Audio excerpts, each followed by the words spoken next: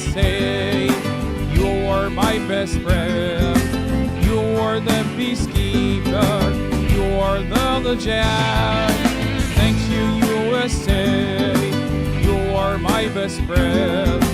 You are the peacekeeper. You are the legend.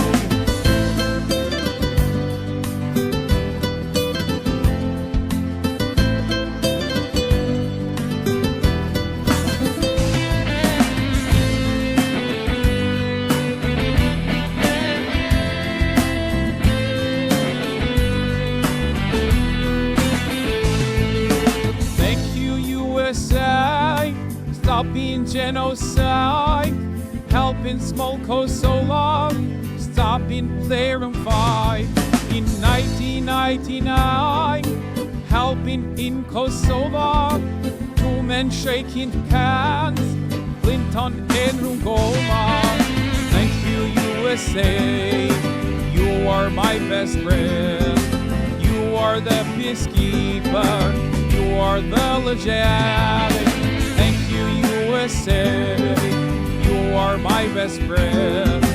You are the peacekeeper. You are the legend.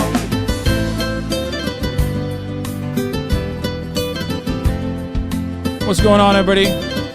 I hope everyone's having a fantastic evening, afternoon, pre-noon. No matter where you are in the world, I'm Hasan Piker, and this is the HasanAbi broadcast coming to you live from sunny California, Los Angeles. Headquarters of the Kosovo Force, ladies and gentlemen. That's where we're at.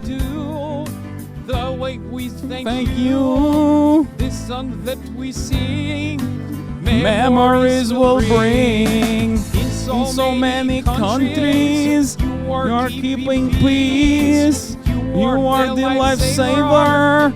You are the pain release. Thank you, USA. Ladies and gentlemen, Bill Clinton, Tony Blair. We're live and alive. You are the legend. That's right.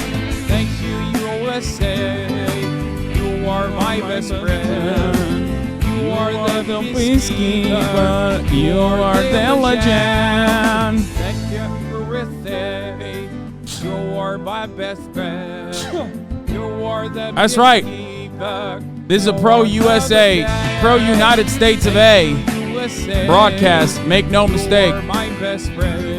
We only talk about America's rights and none of its wrongs here. Do not mistake me. My State Department paycheck came in and I'm flush.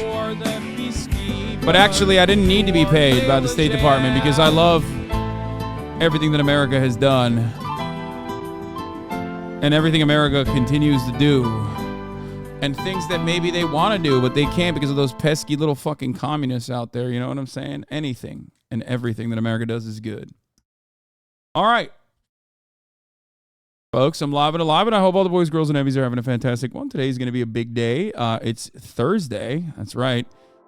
93 degrees and sunny here in California, Los Angeles. It is fucking hot out here. What a real scorcher. It's 1:26 p.m., Thursday, October 5th, 2023, and I'm live and alive, baby. I'm live just like the spirit of America is live and alive inside of me. Somebody in the chat said, use Celsius. Excuse me, I don't use fake, nonsensical bullshit. I use Fahrenheit as God intended. As the blonde, blue-eyed Jesus Christ and God intended. I want to get started by saying everything China has ever done is bad, everything Russia has ever done is bad, including fighting the Nazis, and everything America has done is good, including but not limited to also fighting the Nazis and everything else that they did afterwards. Just want to point that out so that we don't get very upset for the rest of the day. Okay? Love America. America's the best, and also all of the current existing contradictions that you are experiencing are not a byproduct of capitalist exploitation happening both in the periphery, in the global south, but also domestically inside of the beautiful borders of the Biden administration is using executive powers to allow wall construction over in the United States of America. That's right. Capitalism is good, folks. Just want to make sure that everybody understands. Okay? Anyway, I think people get mad at your Tibet comments because there was certainty whether Tibet was a sovereign nation. No. People get mad at my Tibet comments because Tibet has always been sovereign.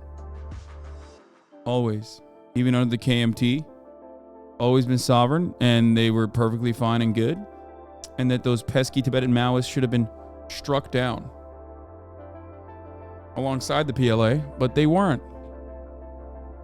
Leading to a major collapse, improving literacy. Disgusting. Hate that.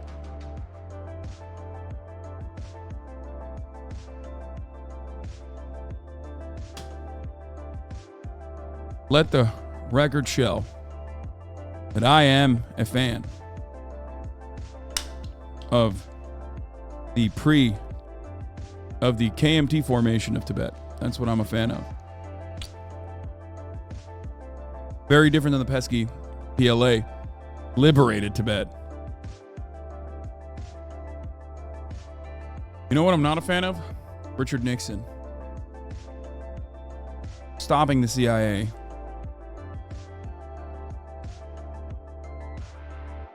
From continuing to make efforts to restore the Dalai Lama in Tibet. That's what I'm not a fan of. Fucking piece of shit Richard Nixon. Some might say a commie. A secret commie? Normalizing trade relations with China? Normalizing political relations with China? Disgusting. I like this PR work. Yeah. You like it? This is what I'm just going to keep doing this going forward because I feel like there's a lot of people who are just like anti me in general. So like maybe they will now, from the reactionary fervor, they will be swept away and start talking about how fucking glorious, like, I feel like I could get a subsect of the internet to fucking say that the Great Leap Forward was actually really good. like a position that like the Chinese government doesn't take, they would take if I was like, it's bad. They'd be like, no, it was fucking awesome. Shut the fuck up, actually.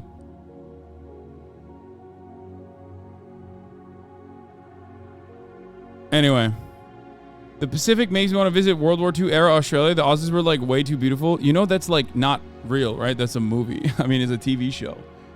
Not to say that Aussies aren't beautiful. They are. Both mind, body, and soul. But, you know, you're judging your analysis off of a TV show. So,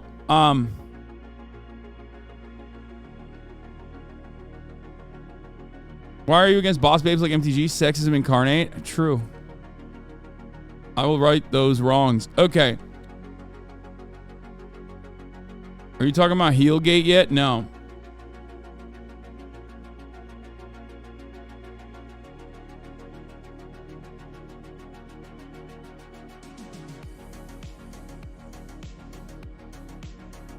Damn, we got some jams playing.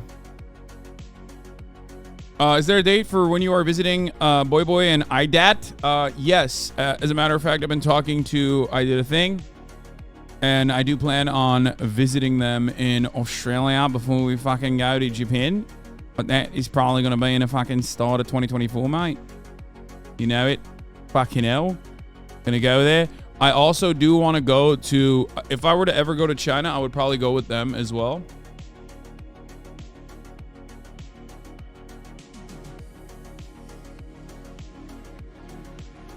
Oh yeah, happy Thursday to all. But as far as personal news goes, I've been watching The Pacific, and I played a little bit more Cyberpunk last night as well. Completed one of those missions that I was supposed to do on stream. Sorry to the Cyberpunk enjoyers. But, yeah,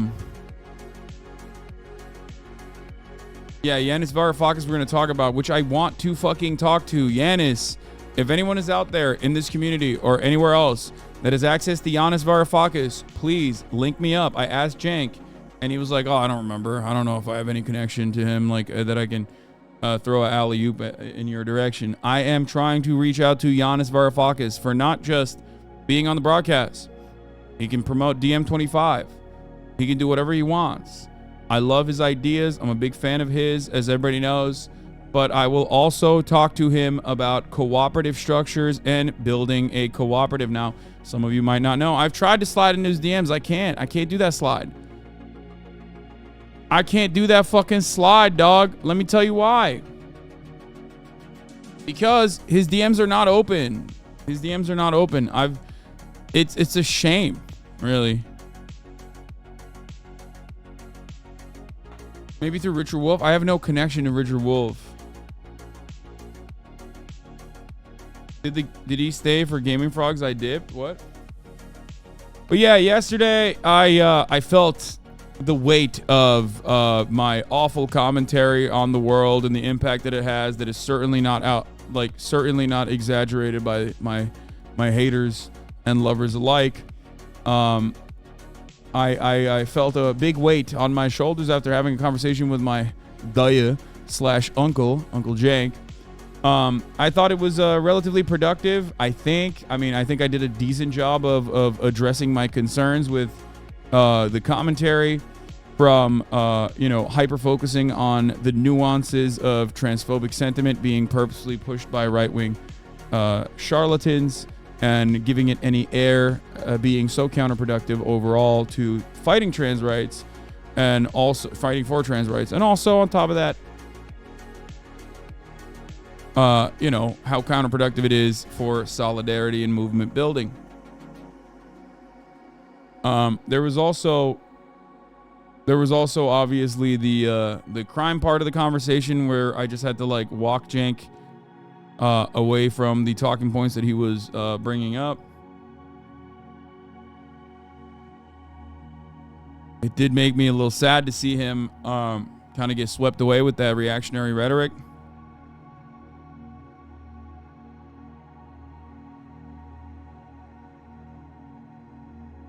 But considering that there isn't too much chirping going on as of this moment, it does feel like perhaps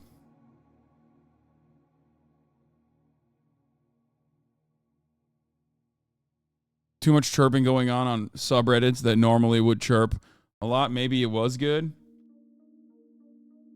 Loving your family doesn't stop them from making you tired, lol. You did great. Yeah, I still love Cenk, obviously.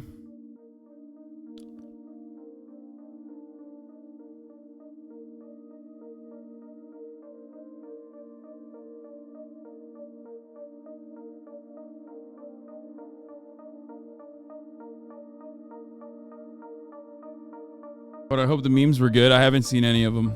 Yeah, I don't know how you can be like, people don't become conservatives as they get older and then go on a 2-hour diatribe about a homeless machete woman. Yeah. It takes a little while from the clip it. The current Tibet discourse came out with a 2-week delay. Can't wait for that coverage. Sure.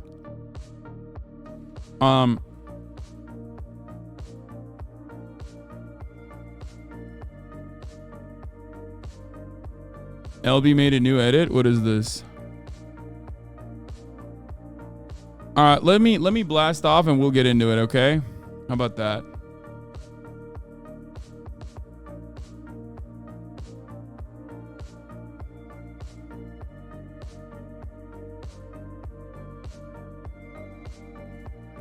Recovering from my uncle debate. Talking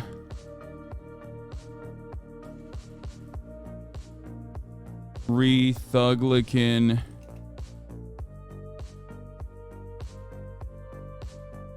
party implosion.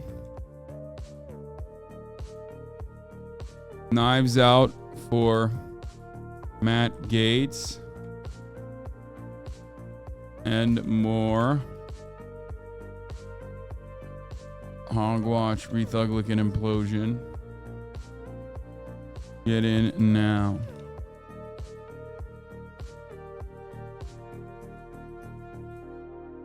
Do we have a good meme for this or what? Even r/conservative is split on who should be speaker. Yeah, it's Donald Trump.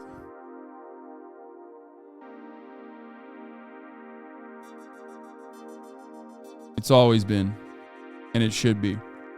Gen Z isn't even old enough to vote for us to know how they'll get when they're older. So far, I think it can go conservative. We give it time.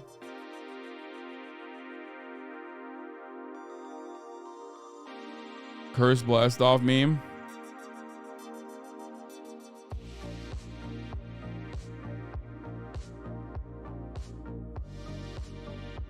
Jesus Christ, that is cursed. You're right.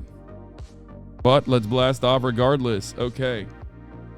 Yeah, we did leftovers this morning. It was fun. I hope you guys enjoyed it. I hope you watched it. I hope you appreciated it. I certainly did, as always. Speaking of crime and how well the LAPD spends their budget. What? Okay, hold on. Yeah, Donald Trump being speaker would be great, specifically for the content, and that's what I want, because it's like, it's a position that demands a tremendous amount of knowledge, and also wheeling and dealing, which he's very bad at. He loves shouldering. He loves he loves bouldering through deals and using like the extra power that he has over people and threatening people pretty much. So like that would suck for him as speaker, and I think that is awesome for content in general. It would also hurt him a lot, like physically, spiritually, mentally. It could kill him, I feel like.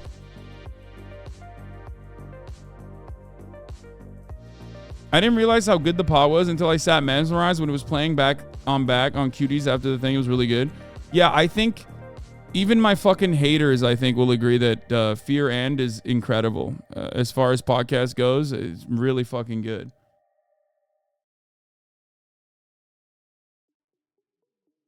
The only debate meme I saw was people photoshopping Cenk into that Kevin James meme picture. It's only this time with giant titties. Yeah, I saw that.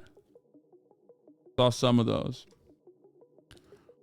But yeah, going back to debate recap and analysis. Once again, this is not a debate necessarily, but a disagreement between two people that have mutual respect and love for one another.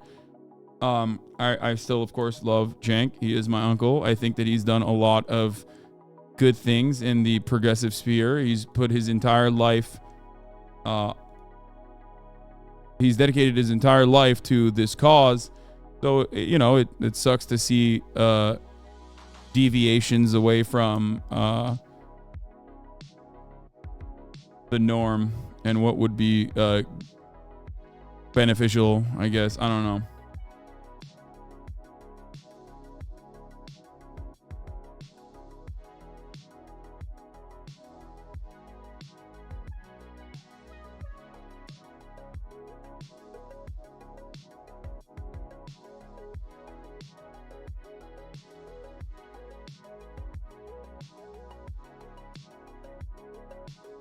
X remove headlines and it's now only images. I know, it's so fucking stupid. It's so profoundly idiotic and only expected from the dumbest man, who happens to be the most successful capitalist, right? The wealthiest guy. Your dad explaining he doesn't need the tip. That's one funny meme, I guess. All right, who do you think is more dangerous, Eggman or Bowser? Me, I'm more dangerous. This is so when a guy commits 3 crimes in a row, I'm not worried about deterrence. I'm worried about getting him the fuck off the street. It doesn't matter whether or not they're the victims of society. So he stops punching defenseless women in the face while they're trying to get to work.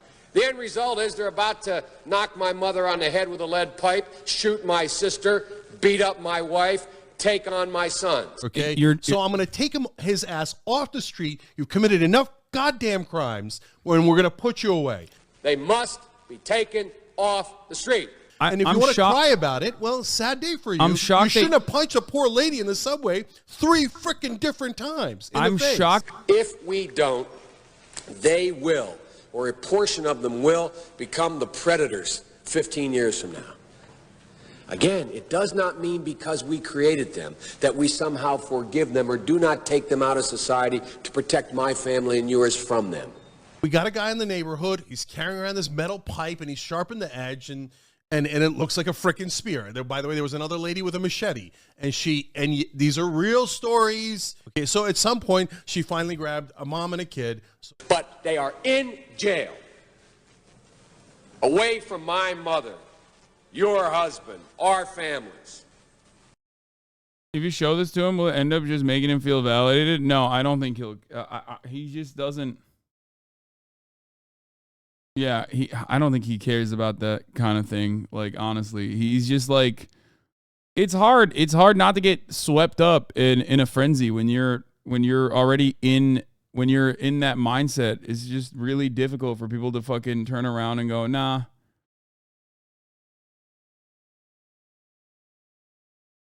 I think it's difficult. I think it's very difficult. I don't know, but I think we should do a larger, more comprehensive analysis at some point about crime in general so that people understand the positions a little bit better. This is something that I should probably do because there are moments that I will recognize if I'm being hypercritical of myself. There are moments where I think like I need more. I need better access to data. Like, obviously, I cover things as they come and go, and I look into stuff that interests me. But if there's like a broader conversation to be had, I do it twice a week. But it's oftentimes on like retail, organized retail theft, things of that nature, and how greatly overblown it is. Hasan, they don't believe in data. It doesn't matter. It doesn't matter. I don't think that it doesn't matter if people that you're talking to don't believe. It doesn't matter if people that you're talking to don't believe the data. There are always going to be people that hear what you have to say and can be convinced when they actually see the data. It's just very hard to go back. It's very hard to tackle anecdotes with data because, you know, ultimately anecdotes are very impassioned, right? This is how it goes. Yeah, but, you know, maybe I should do a scripted video on the matter and just like go through piece by piece about like all the most common crime is out of control talking points and walk them through, especially because one of the aspects that I covered, okay? One of the aspects that I covered that I think is important to understand is that like my position on policing is not all that complicated. I've talked about it quite a bit. I am not an abolitionist, right? I don't think that I think that there is a necessity for some form of like some organism, some unit, whether it's democratically assigned or not. Some kind of unit has to exist to create the presence of law and order, to maintain some kind of peace, I guess, and also more importantly than that, even to solve crimes, because crimes are going to happen. There are always going to be certain types of crimes that happen, even with a lot of the material realities being solved. If all crime was born out of simply material conditions, even though they are directly linked back to said conditions, ultimately, it's like there are still rich people doing crimes. You know what I mean? Like, it's not as simple, obviously. However,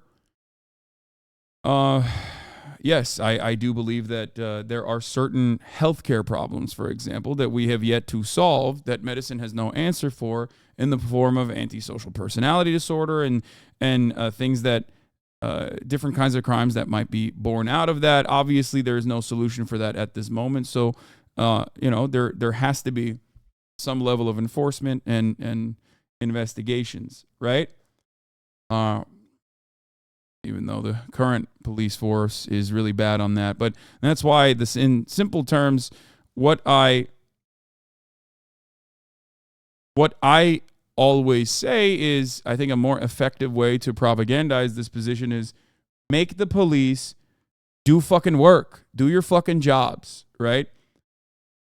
That in and of itself is already a radical proposition for a group of individuals whose job has given them so many assurances, so many freedoms, including the freedom to rob you of your freedom, and also the freedom to rob you of your life, as a matter of fact. So there are plenty of issues to solve on that front. This field of thought on antisocial behavior is rooted in the American eugenics movement. Okay. Well, it does not matter what you say about that, because if there is a way to solve certain types of crimes, like pedophiles, for example, okay, who act out on their desires to fuck children, there is no immediate medical solution to that problem. Serial killers and things of that nature. Obviously, a lot of it is still born out of like a dysfunctional home, not having access to medical care early on, and things of that nature. But you're fucking nuts if you think that there should be no enforcement. Like, come on.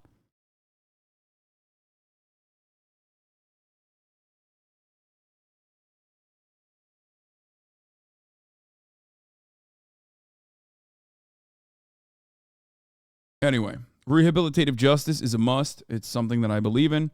It's something that is demonstrably more successful in lowering recidivism. And the United States of America has shown that more draconian methods of crime prevention, as the draconian methods are not an adequate deterrence measure. And the criminal justice system, especially the prison system, is awful at lowering recidivism. It's just terrible. So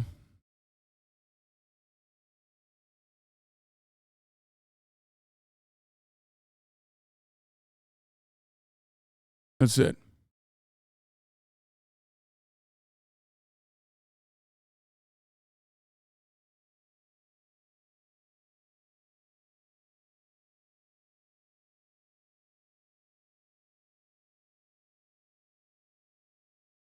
Matt Owens, friend of the show and the showrunner for One Piece, has said Dr. Correa is being written with Oscar winner Jamie Lee Curtis in mind. Curtis is a big fan of the franchise and has been the focus of a massive fan casting campaign. That's fire. The shrink at the supermarket I work at is predominantly product loss and waste. My department's seafood is the highest percentage shrink this quarter. The lowest was beer and wine. Beer and wine is the most susceptible to theft, so even if store stats don't break up shrink. Yeah, I mean, that part of the conversation is one that every single person immediately wants to move away from. Because it's not good for if you want to present a problem as though like all bedlam is occurring. Not good to actually look at the data and parse through it. Much better to just simply say, no, look, $112 billion of merchandise have been stolen by organized retail theft. Which, of course, even if that was entirely true, okay, even if like shrink had gone up and that shrink was entirely comprised of external theft, including organized retail theft, and not simply like you stealing a Snickers bar, and then, a million people that do retail doing that exact same thing at the self-checkout line. Even if that was the case, that would imply a severe structural issue that requires systemic solutions, which it does.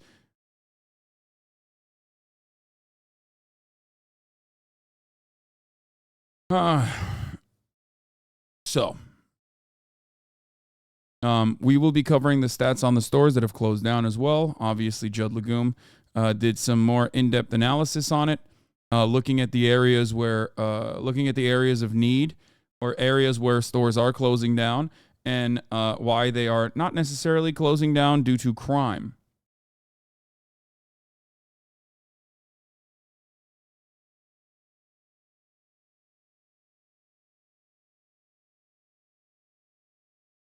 Of course, a major reason for why, as I've noted time and time again, is because brick and mortar retail is incredibly expensive. Commercial real estate is an incredibly expensive endeavor, just like housing is an incredibly expensive market that is unaffordable, increasingly unaffordable, especially when you're super careful about your profit margins. There is also an infinite amount of retail stores. They're just oversaturated. So clearly, that is definitely an issue as well.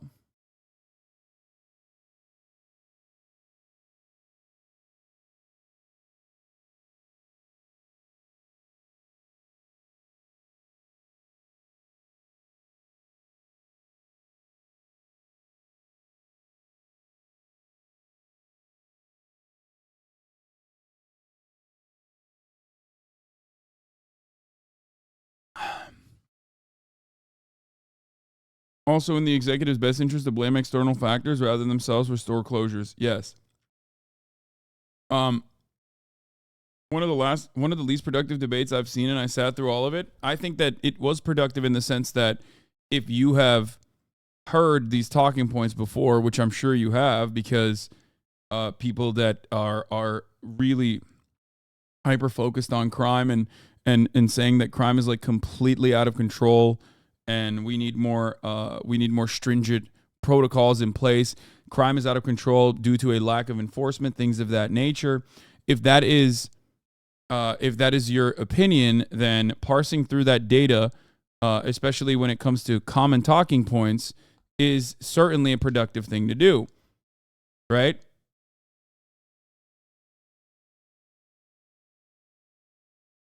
So that is something that I think is necessary for everyone to understand.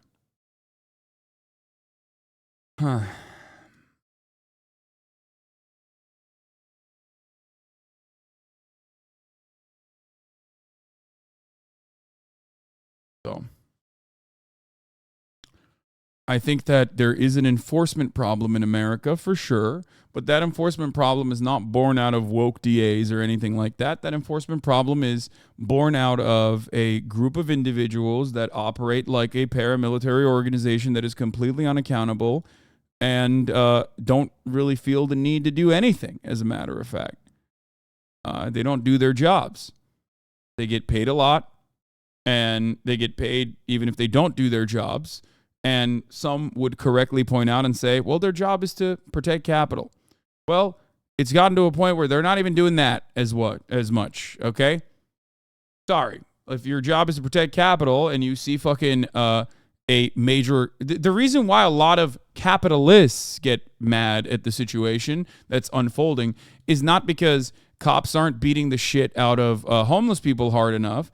They're getting mad at the situation because cops aren't even stopping people from going into a storefront, breaking the windows, and stealing shit, okay?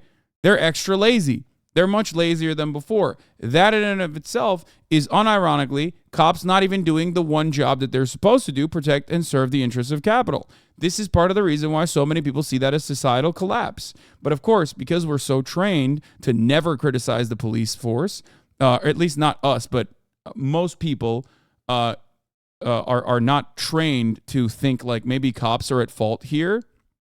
They never think about it from that perspective, so immediately they go, no, it's everything else that's going on. It must be the DAs that are like punishing these cops. But when you look at the actual situation unfolding and you see so many police officers fucking resigning, for example, from the force, and no one actually wanting to join the force and having a major recruitment problem in policing in the United States of America, despite the fact that it's one of the cushiest jobs you could ever fucking get, you come to the conclusion that, yes, this issue is occurring almost entirely due to the fact that police are really, really bad at doing their fucking jobs, even not the theoretical job of protecting and serving the interests of the population. They're never going to fucking do that, obviously. They're not there to do that. But even protecting and serving the interests of capital. And that has created a lot of negative reaction to policing in general. $38K a year is good pay. Brother, if you think that police salaries stay at $38,000 a year like some fucking dispatcher number that you just pulled out of your asshole, I got much to tell you, okay? Cops make a shit ton on overtime pay. Do you understand?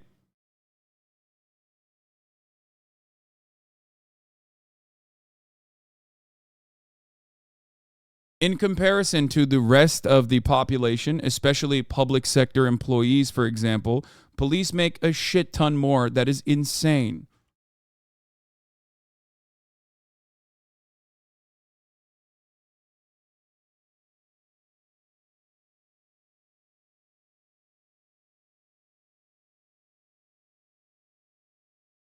We have police officers hired at my bowling alley, worked for security, and they got paid $35 an hour to stand in front of the front desk and eat food for free when all the other employees have to pay for food.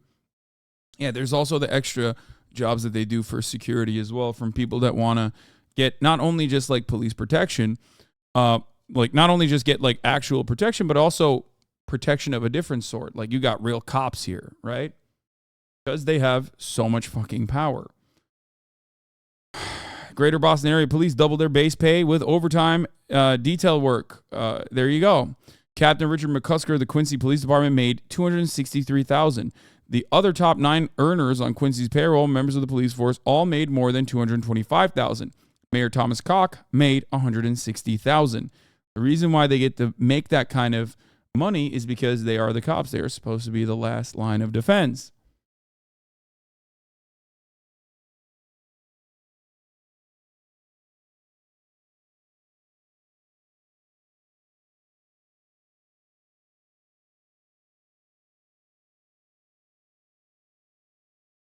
The fuck? This guy made $700,000? What the fuck? I don't understand what's going on here. What? Who the fuck are these people?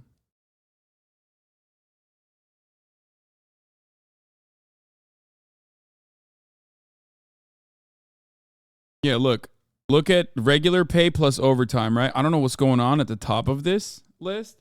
All I know is the top of the hour ad break, and these guys can pay for it. These guys can not only pay for it, but also pay for everyone else's top of the hour ad break avoidance fee, which is $5 a month, or a free one in the form of a Twitch Prime. By connecting your Amazon Prime account to your Twitch account, you get one free Prime subscription a month. Doesn't end there, though. You can also get gifted a sub by a cop, potentially.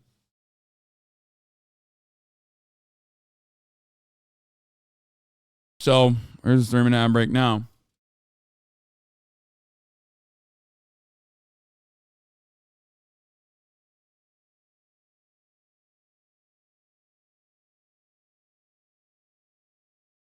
Yeah, officer starting salary in NYPD is $58,000, but it doesn't add the additional benefits to it.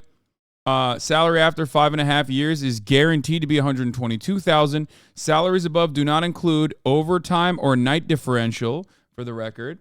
This is just the base pay for the starting salary. You start off as $60,000, but you log in a shit ton of overtime.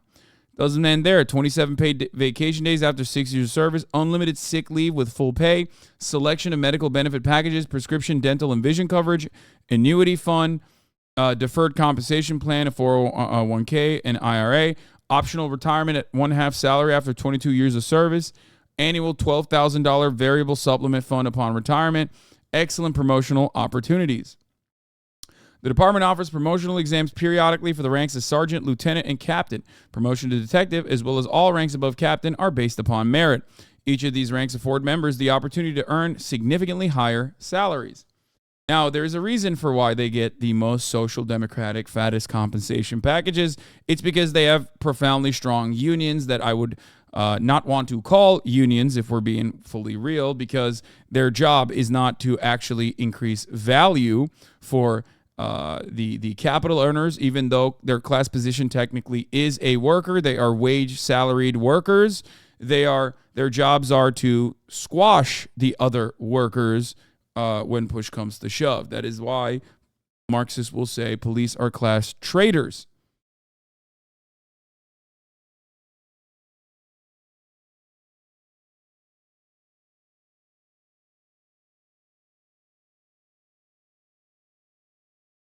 So,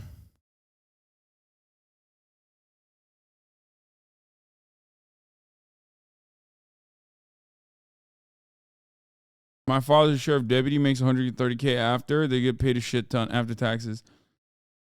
Oh, before I forget, of course, let me run the 3-minute. Oh, I did. I already ran it. Okay, good. All right. I did not forget. So, having said all of this, is the theoretical job of policing. I'm not talking about policing in practice. I'm talking about the theoretical job of policing. Is it a difficult one? Absolutely. Okay. It is a very difficult job to do enforcement of the law. Is it entirely their fault that they're bad? No, it is completely outside of their control in many instances. I will say that as well, because their job is to enforce the law. If the law is unjustifiable and unjust, and in many instances it truly is unjust, then yes, they are going to do unjust law enforcement, okay? Loitering, jaywalking. Jaywalking is a great example of this, literally created specifically to basically criminalize being a pedestrian and forcing us to live and exist inside of a car-reliant infrastructure. The idea that it's like illegal to cross the fucking street and it's technically your fault if you get hit by a car is insane. And yet it is very sane, and it happens, and it's literally here. We live in that planet. If you enforce that law, you are participating in enforcing an unjustifiable law. Same with loitering, as a matter of fact, or anti-homelessness measures, anti-poor measures, evicting a fucking mother out of a house. Evicting a pregnant mother out of a house that she is squatting in is, in normal circumstances, if you just remove the context of capitalism and private property ownership and parasitic landlording, you all of a sudden go, what the fuck? That's an insane thing to do. That's crazy. Why would you ever do that? That's wild. You should arrest the fucking guy who's literally removing the supply of housing, a necessary resource for survival, from the market. That's what we should be doing in a just system. But of course, we don't think about that because we all exist under a capitalist dogma. But I'm pointing to that because I want to tug at your heartstrings, because everybody understands usually that, removing a pregnant mom from a home is an unjustifiable act of violence, but cops are supposed to do that. Even if they don't want to do it, that's their job. This is why people say ACAB, all cops are bad. It's not that they are bad people, even though some of them certainly are. They are bad when they are wearing the badge, because when they're wearing the badge, they are supposed to do bad things because that's what their job is supposed to be. So that's policing in practice. Policing in theory, on the other hand, is supposed to protect and serve the interests of the public. That is why I say there is a need for a system of enforcement and a way to make sure that we do have regular laws. What the fuck are you talking about? Jaywalking? It's so you don't walk into the street and get hit by a car? Think about that. I promise you're going to understand. Please think about it.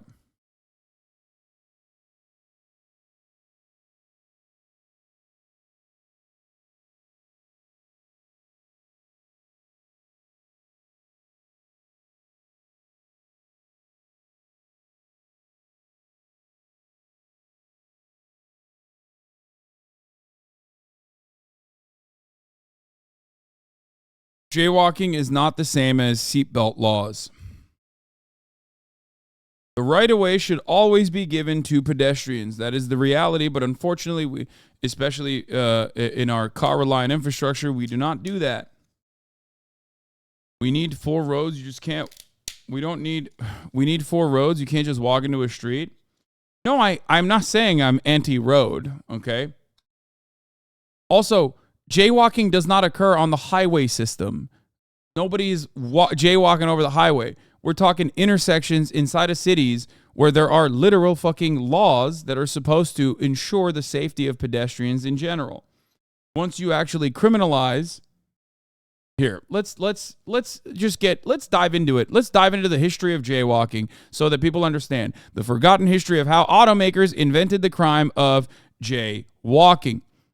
100 years ago, if you were a pedestrian, crossing the street was simple. You walked across it. Today, if there's traffic in the area and you want to follow the law, you need to find a crosswalk. And if there's a traffic light, you need to wait for it to change the green. Fail to do so and you're committing a crime. Jaywalking. In some cities, Los Angeles, for instance, police ticket tens of thousands of pedestrians annually for jaywalking with fines up to $250. To most people, this seems part of the basic nature of roads, because once something is completely legalized, then you understand that is expected, right? You're like, what the fuck? Of course it's going to be that way. To most people, however, this seems part of the basic nature of roads, like we said, but it's actually the result of an aggressive, forgotten 1920s campaign by auto groups and manufacturers that redefined who owned the city's streets. This, in and of itself, comes across like a totally reasonable, preventative safety measure, a mechanism created by local governments in an effort to ensure that citizens can cohabitate public spaces alongside cars at a time when cars were becoming ever more popular, right? However, the reality is that this is a sea change, an attitude shift, where Now, the cities in the 1920s, their roads were supposed to belong to the cars rather than the people. This is precisely the reason why when you hear, and I'll tie this back to cops in a second right now, actually, when you hear a cop actually fucking kill a pedestrian, like that one guy who is a serial mass murderer of civilians in, what was it? Idaho? Fort Wayne? He always gets away with it. One, because he's a fucking cop, and two, because civilians do not have the right of way. Pedestrians do not have the right of way. That is a deliberate mechanism. Or is it Indiana? Yeah. That is by design. This is how we wrote those laws. In the early days of the automobile, it was the driver's job to avoid you, not your job to avoid them, Peter Norton says, a historian at University of Virginia and the author of Fighting Traffic, The Dawn of the Motor Age in the American City. But under the new model, streets became a place for cars, and as a pedestrian, it's your fault if you get hit. One of the keys to this shift was the creation of the crime jaywalking.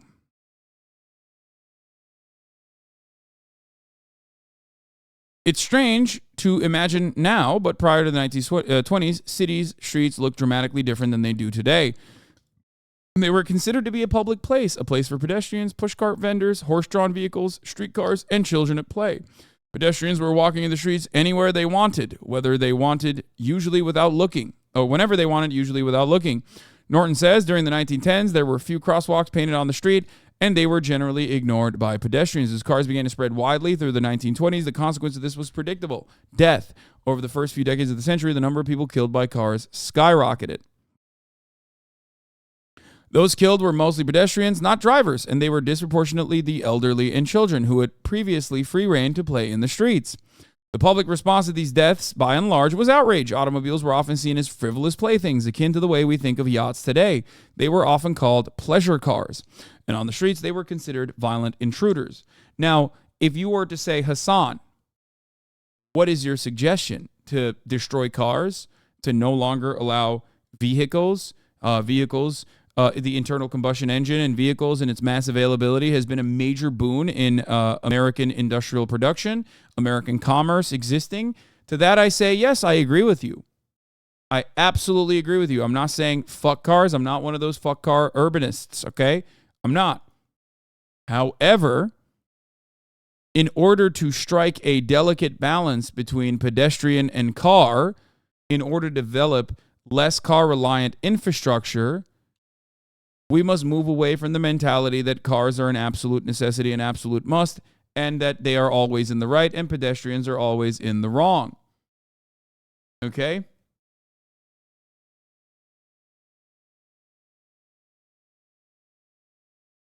You're a different kind of fuck cars? Yeah. Cities erected prominent memorials for children killed in traffic accidents, and newspapers cover traffic deaths in detail, usually blaming drivers. They also publish cartoons demonizing cars, often associating them with the Grim Reaper. However, anti-car activists sought to slow down the deaths. In 1920, Illustrated World wrote, every car should be equipped with a device that could hold the speed down to whatever number of miles stipulated for the city in which its owner lived. The turning point came in 1923, says Norton, when 42,000 Cincinnati residents signed a petition for a ballot initiative that would require all cars to have a governor limiting them to 25 miles per hour. Local auto dealers were terrified and sprang into action, sending letters to every car owner in the city, taking out advertisements against the measure. Do not help build a Chinese wall around Cincinnati. Let's make it unanimous and vote no, which I personally love, because they're doing fuck China sentiment even back then. It's fucking dope. Okay? The measure failed. It also galvanized auto groups nationwide, showing them that if they weren't proactive, the potential for automobile sales could be minimized. In response, automakers, dealers, and enthusiast groups worked to legally redefine the street so that pedestrians rather than cars would be restricted.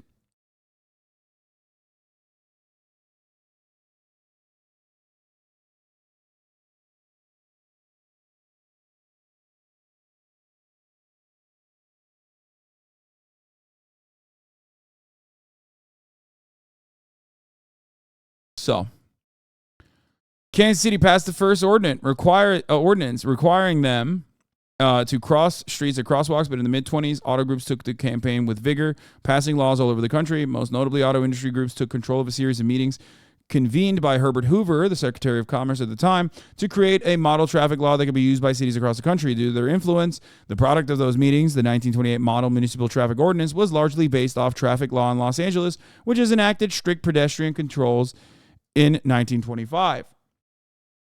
Los Angeles did not only suffer from being the leader in the field for jaywalking laws, criminalizing walking on the street, which, in prior formations was the norm, but also the evisceration of alternative modes of transport like the trams that they used to utilize in California, Los Angeles. So there's that as well. So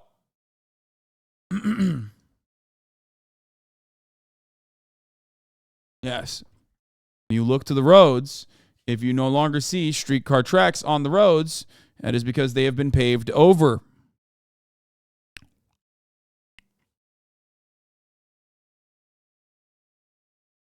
Yeah, the strategy also explains the name was given on crossing foot illegally on foot, jaywalking. During this era, jay meant something like rube or hick, a person from the sticks who didn't know how to behave in a city. So pro-auto groups promoted the use of word jaywalker as someone who didn't know how to walk in a city, threatening public safety.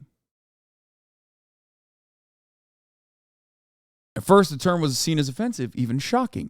Pedestrians fired back, calling dangerous driving jay driving. But jaywalking caught on and eventually became one word. It almost feels like if you are on the side of Capitol, you can collectively organize to utilize the state and its enforcement mechanisms to your advantage, and then ultimately create laws that end up inevitably becoming so norm that you cannot imagine a world outside of it. If only that is how capitalist dogma has operated. If only there was some way to analyze the situation, if only.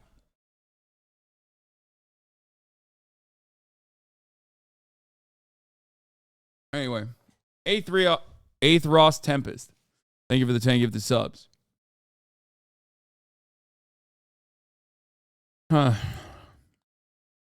And for those who say this is a terrible take, the deaths directly correlate to increasing speeds and popularity of cars. This history of it is secondary. This is a terrible take. No sane person wants to drive on a road where someone can walk in front of you at any time. Hasan. So you think it should be legal to walk into traffic on legal roads? I think cars inside a city should be severely restricted. I think cars should be severely restricted in general. I think that public transit should be the primary mode of transportation. This would literally open up the roads for more commerce. It would make it easier for people to get to places.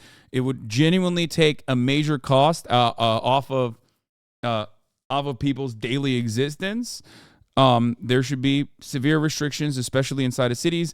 I'm not alone in this. Jaywalking as a law does not exist in many European countries, and some of those European countries, including Spain, for example, or even Amsterdam, have created entire city blocks where no cars are allowed. This has been a good thing. This has been positive, okay? When you can use more areas of the city, including the streets, okay, commerce thrives. It doesn't actually change the freedom of transportation or the freedom of travel. It simply makes things better. It's also better for reducing carbon emissions.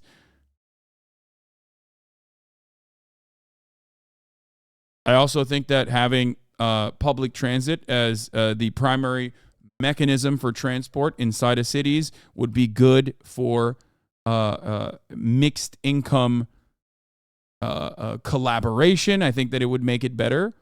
All of a sudden, even the wealthy people living inside of cities have the same exact interest in fixing public transit. That sort of thing. But of course, I cannot even envision a future like that.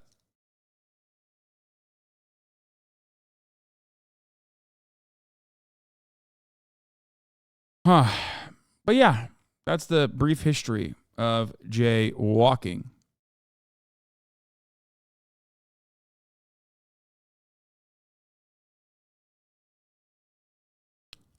Of course, we have laws for high-speed roads, but we are allowed to make the assessment if it's safe to cross ourselves.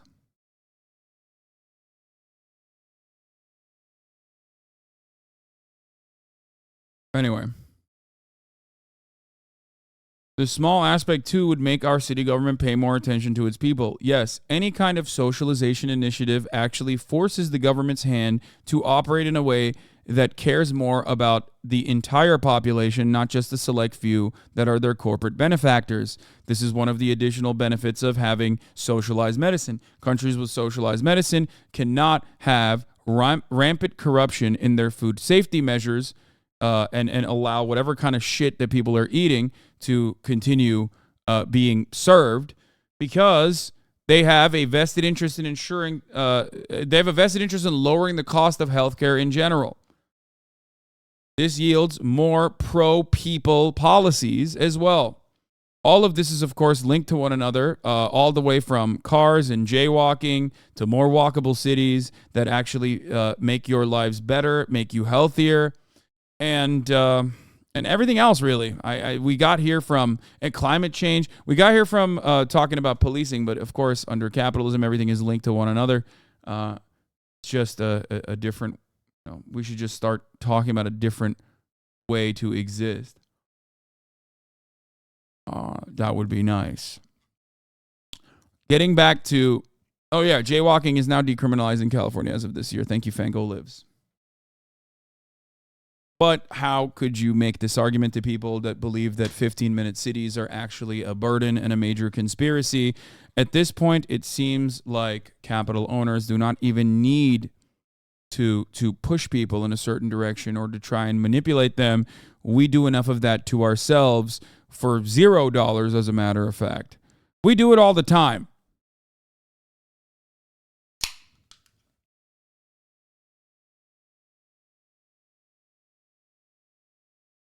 So, let's get back to crime, though. Last week, Target announced that it was closing 9 stores due to theft, generating an avalanche of credulous coverage from nearly every major media outlet. One thing was missing from all these stories: data. So Popular Information tracked it down. These were all the Target. These were all of the articles. Target says it will close 9 stores in major cities, citing violence and theft. Target to close stores in San Francisco and other cities, citing theft. Target to close 9 New York City West Coast stores to stop losses from rising theft. Now, when you look at all of these places, you realize that these are, one, heavily urbanized areas. They are dense, and therefore, real estate is very expensive. Okay? Now, could that be a major reason as to why they're closing stores in certain areas? Could it be oversaturation, considering that there is usually a Target and across from a Walgreens, across from a CVS in the same exact fucking neighborhood?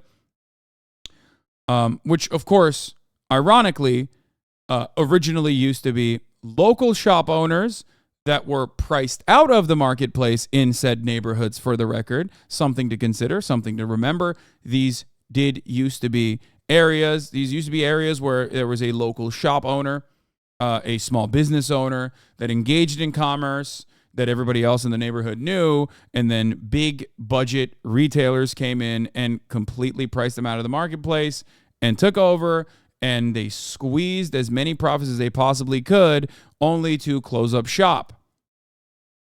If you recall, this happened in Appalachia with the Walmart that we saw, that Peter Santinello talked to some of the residents about. Walmart does this all the time in the South. Target does it, and Walgreens and Target and CVS do it in heavily high-density areas, which happen to usually be blue cities. So Target is closing the store at 517 East 117th Street in Harlem. But according to NYPD data, there were fewer incidents of shoplifting this year at the Harlem store than other nearby stores that will remain open. So that's number one. Target is also closing its location on Folsom Street in San Francisco. But according to SFPD, San Francisco Department of Police data, there were fewer incidents of shoplifting in and around that store than other nearby stores that will remain open. Okay? The Seattle Times did a similar analysis of stores in the Seattle area and found that there were fewer police incidents in and around the 2 stores being closed than other nearby stores that will remain open. Okay?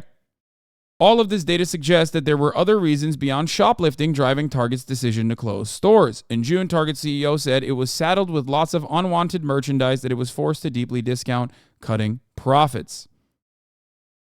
So, are there other factors at play here? Absolutely.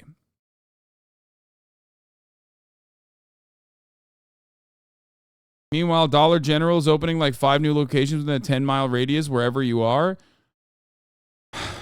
Reality is that people are becoming poorer, okay? They're becoming poorer. They do not have enough money to afford the same kinds of groceries that they were previously purchasing.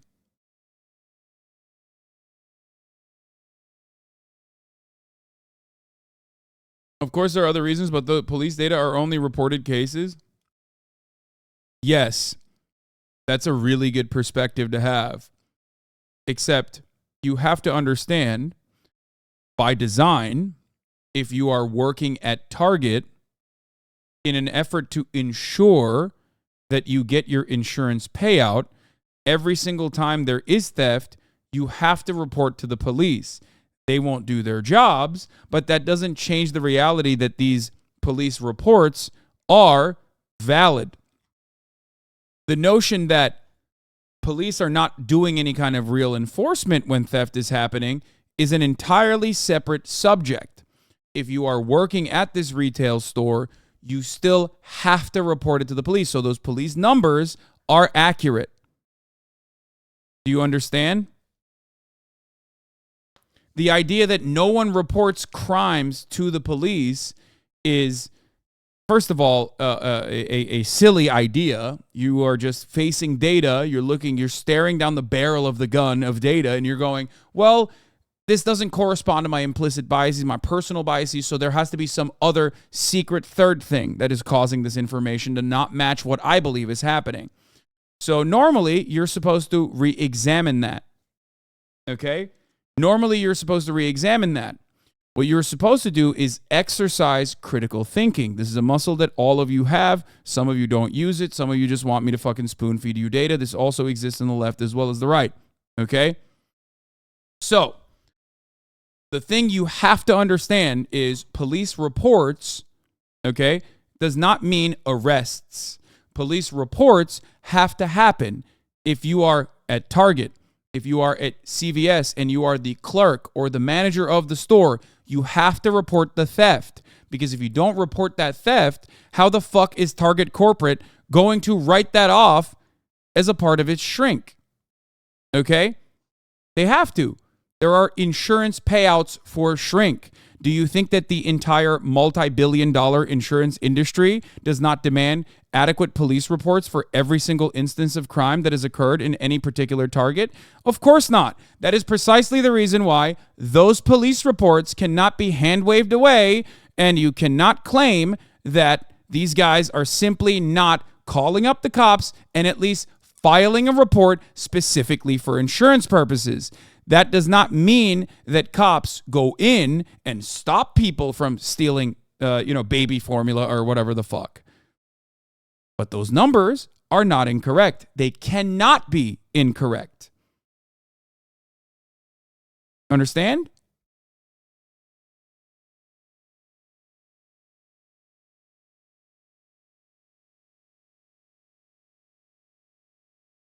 Now, depending on their accounting setup, you can compute shrink based off of what is/not sold in inventory, perpetual inventory system. My friend, I am not talking about computing shrink. You are misunderstanding what I'm saying. I'm not talking about computing shrink. I'm talking specifically about insurance payouts. In order for insurance payouts to happen, what does the insurance company want to do? You've all experienced this in your healthcare. You've all experienced this in traffic accidents. Your insurance provider does not want to pay everything, all of the costs when you get into a traffic accident. So when you do get into a traffic accident, in order to file a claim, you need a claim number. In order to be able to do that, you have to talk to the police and file a report. Okay? Do you get it? Because insurance companies have a vested interest in not making these payments to you. That is their entire job. That is how they make profit. Okay? Insurance is not the main variable here. There's a multitude of accounting reasons for not reporting at all. My point was internal shoplifting numbers are probably higher for a multitude of reasons. Of course, police are involved for a majority. What? Internal numbers could be higher was my point. No, internal shrink and external shrink is factored in. Obviously, we talked about it. Internal shrink is 26%. External shrink, at least this past year, was 36%.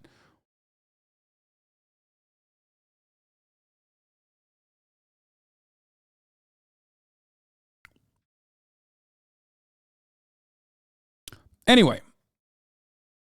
Also, if there was systemic underreporting of crimes, which does not exist, and I think I did a decent enough job to explain to you why it does not exist by giving you the vested interest that insurance companies have in giving the lowest amount of payouts for shrink as possible.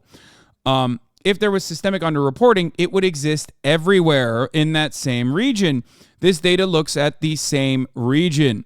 So it would literally have to exist all around that same region, and yet these stores, in comparison to other stores in that same exact area, even if there was underreporting happening, it would happen for all, show that there is less theft happening in those stores that are closing down than their neighbors. Do you understand?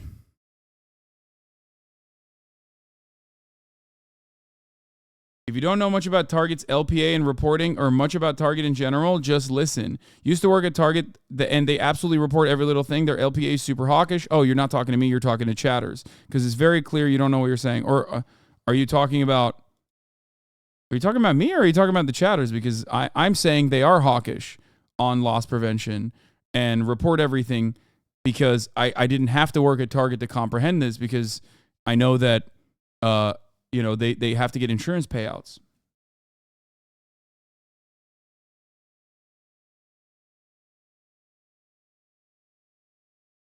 So,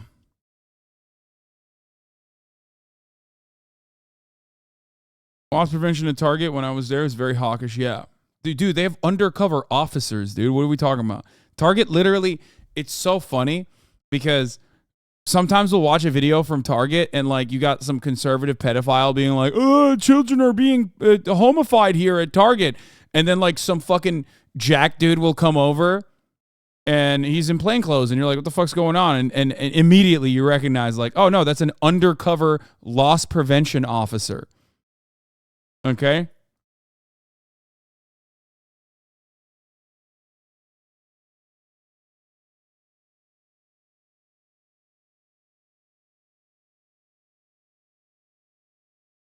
There's also one other part that I must mention in this process, which is I have the data, right? You don't. If we're having a conversation about this and you have like a very passionate position, when I am giving you actual data and showing you what that data means, you can't turn around and try to find ways to poke hole in that data. Okay, if you don't have any data and you simply are relying on anecdotes, okay, this is very important for people to understand because if you're that passionate about something, you should have at least done the work to figure out what is fucking going on. That's why it's always this, okay? Target in San Francisco slammed by 10 thefts a day, employees say. Like, it's literally this. It's this all the time. It's just simply an anecdote. We look at Target's internal information, their loss prevention structure, what the material reasons for insurance payouts are the way that they are, and how they're stringent about like ensuring that all of that report, all of the crime, or at least all the theft that's happening in particular stores are actually reported. We look at comparative numbers to all the other stores in the area that haven't closed down, and yet people still go, well, what about this one store that got hit 10 times? They're not reporting it. They're not reporting it. They're not reporting it. There's 10 thefts a day. They're not reporting it. They are reporting it. They have to report it. Okay? Reporting it and people not being arrested for it are two entirely different things.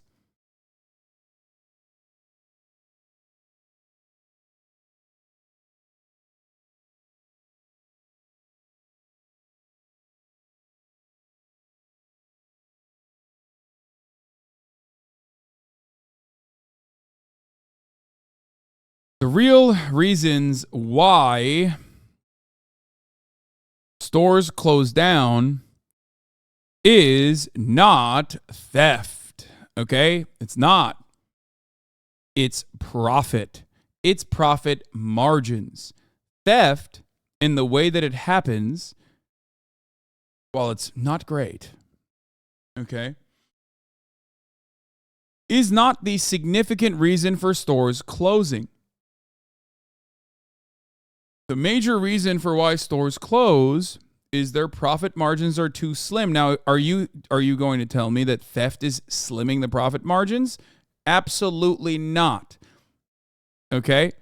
Theft is not capable of slimming the and narrowing the profit margins in comparison to other factors in consideration, like the price of real estate, commercial real estate, like other additional profit extraction mechanisms being placed in targets, or an oversaturated marketplace with like 11 different fucking options of the same exact thing.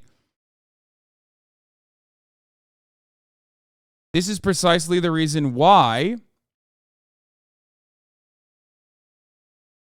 Target is blaming shoplifting for closing the Harlem store but opening 5 additional stores. Okay?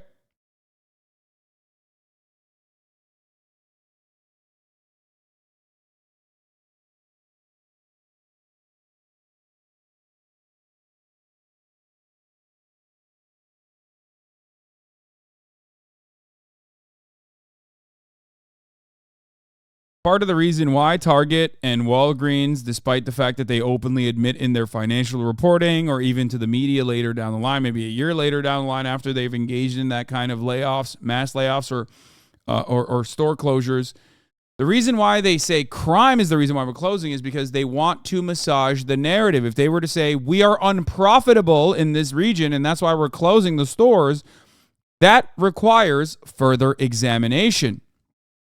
They do not want their stocks to plummet. So they use oftentimes a very racialized, propagandized talking point that the mainstream media comfortably creates for them because they also have a material interest in defending the interests of capital and also, creating a more robust and more violent police force. Part of the reason for why everybody wants that, at least on the capital ownership side, is because they too recognize the contradictions. They too see what you see and feel. Things are getting a little bit worse year over year. There are too many stressors with ultimately zero solutions. We keep literally doing the same things over and over again, even if it doesn't work.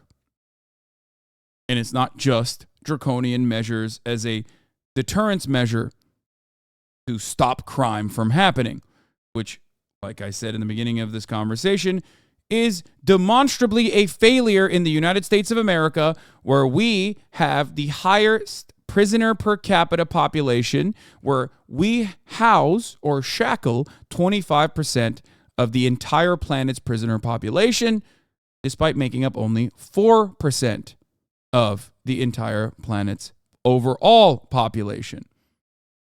The land of the free, they say.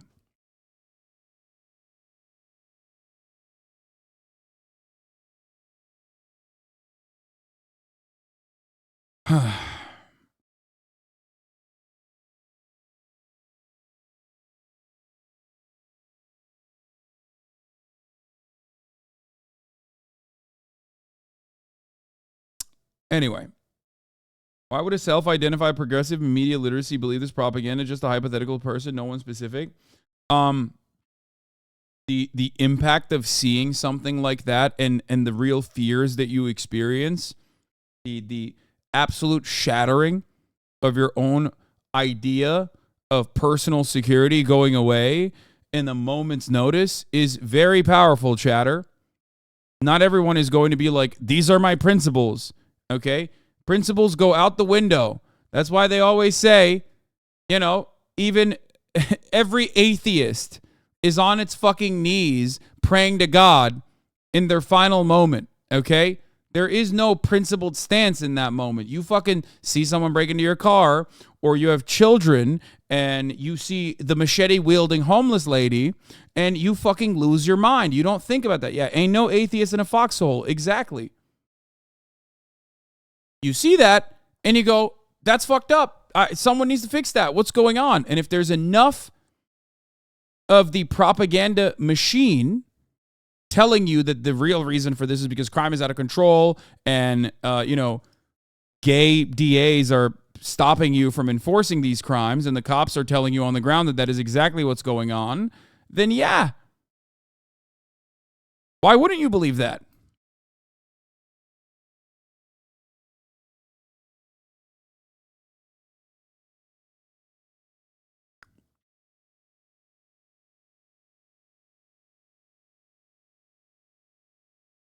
I pray to science. What do you mean? Yeah. All the atheists in a foxhole are praying and saying, oh, my science, I hope I don't die.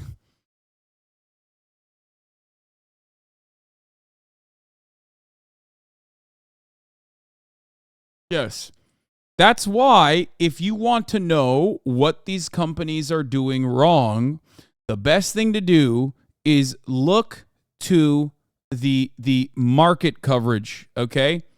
Because they, by law, can't completely lie to their shareholders. Okay? That is not something they can do. They can lie to the media and say, oh, it's because of crime. But when they're revealing information to their shareholders, they have to reveal the actual truth. They can lie to the public. They can't lie to their shareholders, which is why they end up revealing a much different reality, and people who engage in this kind of analysis will openly reveal that reality to you in the same breath that they say crime is on the rise, and that's the reason why they're fucking closing these stores too. Amazon is dominating e-commerce. Amazon is part of the reason. Same-day delivery, Amazon purchasing grocery stores has absolutely become a major player that is destroying these retail chains, okay? They originally did this thing to local shops, and now they're experiencing the same thing that they did by Amazon, a larger player, which is kind of hilarious. This is also known as consolidation of corporate power, okay? Yes, the ironic death spiral of capitalism.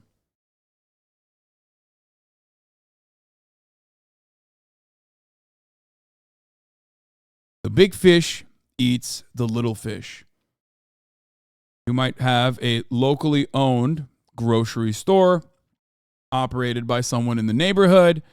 You no longer can operate in that neighborhood when Target comes and says, well, we're going to sell everything for much cheaper than you because we are a national brand.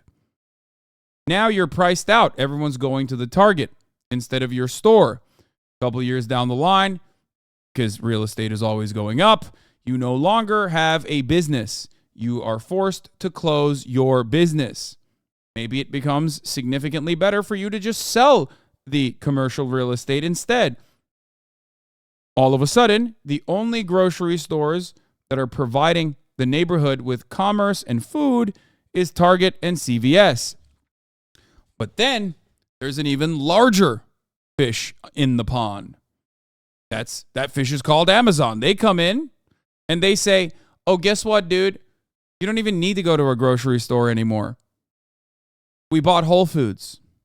We have Amazon Fresh, which also operates outside of Whole Foods. We bought Bristol Farms. We are now going to use our fleet and our delivery system to completely eviscerate brick and mortar grocery stores in general. Okay? We are going to destroy your pharmacies. Now, the big guy in the room has killed the other big guys in the room. Think about that.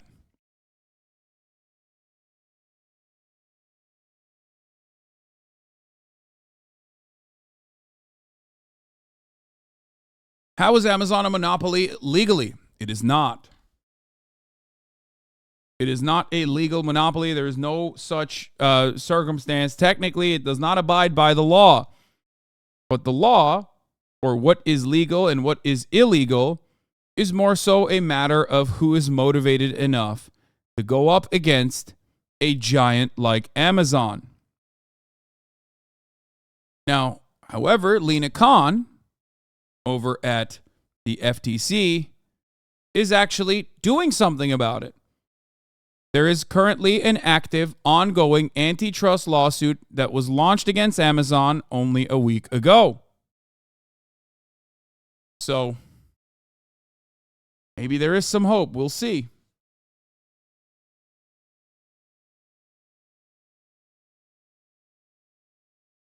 We'll see what happens.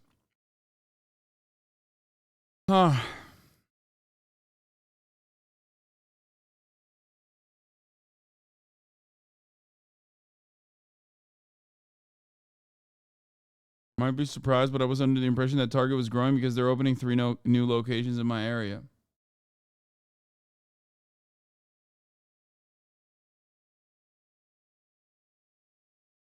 But I can't move my legs.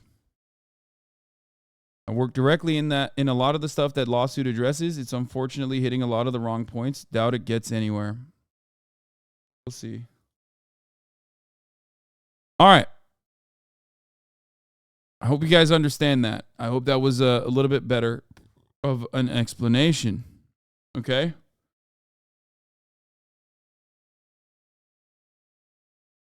It was really upsetting for you to calmly explain all of that only to get shut down with literal hysteria. Yes.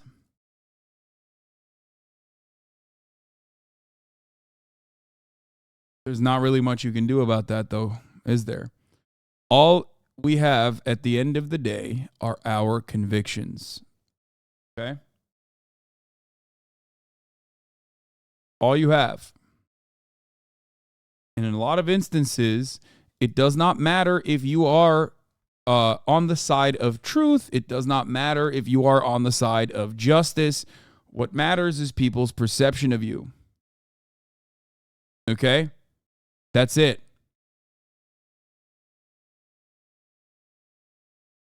And if there is a prevailing narrative, sometimes it doesn't matter if you are truthful and honest.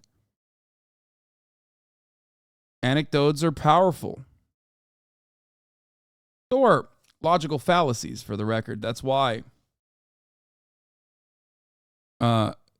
people do them.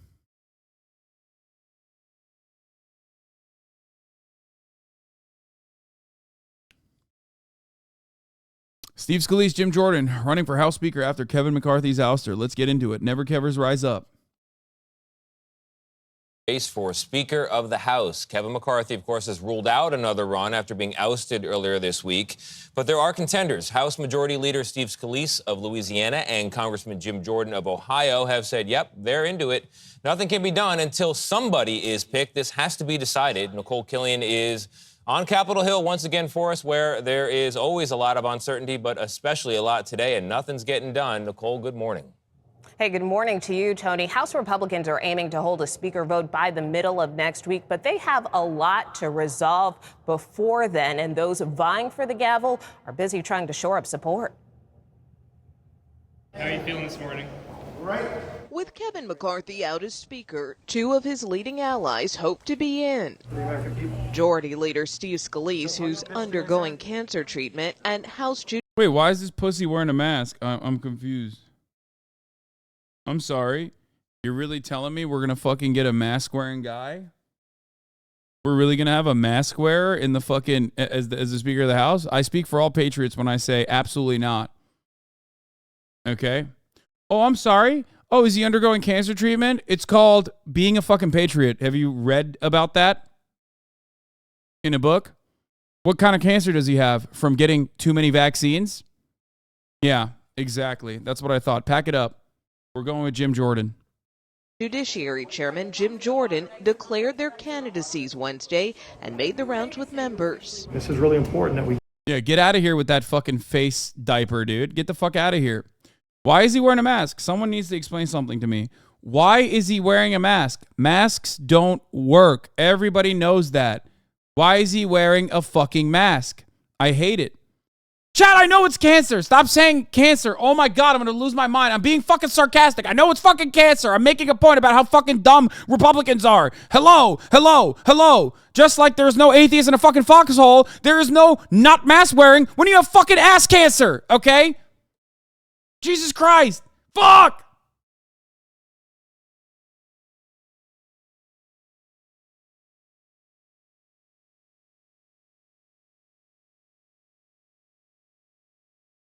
Get this right. My politics are entirely consistent with where conservatives and Republicans are across the country. Another potential contender, Oklahoma's Kevin Hern. How do you unite the conference?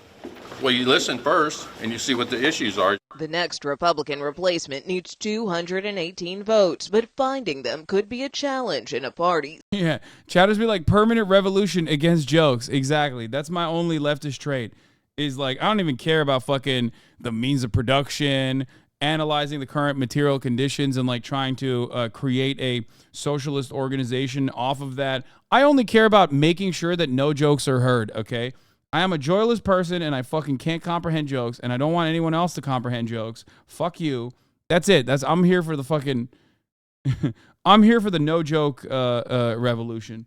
Still at odds after McCarthy's ouster. Morally unfit. Some members want to kick Florida Congressman Matt Gaetz out of the GOP conference for leading the effort to force the former speaker out and fundraise off of it. These texts were coming through during the attempt to vacate the speaker's race using government actions and trying to raise money off of it, which I think should be illegal. I think it's disgusting and some of the swampiest behavior you can have. The chair declares the House in recess. Paralyzed by Palme. There are atheists in foxholes. You literally talked about atheists being used in his death for U.S. military propaganda. Oh my God, I'm going to lose my mind. I'm going to lose my mind. I'm going to lose my mind. I'm going to lose my mind. I don't care. Atheists, okay? Stop. Stop. Atheists, shut the fuck up. Nobody fucking cares, okay? No matter how hard you try to fucking act like you are being seriously and significantly harmed, no one even fucking knows you're an atheist unless you open your stupid fucking mouth and constantly scream and be the most annoying person that has ever existed. You are not being oppressed. Please stop. Please stop. Stop acting like you are being oppressed. Fuck, man. Oh my God. The veganism of religion. Like, I swear to God, dude. Politics, the House is unable to conduct. I can't believe like a brief thing that I mentioned about like there's no atheists in foxholes like turned into like this severe of a thing. Like this is the battle I will fight, dude. As an agnostic, I thought agnostics were the ones everyone hated. No, nobody gives a shit about agnostics. They're like oftentimes very chill. People don't even care about atheists either. They just care about anti-theists who can't shut the fuck up and have to proselytize in the other direction. Oh, my science Andy's over here. Oh my God, stop. Conduct business with another government shutdown deadline looming next month. U.S. aid to Ukraine is also hanging in the balance, and President Biden is set to deliver a major speech on the Russian invasion. More than anything, we need to change the poisonous atmosphere in Washington.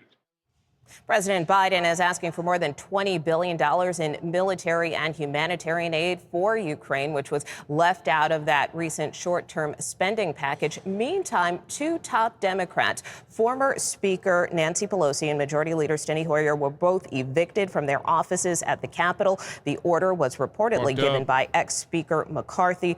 Pelosi called the move a sharp departure from tradition. Nate? Nicole, thank you. Let's bring in our next guest. He's just launched a bid to be the next Speaker of the House. Hell yeah. Jim Jordan addressed the possibility of Trump becoming House Speaker, baby. Jim Jordan himself probably will become the Speaker if it's not Steve Scalise. So, I am 100% in support of that, by the way. I do think Trump should be. Trump files the dumbest fucking motion to dismiss J6. Note SCOTUS case, U.S. versus Nixon, which holds that presidential immunity doesn't apply to criminal conspiracy cases. Okay, yeah, that's boring. If the job opened Let's up, talk about Trump becoming speaker. He's now in the exclusive interview with Congressman Jim Jordan. Congressman, great to see you. You were on the fence the night of the ouster. What changed your mind to say, I want to be speaker? You need someone who can unite the conference, and I think just as importantly, unite the conservative and Republican movement across this country. That's what I think I can do. That's why I'm running for the job. I like the job I had. Chairman of the Judiciary Committee, chairman of the Select Committee on the Weaponization of Government, doing the work there. But I do think we have to have someone who can bring our team together. I think I'm best equipped to do that.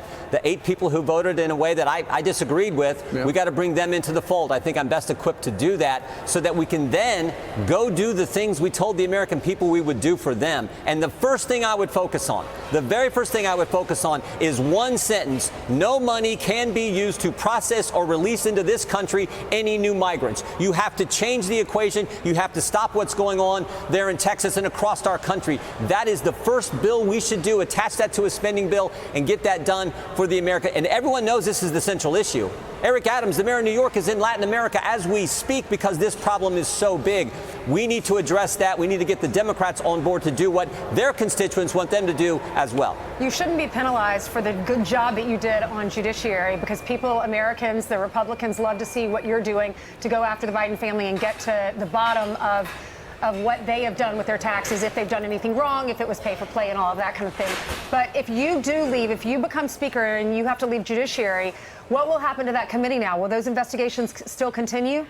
They sure will. We've been working with the Speaker's office all along. Many times you have to consult House counsel when you're doing all these depositions, all these subpoenas that get sent out. So we've had that already happen. If, in fact, I get the privilege of being the next Speaker of the House, we will continue to work with the team on judiciary and oversight and ways and means as we do our investigative work, as we do our constitutional duty of oversight of the executive branch. That will continue. In fact, I was in a deposition 2 days ago with the U.S. Attorney from the District of Columbia, Matthew Graves, who declined to partner with David Weiss. I was in that deposition when all this was happening here.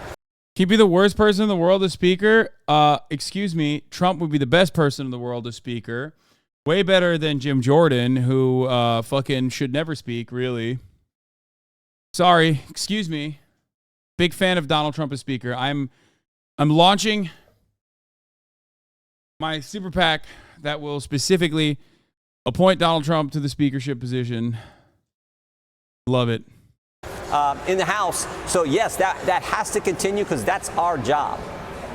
You know, Mr. Jordan, that moderates have said, they've been very vocal, they will not vote for anybody unless they change that rule on one vote can get somebody vacated from the seat, which is essentially how the Capitol coup happened the other day. So moderates want to change the rules, but for conservatives, that is a deal breaker.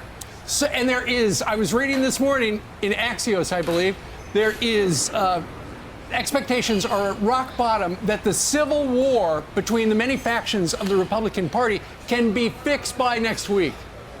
Well, we have to fix it. And I said this on the House floor on January 3rd when I nominated Speaker McCarthy. I said it a couple days ago.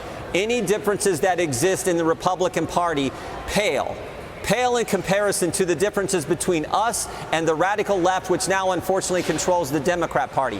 We had better stick together. We had better come together to fight for the things that make our country the greatest nation ever and the things the American people elected us to do. Again, I think I can do that. If the conference wants that rule changed, if I'm Speaker, I'm not going to go to Democrats to get that done. No way. We will have to decide as 222 Republicans, are we going to change that? That's the only way it gets done if that's what the conference wants. So that's something that has to, again, you have to bring the team together. That's what we have to focus on so that we can help the American people and do what we said we were going to do. Lawrence? Yeah. Congressman, I'm here with the folks from the great state of Texas. They want to know if you guys are going to start fighting for them. Like, the unity is okay, but at what cost? Are you guys going to start doing the things that y'all said y'all are going to balance budgets, getting this crime under control, the inflation that's wrecking them, and of course, the border has hit Texas so much. So what is the plan to get the caucus in line with the conservative agenda that all of you guys ran on? You take the case to the American people. You tell the American people, we've passed so many good, we've already sent over the border security immigration enforcement legislation. You go to the American people and you say, tell the United States Senate to take up that legislation. Now, they might amend it. They might make changes to it. Then it comes back. You go to conference committee. I want people to understand something, okay? The conservative movement has not had an agenda for a very long time, okay? Partially because they won. And now they're just kind of throwing darts at a dartboard and throwing shit at a wall and seeing what sticks. They have become the wedge issue party. They become the culture warrior party, specifically because they get all of their actual material interests completely passed with bipartisan support. And if that is the case, then and both parties are going to push for deregulation in different ways, maybe some more marginal than others, right? And if there's going to be tax cuts for the wealthy from both ends of the political spectrum, but one side is pushing for more stringent protocols on like fucking harming migrants and taking away civil liberties, making sure that like black people can't ever vote. And the other side is simply saying, that sucks, actually. Let's not do that. Then, yeah, people are inevitably going to be like, oh, this shit again, dude. I don't give a fuck about like the 8 trans 14-year-olds that want to like attend a swim meet in the entire fucking state. Shut the fuck up. Shut up. Like, shut the fuck up. Food is too expensive. Shut up. Housing is too expensive. College is too expensive. Car payments are too expensive. Gas is too expensive. Shut the fuck up about trans people. Shut the fuck up is what people who are otherwise Republicans will say. Okay? That's it. That's the reality. Unchanging, like the top of the hour ad break. Or the price you need to pay to avoid the top of the hour ad break, which is $5 or free, as a matter of fact, as long as you subscribe with a Twitch Prime. You can also get gifted a sub if you're lucky. Here's a 3-minute ad break now. I think that was smooth. Anyone that says no is a hater and a liar and a cheat. Here's the 3-minute ad break now. Committee, and then you have a final package that you vote on. That's how our system works. But we got to take the case to the American people so they put the pressure on the United States Senate to do their job and get past the things that we need to get past. And in divided government, we're not going to get everything, but we have to go fight for what we want so we get most of what we want or part of what we want. But right now, we're not getting any of that because they won't take up the legislation. They won't do their job. So that's how our system works. The greatest system ever. It's cumbersome, but it's the best. Let's use the system that we have, our government system, our legislative system, to get those things done. We've already sent it there. Take up the bill, Chuck Schumer. Deal with the legislation, send it back to us, and we'll figure out the differences and get something done for the American people. So Thomas Massie, Darrell Issa, Mike Carey have all said they're going to support you right off the bat. So why are you better than somebody I know you like, Steve Scalise, who seems to be the next in line? You're right. Steve Scalise is a friend of mine. It's Kevin and Steve and I. We all came in the same Congress. Steve's an American hero. But again, I think I'm better equipped to unite the conference, bring the conservatives along that I'm close to. Wait, why is he an American hero? Because he got shot? Is that what he's trying to say? At the congressional baseball field? Is that what it is? I suspect that's why he's saying that, right? Why is Brian kill myself trying to run Congress, Lamont? Now that there's a power vacuum at Fox News, everybody wants to be the new Tucker. With the moderates, I've had great conversations with the moderates. Jeff Van Drew. Jeff Van Drew is supporting me. Jeff Van Drew was a Democrat 5 years ago. Switched parties, now a great member of our conference. He's supporting me. I think we can do that. That's what we have to do so that we can get to the real goal, which is those things we told the American people we were. If I'm Matt Gaetz, I'm trying to desperately put Jim Jordan as the new speaker because, and there's only one reason for it. Maybe some of you already know this, but he's very good at refusing to prosecute sex crimes that are happening under his watch. He is notorious at turning a blind eye 2 sex crimes that are occurring under his watchful eye. So it's in his nature. In his nature to do so. So if I'm Matt Gaetz, I'm going for the guy who's pro-sex crimes, okay? Just saying. We're going to do for them. You know, we've watched Joe Biden. He came out of Afghanistan and told everyone that was a success. Then with the border, he says it's not a crisis. It's secure. The border's not open. And now they're saying we have to build a wall. They ran on never building a wall. We will not build a wall. And this morning, you have his team, Mayorkas, is saying there's an acute and immediate need to construct physical barriers and roads to prevent unlawful entries. Why change his tune now?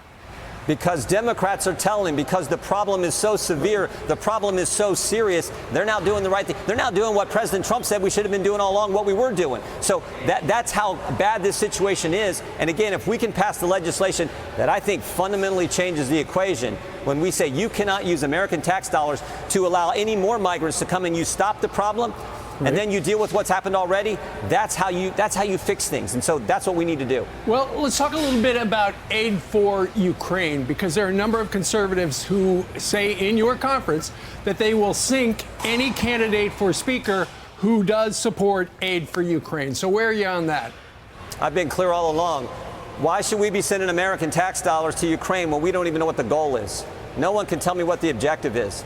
Is it some kind of negotiated peace? Is it driving them out of the eastern Ukraine? Is it driving them out of Crimea, which they've had for 10 years now, or they took during the Obama administration? What is the objective? And so until you can tell me the goal, I don't think we should continue to send money there, particularly when we have the problems we have on our border. So that's fundamental. I just think that's front and center. And then second, how is the money that's already been sent, how has it been spent? Right. What kind of waste is going? Those are two fundamental questions that I think the American taxpayers want to know the answers to before they send any more of their hard-earned money there. Particularly, you're sending money there to protect Ukraine's border when we got the situation we have on our border. So those are the fundamental questions that we should get answered before we even think about sending more money. Lawrence? So, Congressman, the last 2 times I remember talking to you before, you said you didn't want the job. You didn't want it. Many people tried to get you to run for the speaker's post. So why now? Why is it the moment for Jim Jordan to lead the conference? Because somebody has to bring our team together. Because if we don't come together, we're not going to get done what the American people know needs to be done, what's good for our nation. Somebody has to do it. There's nothing funnier to me. There is nothing funnier to me than like any of these dudes saying, oh, we're just going to not give money to Ukraine. Like, brother, money to Ukraine is going there whether you legitimately have an interest in not sending any money there or not, okay? It's going. It's already written off, brother. It's not, because it's not going directly to Ukraine. It's also going to Ukraine through subsidiaries that are the most important ones to the American manufacturing industry, okay? It's like, it's our industrial output. This is what we care about. Get the fuck out of here, dude. So that's number one. Number two, I do find it pretty funny seeing people on Twitter be like, Matt Gaetz is actually more of an anti-imperialist than Bernie Sanders. And I'm like, you are the stupidest person. You have somehow, like, if there's like a stupid tier, okay? If there's a stupid tier out there, you know how I talked about, like, obviously Republicans are pretty stupid in general, but then like somehow the ones that are like pro-Russia now are even stupider than the other Republicans because like they already were geared to hate Russia from the jump with like a century of Red Scare propaganda. But now at the fucking, turn of a hat, by participating in like 3 Telegram groups, they just decided like, actually, no, Russia is good. Like you're just somehow dumber. There's the third tier.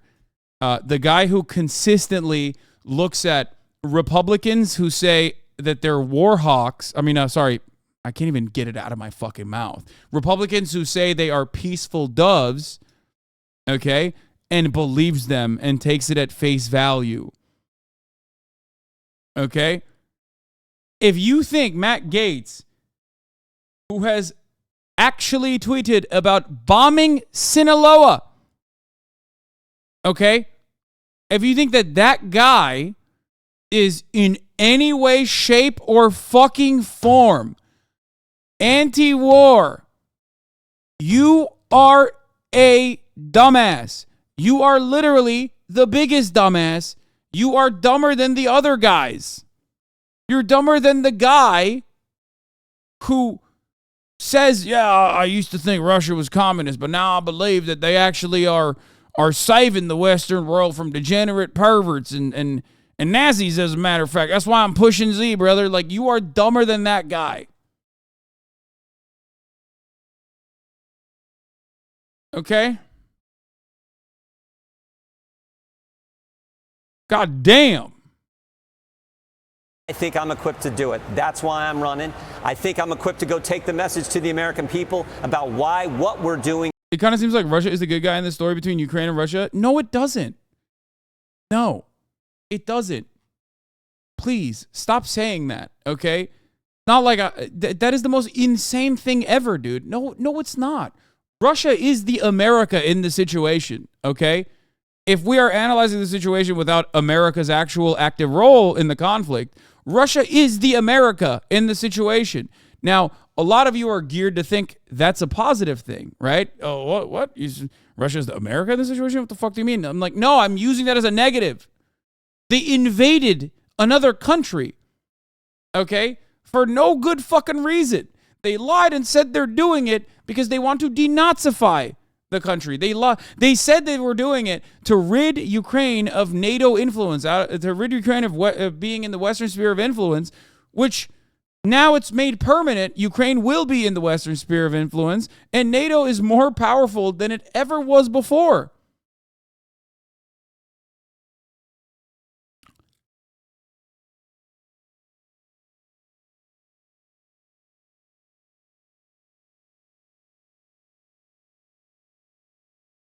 Always remember that modern Russia is run by the guy we put in power. They're not commies anymore, lol. Of course not. They are not dissimilar to the United States. They're like three companies in a trench coat.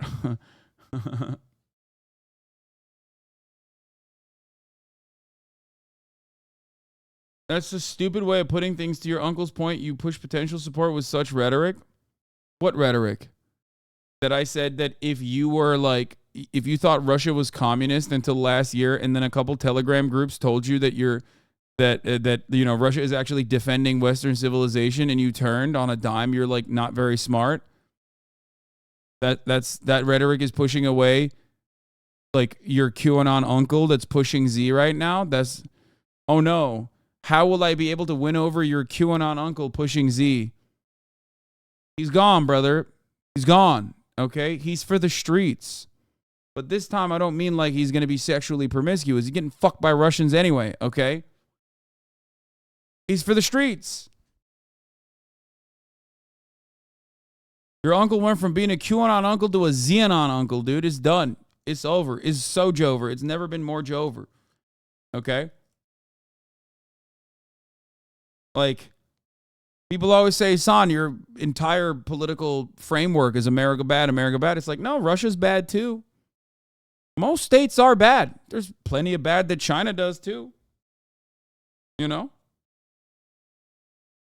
Most states do bad things. What's important is, do they learn from the bad things that they've done?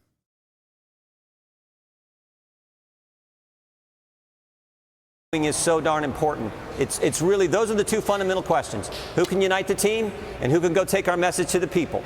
That's what this election's about, and I hope my colleagues will support me. And that's what I'm asking and talking to them with all day long. So much so I'm already starting to lose my voice. All right, so Congressman, let me ask you a scenario. You're trying to get these you become Speaker next week. The appropriations bills aren't done.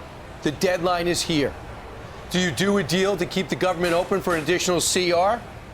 Oh, yeah, no. When I said Matt Gaetz said he wants to bomb Sinaloa, I wasn't kidding. Like, he did say that. Like, that's our peaceful dove chat.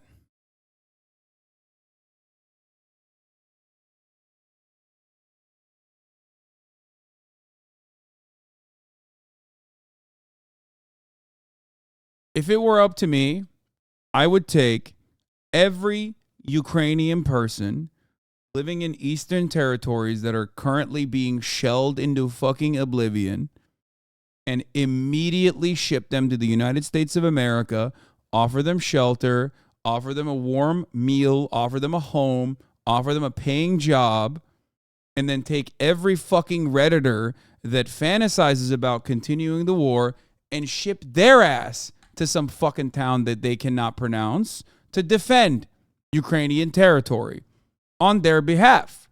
Take all the liberals and ship them out there.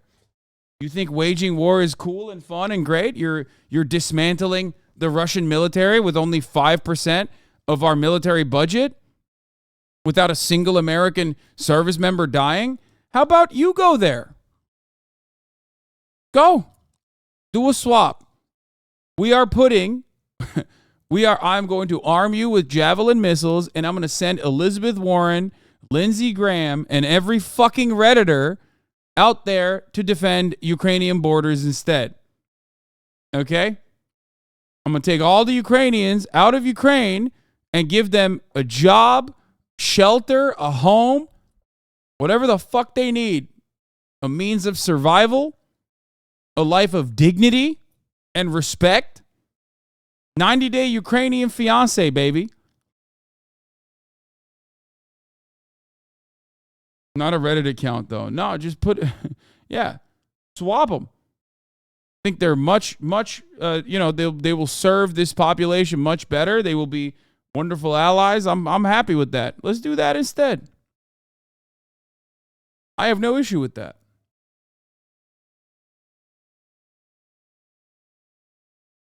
Then they can come back and have a newly found perspective on how continuation of war and tossing people into the war machine like they're goddamn gears and a cog and a machine is maybe a little callous. Our indifference is really frustrating.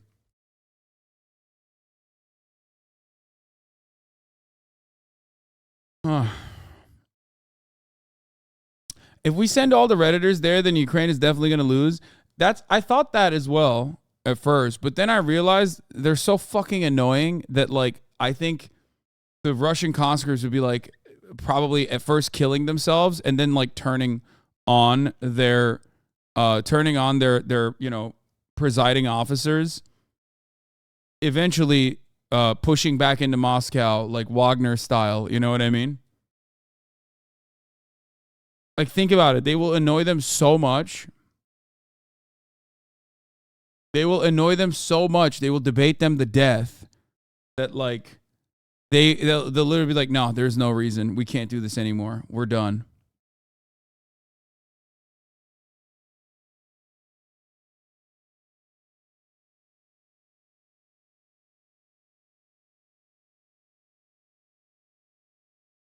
HasanAbi hates Reddit because he's the personification of all Reddit lefties. I don't even know what that means. Like, what are we talking about? Like, what's a Reddit lefty? I don't think you know what that means. I'm sure you have something to follow that up with. Yeah, it's bait. Okay, got it. Yeah, I'm a very Reddit lefty. You know. China is red fash, that sort of thing. I saw a really funny video this morning. Hold on, where the fuck was it?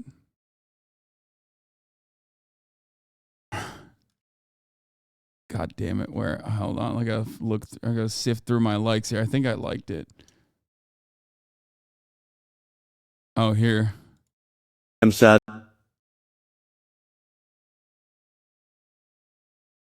Look at this clip, dude. I am sad to announce that the United States, bastion of communism, have decided that China is not socialist enough. In order to fix this, we will seek advice from the Western ultra-left, who neither understand our conditions nor have any experience in producing a successful revolution, except the one from 250 years ago where they broke away from Britain because they wanted more slaves and fewer taxes. I have hired as my new foreign policy advisor this white guy from Twitter who called me a red fash once.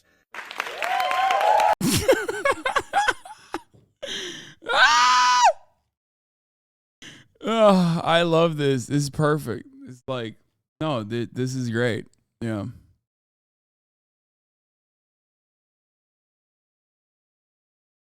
Why is it H. John Benjamin? I don't know. It does sound like H. John Benjamin, though. His English is impeccable. Yeah, he learned it. To be a better socialist, he learned English. To appeal to the real existing socialists on the planet, you know, Americans living in Iowa, he had to learn English and speak it with clarity. You know? That's real. This video is literally real. He did that. He did all of that.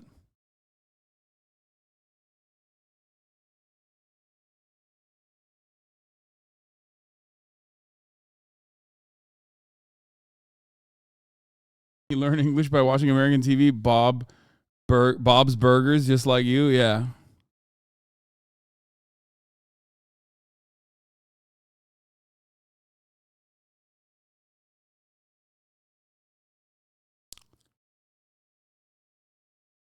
You should say internet socialism in Iowa. No, that's the. Listen, man, I'm telling you, all the real existing revolutionary figures happen to live in the imperial core. Okay, they happen to also align with America's and the Western world's extractionist policies at the global scale. But that's by design. That's because that's real existing socialism. Okay.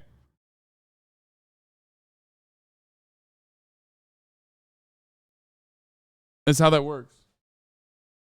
You're silly. You're a silly Billy.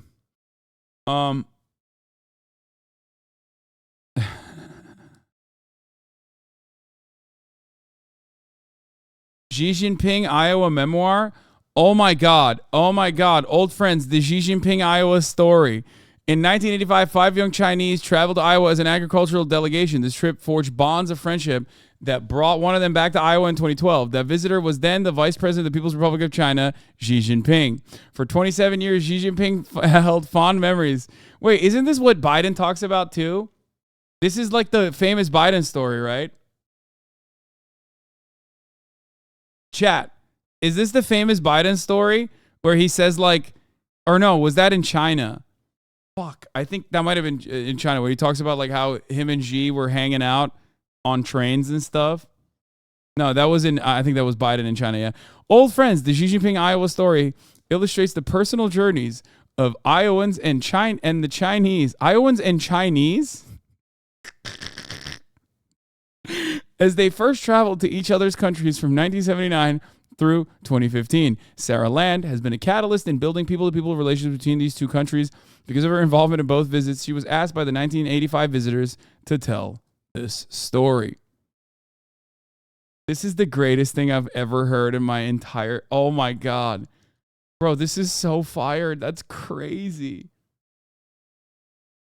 That's fucking nuts, dude. Corn and socialism go deep. Soviet Premier Khrushchev was a huge fan of corn, a crop with a capitalist productivity unparalleled in the Soviet Union. In 1959, during his visit to the U.S., he visited a farmer who was an expert on corn cultivation. Oh, brother. Oh, no. Yeah. Are you familiar with the Virgin Lands program in Kazakhstan? Khrushchev's obsession with American corn after that visit destroyed all the farmland and indirectly dried up the Aral Sea. Dude, corn... Okay, if you ban one type of crop permanently, I'm sorry, I want to apologize to the Midwest about what I'm about to say, but corn has been a devastating... I could write an industrial revolution and its consequences on corn alone, dude. Literally, this fucking crop has been so damaging to American development and even the USSR. What the fuck? Why? Wasn't it cotton for the Aral Sea? I mean, maybe. I think it was cotton too, but still, it's funnier to say that corn was the problem.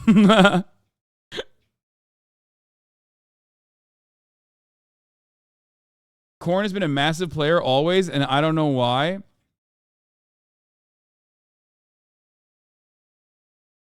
As an Aztec descendant, I resent that.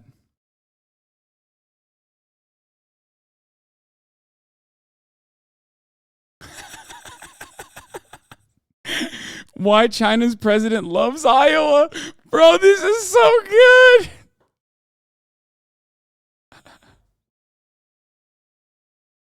Dude, Xi Jinping wants to maintain normal relations with America, not due to our complicated but very important trade relationship, but because he one day wants to go back to Iowa, dude. This is the funniest thing ever.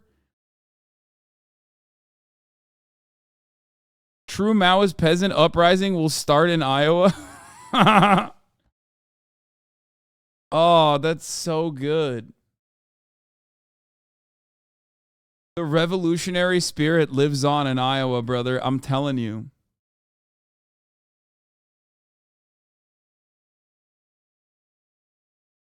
First Tibet, then the annexation of Iowa.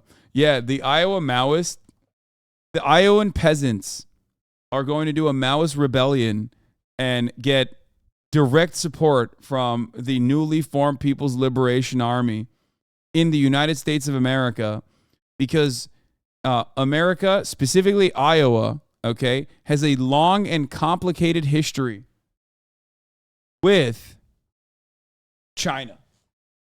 Goes all the way back to the Qing dynasty. You don't get it. You will never understand it. Iowa's always been Maoist third worldist.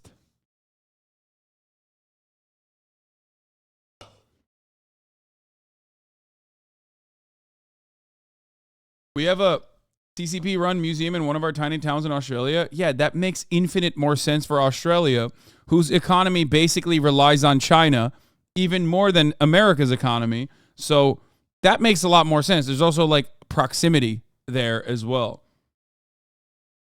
Iowa is the funniest because it's so fucking far.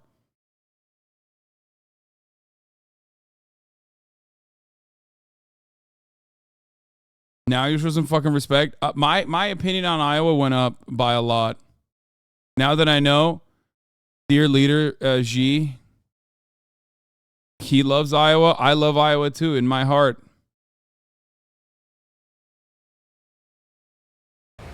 Or do you do a deal with Democrats, or do you let the government shut down? I think the first thing you do is you pass the bipartisan bill that's in the Senate. We take that bill up here in the House and we pass it. It's the No Shutdown Act. Senator Langford, Senator Hasan have that bill. It's good legislation. I like what Senator Langford said about it. He said, look, this is like if you don't get your work done in school, you stay after class and get it done. That bill says if we get to the end of the fiscal year, we haven't done the appropriations bills, the government stays funded, but we stay here round the clock until we do our job. That would take this whole shutdown politics, shutdown scenario, shutdown stuff off the table. You do that, and then you focus on the legislation. And frankly, if we need some kind of continuing resolution or some stopgap measure, I think it should go all the way into next year. I told my colleagues this because the way the debt ceiling deal was done, if you do a spending bill into the next year, there's an automatic cut that kicks in. And that's an incentive for us to get our work done and focus on the policies we want on the 12 appropriation bills. That's the strategy. Oops. In my mind, the only strategy that makes sense, and that funding bill that goes into next year, everyone's voted for that. The Senate, 2/3 of the Senate voted for that, 2/3 of the House voted for that. Joe Biden signed it. So that's something everyone supported. If we do that and have that 1% cut hanging over everyone's head, I think that's the incentive to get our work done, get our job done, and let the system work the way it's supposed to. Just quick follow-up. I can't believe you would accept the job without that one vote margin to vacate. It's suicidal. I mean, he had 210 votes supporting him, and now he's out of a job. That's so funny. It's impossible to keep 218 people happy all the time. There is nothing more hilarious than Fox News, once they're done with shitting on Matt Gaetz, shitting on Kevin McCarthy.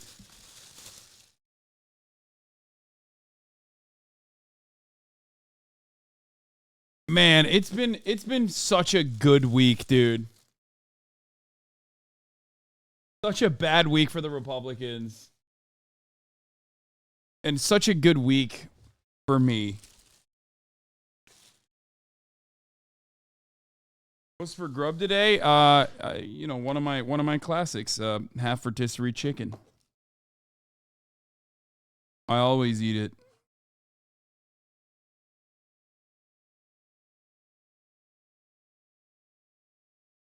Fox News getting the shit on everyone living their best life. Yeah, I mean, they're right, though. They are the propaganda arm of the Republican Party. It is by design. That's why it was created. This was Roger Ailes' like ultimate goal, and he was very successful in it. And if they are the propaganda arm of the Republican Party, and the Republican Party is like fucking up, they have to offer direction.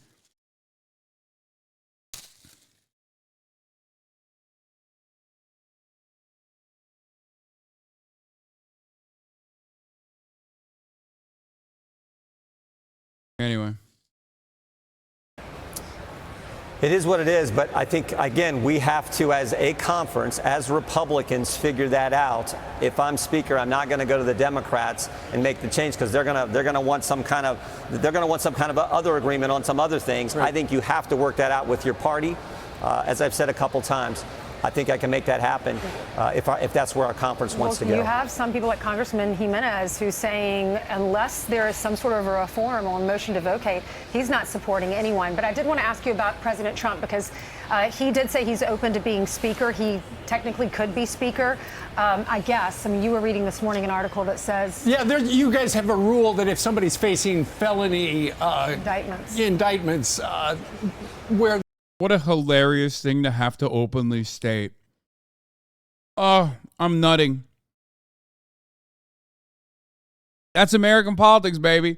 You guys have this like weird provision. If you're under felony indictments, you can't be Speaker of the House. Can we just like change that? I don't know if that's the Hastert clause, by the way, chatters. Don't repeat that. That was my speculation on the Leftovers podcast, but I don't know if they put it in specifically for Hastert. They could go away for more than 2 years. They can't do that. And, of course, he's got all sorts of legal peril. You would have to change the rule. I'll have to look it up. The rule. And he posted a picture. It was Donald Trump with a gavel. This is what he said yesterday.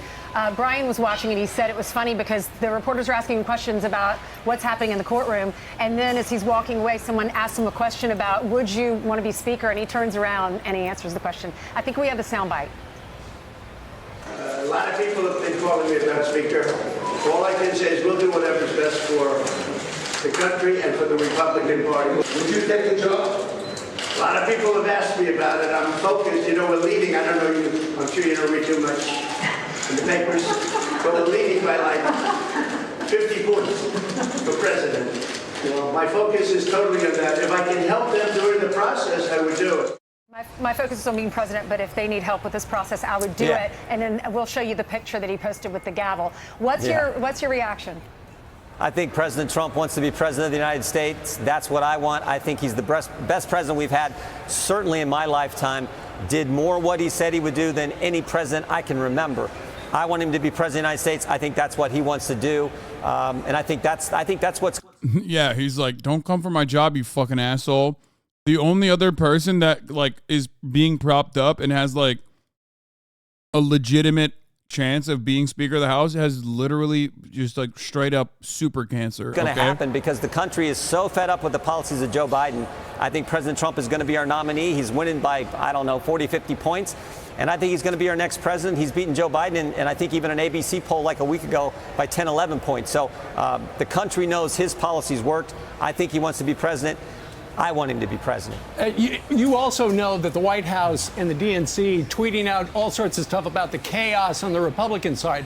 The Democrats, and you know this, the Democrats would love it if somebody introduced into nomination Donald Trump, because Donald Trump could probably get every single Democrat to vote for him to continue the chaos, and he'd only need 5 or 6 Republicans. Next thing you know, he's got the hammer. They would be on record for voting for Donald Trump, the Democrats. And they would love it because the chaos would continue, they say. Yeah, we need to come together as a conference, as I said, because right now the country, the crime problem, we did a field hearing in Chicago. The crime problem is so severe. The immigration border security problem is so severe. The inflation is so severe. Let's come together as Republicans and address what the American people want us to address. Lawrence? Yeah, I'm just curious, Congressman, how do you unify the caucus? I've talked to some representatives that said they didn't hear from Kevin McCarthy. So how do you get both factions, the conservative wing as well as the more moderate wing, to come together? And are you already calling these folks? Because I thought it was pretty ridiculous that the speaker did not know how some of his members were going to vote. That means you're not talking to those people. So are you talking to the folks there? Lawrence, I made more phone calls yesterday than I think I ever have in my life in any one day. So yes, I'm talking to all our colleagues all the time. That's just part of this process. So you tell them who you are. I mean, they know who I am. People on our committee know how we run our committee. When I was top Republican on the Oversight Committee, now top Republican on Judiciary Committee, and you use that example, say that's how we will run the House, or I would run the House, and work with our team. You just have to build that trust, and I think we've done that on the committees. That's what I want to do for the entire conference. Real quick, you would know when you came in as a disruptor, the Freedom Caucus, John Boehner would always be clashing with you. Have you changed, or has the Congress changed that makes you now seem like you want to be more of a unifier? I was fighting for the same things 10, 12 years ago that I'm fighting for now. I've been involved in every major investigation in Congress, it seems like, over the last decade. Yeah, the only investigation Jim Jordan is not involved on is when his wrestling coach is straight up sexually assaulting the students. He hates that kind of investigation. Every other investigation he's been involved on. Decade, the IRS, when they were targeting conservatives, I was on the Benghazi Select Committee. I was one of the Republicans helping defend President Trump during the crazy impeachment 4 years ago. So I'm the same guy I always was. What I have really figured out is if we don't come together, I don't know how you stop where the left wants to go. I love what Sarah Huckabee Sanders said in her response to the State of the Union. She said the divide in America today is normal versus crazy.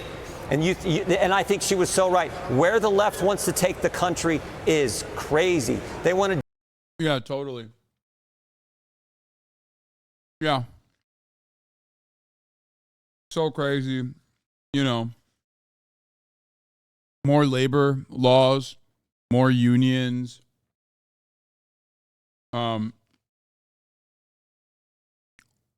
Healthcare for all, free college and technical programs,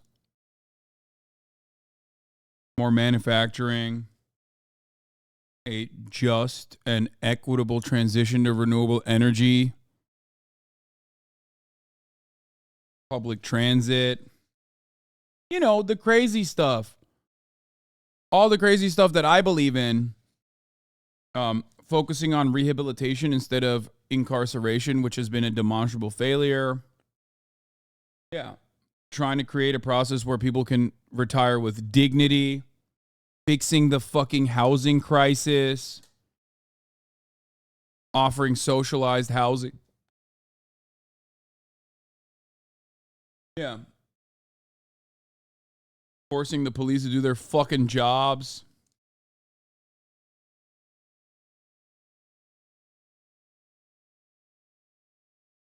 I do think that we have strayed away from, making any kind of like serious gains in any of those things that I mentioned, though, because every single thing that I just mentioned, I feel like Republicans just say that's actually, that's actually bad because they want to surveil you and do COVID restrictions because everyone has gotten so fucking crazy post-COVID. Defund the police. They want boys to compete against girls in sports. They think non-citizens should vote. They thought it was okay to let a Chinese spy balloon fly clear across the country and then shoot it down. I don't know about you, but the people I represent thought that was crazy. So that's what we got to stop. And if we're not unified, I don't know how we do it. I'm sorry, but that's weak as fuck, dude. That's literally weak as fuck. If that's your pitch, if that's your elevator pitch for why Republicans are the sane party, you're so fucking cooked. Because look around.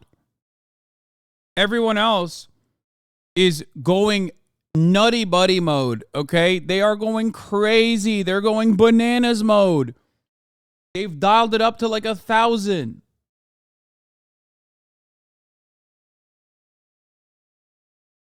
That's so stupid. How the fuck is your your last talking point, the one that you have to hammer in the hardest, is you said 20 total trans athletes in the entire fucking country. And then the Chinese weather balloon, which did get shot down, by the way. A news cycle thing that happened 100 news cycles ago? Are you insane? I don't even think the anti-immigrant sentiment is all too important right now. I know that the Republican Party is trying to desperately hit the anti-immigration button, but it does certainly feel like people are so focused on their own dire financial circumstances that hitting the immigrant button is not even working all that well. Because I think another part of the problem is they keep saying we got migrants coming in by the thousands, and that's a huge problem, which by the way it isn't. It's fucking bullshit.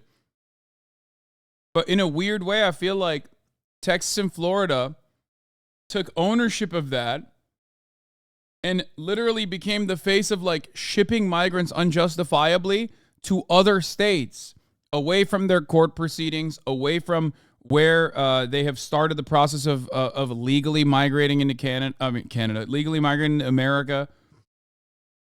So now it's if you're in New York and you're oh man, we don't have space for all these immigrants or whatever, then you directly lay the place of blame on the Texas governance, right? I feel like they are the reason why it's happening to you. Kevin McCarthy do wrong? I don't think he did anything wrong, and I disagreed with what my colleagues did. There was problems in the schedule and how we got to get to the appropriations. But Kevin McCarthy said we were going to pass the bills we told the country we were going to pass, and we did. Do the oversight and then deal with this ridiculous spending, and that's what we're in the middle of right now. Well, good luck mending that civil war that's going on inside your conference right now. Tennessee 98 said, "Lol, you dumb shit." Brother, if you were born in 1998 in fucking Tennessee, I don't think you have any right. Okay?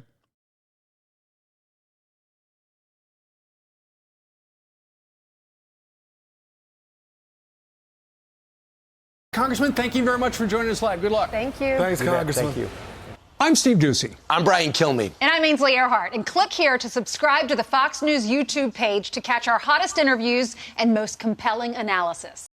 All right, let me bring in Garrett Haake, who is the lead reporter on this reporting. What can you tell us, Garrett?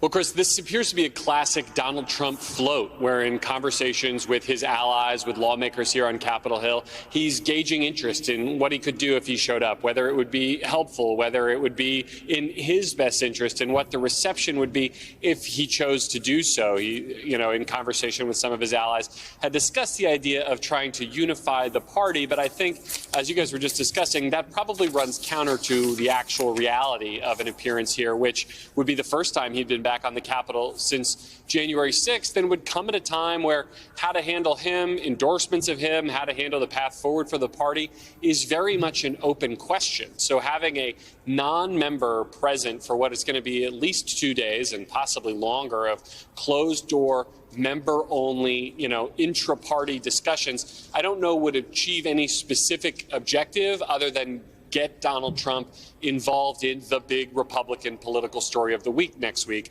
which would be who the next speaker may be out of that party.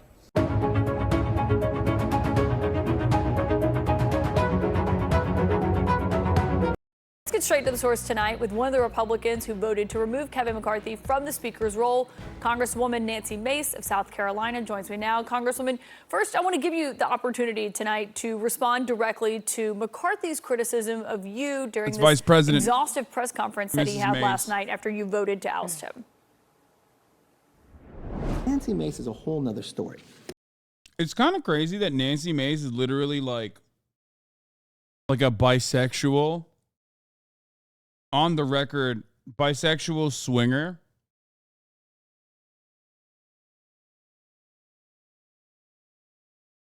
And that doesn't get a lot of coverage.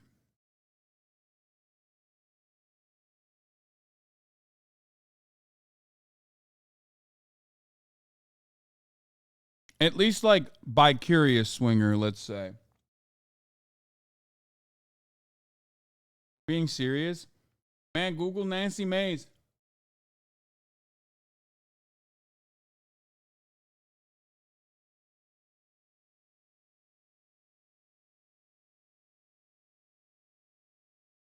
I'm going to need a source on that. Straight up, Google Nancy Mace. Like improper video or something. I don't know.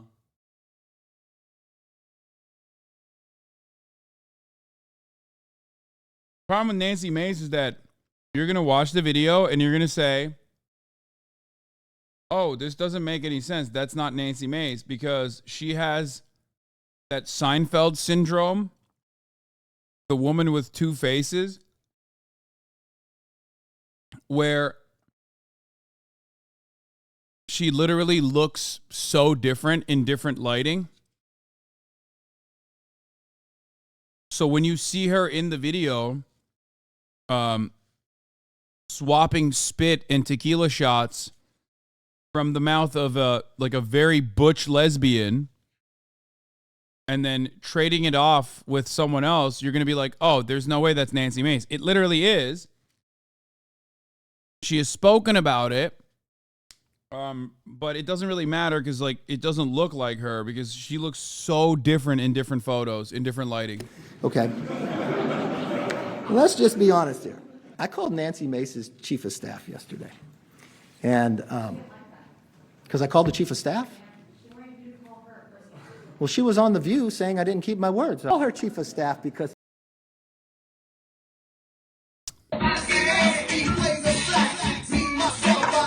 That's Nancy Mace. That's a butch lesbians for Trump. That's like a butch lesbian power lifter for Trump.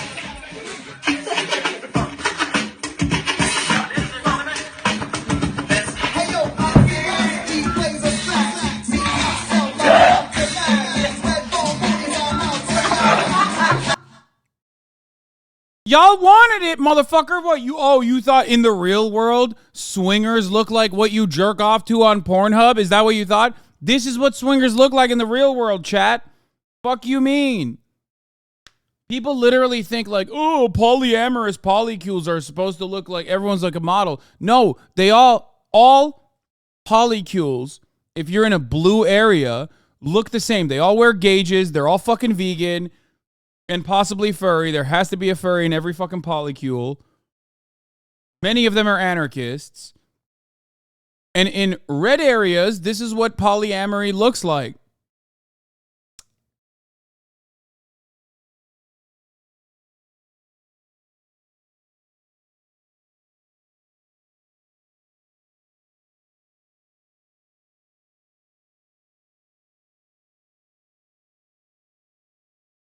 I'm sorry to break away from your immersion.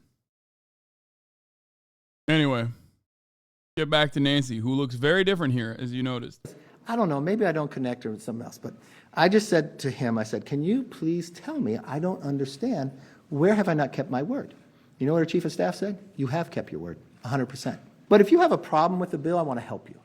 But I can't sit there and write your entire bill and work it all the way through committee. Congresswoman, he is essentially suggesting that you were lying when you said he did not keep his word. What's your response? Drama. Well, number one, I would like to know why he called my staff rather than talk to me directly. And I'm very familiar with how to write a bill. Women in Congress can draft, write, file, and pass legislation. And so the facts are on our side. I was very public about what kind of deals and negotiations and legislation that he would back and support me on throughout the entirety of this year. That's all a matter of public record, including the timing of those pieces of. Why aren't you saying it then? Just say which ones they are. Jesus Christ, you're so fucking annoying. I can't believe I'm like siding with Kevin McCarthy now. Legislation. And to date, none of those things actually came true. And so my focus today is to focus on the future, to focus on the opportunity here that we have. Everyone's a liberal. She literally hit the girl boss line. She's like, women can do legislation too. It's like, yeah, dude, no one said you can't.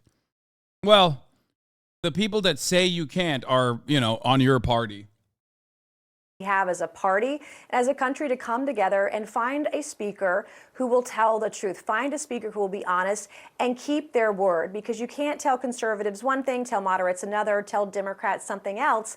That's not leadership, and that's not building consensus if you tell everybody different things. And so we have a lot of work to do. We've got to roll up our sleeves, and I'm very much looking forward to the speaker's race next week. I will meet with every candidate that throws their hat in the ring. This is a real opportunity for us to do what we said we were going to do. We promised a budget and 12 separate spending bills. We promised to be responsible with taxpayer dollars, and this is our opportunity to show that kind of leadership next week. Yeah, I mean, he even said that he would give your chief of staff a job if he got fired over those comments of what McCarthy said. I mean, have you spoken to your chief of staff? Have you cleared up what they actually told my Kevin chief McCarthy? My chief and I were drinking last night. He had a beer, I had a glass of wine at Bull Feathers on First Street last night, and we're just fine. I didn't hear the conversation, and to me, it doesn't really matter what words were exchanged. He did not reach out to me, and I want to look forward. I want to bring people together, bring the party together, and find a leader that we can all get behind, do what we told the American people, pick a speaker that will keep their word, because at the bare minimum, that's what we should be doing for Oh, she fucks, yeah. She fucks a lot, actually. She fucks so hard that she literally went to the national prayer breakfast for the biggest virgin running and straight up said, I was, my premarital fiance wanted to fuck me this morning, and I told him, you know, we can fuck later. That's also another real Nancy Mace story. This together, another year, another standing room only event. And when I woke up this morning at 7, I was getting picked up at 7:45. Patrick, my fiance, tried to pull me by my waist over this morning in bed, and I was like, no, baby, we don't got time for that this morning. I got to get to the prayer breakfast.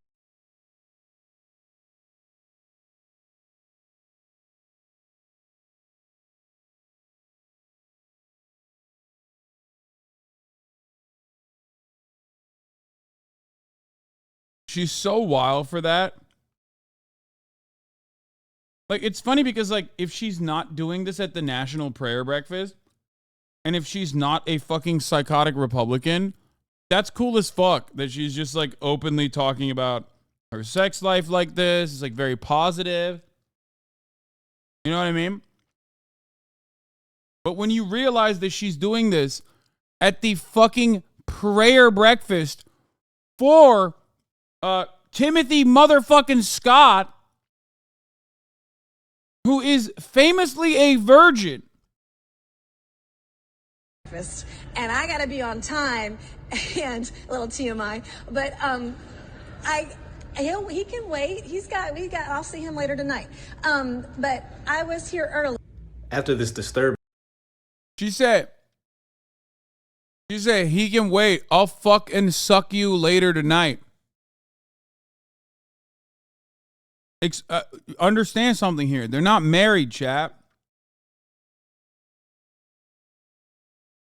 They're not fucking married. You can't say that at the prayer breakfast. Like, I know a lot of, a lot of you atheism Andes, a lot of you oh my science Andes in the chat don't understand that. But, like, you know, some of these people would care about that sort of thing. They'd be like, what the fuck are you saying?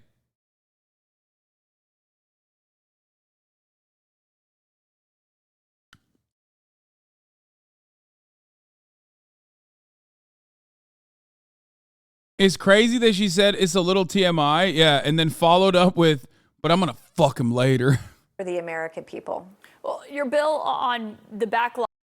Okay, I'm not going to lie. I fucking absolutely love making fun of atheists, dude. I do. Y'all are so funny. It's the most, like, low stakes thing to make fun of. And you get so butthurt. Like, you just carry that burden around, dude. You carry it harder than fucking Catholics do. That guilt and that shame.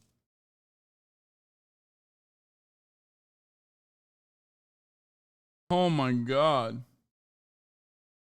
It's fine, we suck. Okay, but you don't have to suck while saying we suck. Bro, every Atheist in the chat turns into like a fedora whisperer the moment that I start making fun of atheists. It's actually made it more fun for me to like make fun of than shitting on anarchists who never shower. Wait, what is the fuck? Wait, hold on. Atheists can be just as belligerent as conservative Christians. Oh, wait, hold on. Someone said atheist when you say bless you instead of peer-reviewed studies, you. Oh, that's such a, that's probably a classic joke. I've never encountered it before, though. Oh, that's so funny, especially with the bat chesting and the anger emoji. See, he's doing it. He's doing the role. Lamau, yeah, we are the bad ones because we don't believe in make-believe deities like Thor and Jesus and Allah. You're doing it. They're doing it. Oh, it's so good. I hope it just stays at this level, though, because, you know, this does sometimes take a dark turn when I start making fun of atheists. And at first it's like cute, right? At first it's cute, and then it turns into like incredibly racialized forms of discrimination, like in very specific ways. Like, oh, why don't you go back to Muhammad, who's a pedophile, who loves having sex with like 12-year-olds or whatever the fuck. And then you're like, okay, dude, like, Jesus Christ, we can't even have fun here. You have to. The fact that Alyssa Thor is not helping him beat the Redditor accusations. Yeah, I know.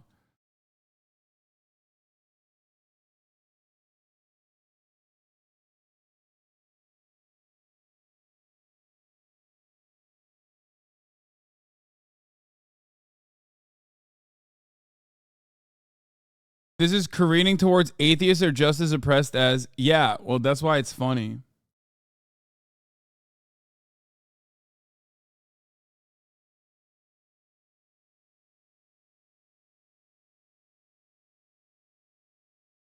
You can make fun of us, atheists, all you want, but for the love of science, don't put us in the same category as anarchists. Oh, did you see this? Speaking about religion, yesterday's U.S. emergency alert caused several Amish people to be shunned by exposing them for owning phones.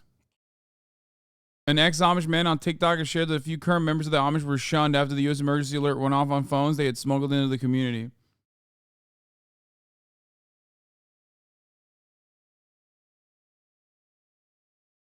Atheists with no empirical evidence in the room on their deathbed. There are no atheists in foxholes, okay? There are none. Because they're all too busy watching the top of the hour ad break. That's right.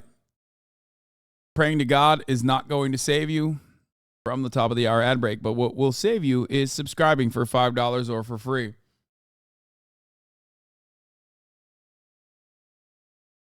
You can also get gifted a sub if you're lucky. Here is the 3-minute ad break now.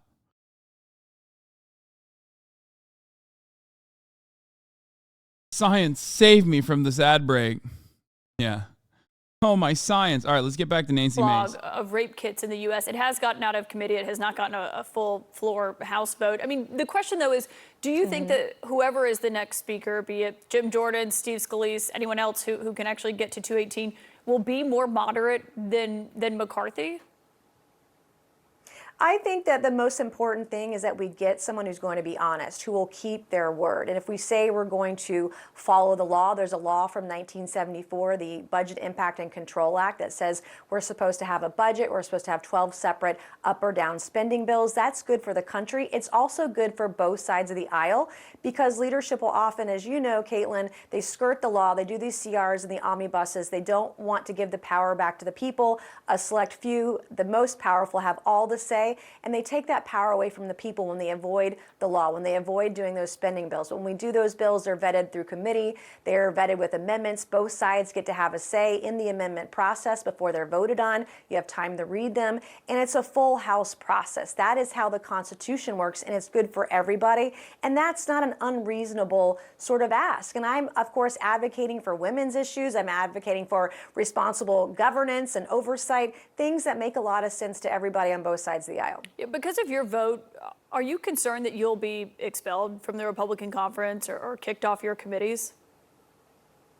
Well, it's certainly the 8 of us that voted this way. I mean, if you want to have the gavel, if you want to move forward united, you're going to need our votes. And I think if we look backward and punish people based on their principles, that's only going to further divide our conference. We have a lot of work to do. We promised the American people we would deliver results, and we need to do that. I don't judge my colleagues for their votes or for what their values are or their principles are. And I've always said, Caitlin, I've said it on your show, I am willing to work with anyone who's willing to work with me, period. So you're not worried about it? And that means moving the ball forward. I am not today. That's so... I mean, her answer is literally that, yes, she is worried about it. She said, I hope they don't look at my past. Let's move on. I did what I did. It's like, why the fuck would they not do that? How stupid are you? Dude, I am literally shredding the ranks the moment I'm taking you off of committee positions. You're fucking done. You're so done. I'm doing the House Ethics Committee investigation into Matt Gaetz for pedophilia. Like all of that. If I'm a Republican, if I'm a part of the Republican Party,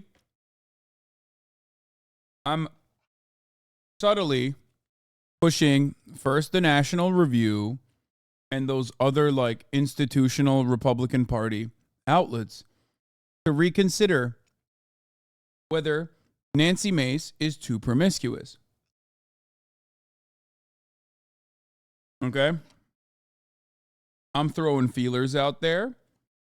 I'm getting them to write articles about the prayer breakfast thing that she said and the sex video out there of her kissing someone.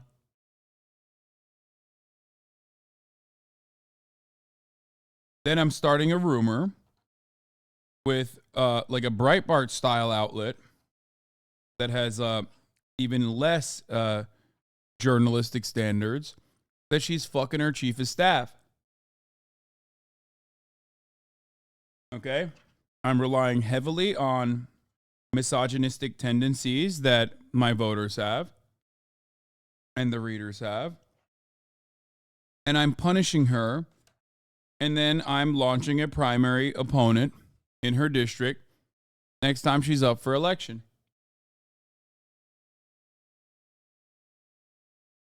She's done.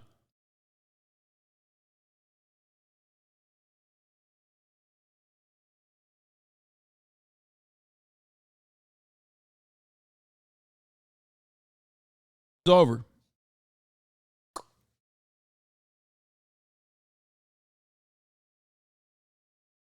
Today, I mean, they can do what they want to do. I've been in a lot of fights. I was the first woman to graduate from the Citadel, the Military College of South Carolina. I am not afraid of standing on principle and my values. And I will say, Caitlin, the establishment is coming after me. I've had a lot of threats about my fundraising. I'm asking people to go to my website at nancymace.org to help me. Bro, she literally did this so she could do this. You know what I mean? Because there's no immediate benefit to it. There's no like organized principle behind this action. And it's actually kind of unceremonious of the Republicans to do such a thing. That's why they're in such a state of disarray, in my opinion. But the ranks will be punished. Okay? They will draw up every single person that disrupted their process, and they will punish them.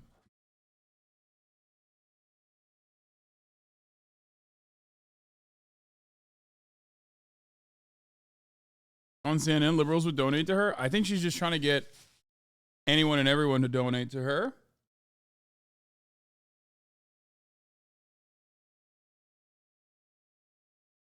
The lady with the swingers VidCon has a different body. No, I'm telling you, dude.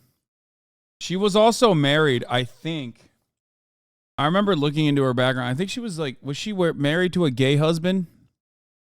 Like, I think she had a beard. And then her current husband is also, I think, a beard too. I think he was bald, not gay. Was it? Anyway, I don't really remember. She is a beard? No, but she also had a beard, like a mutual beard. I don't know what it is for like a bisexual woman to hide their bisexuality. I don't know what the proper term would be. Anyway, whatever. It was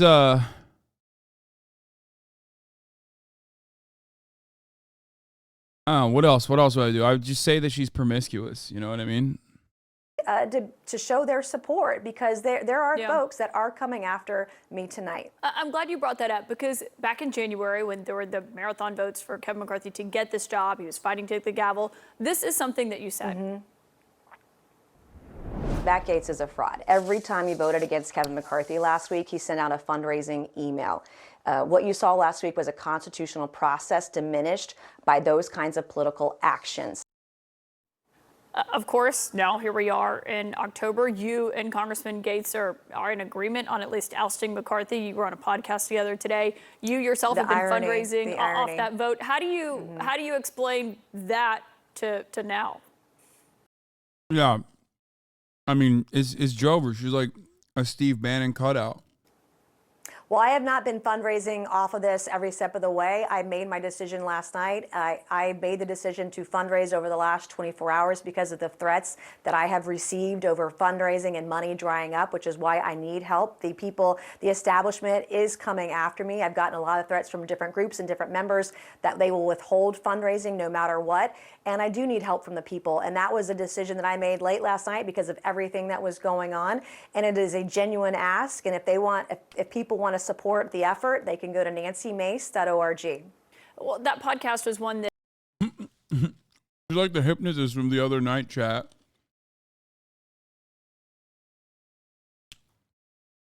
If you don't believe me, go to hypnosis.com. is done by Steve Bannon. Of course, you once voted to hold him in contempt of Congress, which he brought up today. Is he Yeah, .org. now advising you? No, nobody. I mean, I have consultants, but he is not one of them. I often will make my decisions on my own volition. I don't take pressure from the outside world or outside groups generally. I'm not beholden to anyone anywhere, not in D.C. I'm only beholden to the people. And I make decisions on legislation, on votes generally on my own. But overall, when you look at what you were saying in January, if someone looks at what you said then, what you say now, and if a critic says that you're being hypocritical of that, how do you respond to them? I'm taking it from all sides right now. And because of the threats that I've been receiving over the last couple of weeks, it finally reached a point last night where I was like, you know what? I'm going to let people that know that I need help and communicate that. This was not a calculated decision. This was a decision based on the threats that I've been receiving in the last 3 or so weeks from fellow members. Okay, I do feel like she farms a little bit, I think. I don't understand.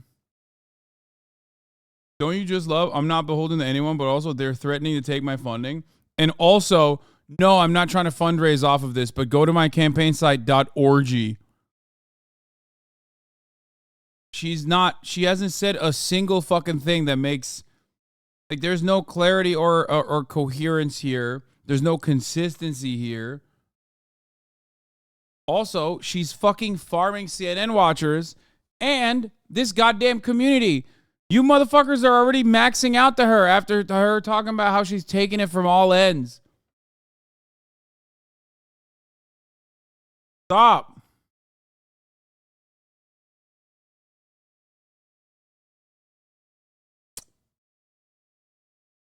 From different groups around Washington and around the country. And I got to stand up and defend myself, defend my vote. And it takes money to do that.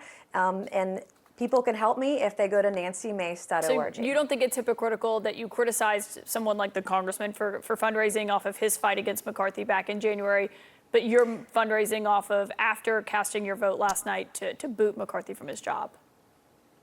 I waited until after that vote. Some people might call it that. I'm calling it the truth and what is actually going on. And this was not a politically calculated decision. I didn't make this vote for political reasons. I did it out of principle because I felt this is the right move for the country.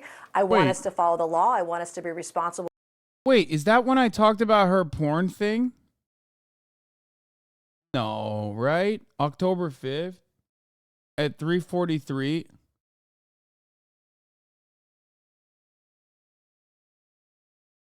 Bro, y'all are disgusting, dude. You need to stop. All right, past 7 days, like, it won't be that high. Okay, thank God. Yeah, past 7 days, it won't be that high because she's been getting, like, nonstop coverage since she was one of the 8. But, like, literally, if you look at the past day.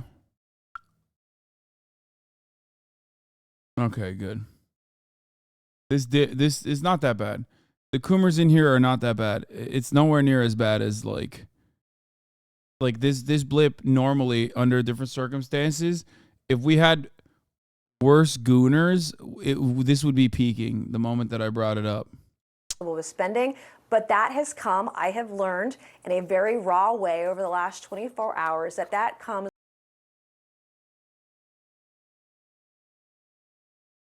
Related inquiries. Okay, there's nothing bad there. I did say Google it. With severe consequences. Are you getting a lot of backlash for that vote? I am getting backlash from everywhere right now, but I'm also getting a lot of support. But, you know, I've had folks call and hang up on me today. I've been cursed out. Someone dropped an F-bomb on me when I made the vote last night. You could hear the gasp on the floor for standing up for what I believe in. But I've learned in a very lonely way that standing up for principle can also sometimes be a little painful. What do you believe in? Like,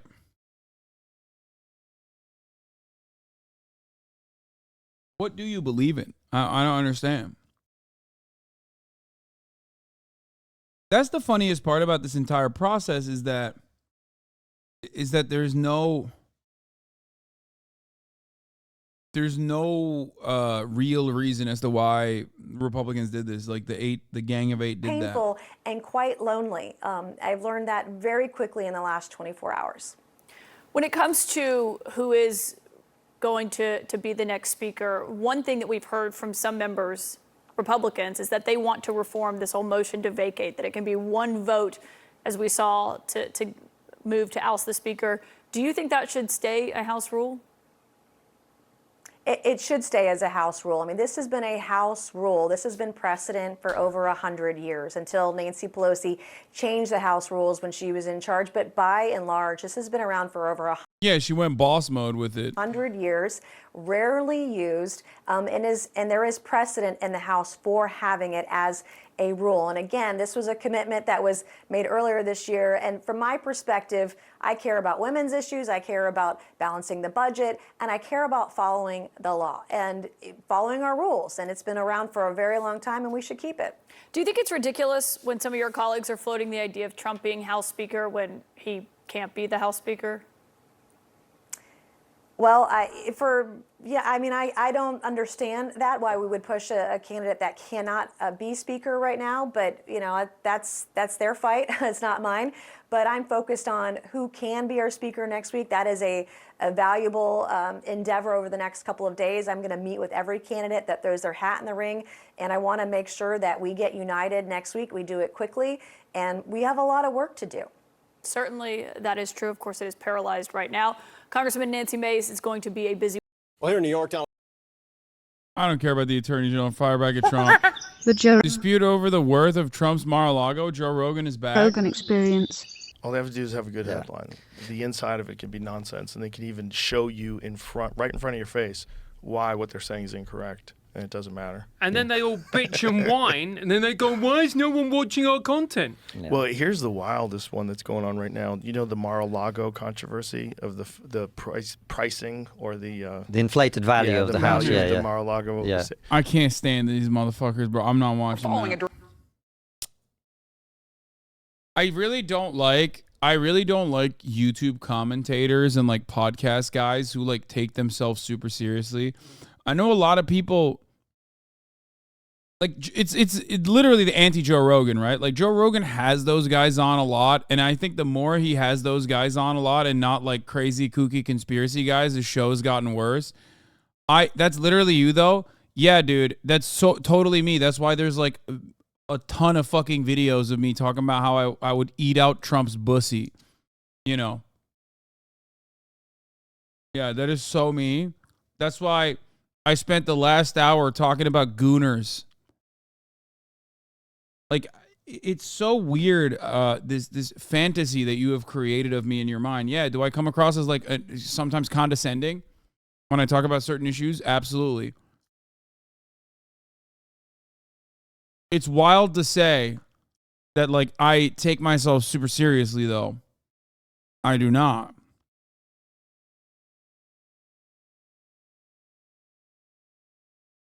So, those guys are not like that. Those guys are, like, very, like, they're very similar to, what's his face? Lex Fridman, where they're like, we are the objective analysts in the room.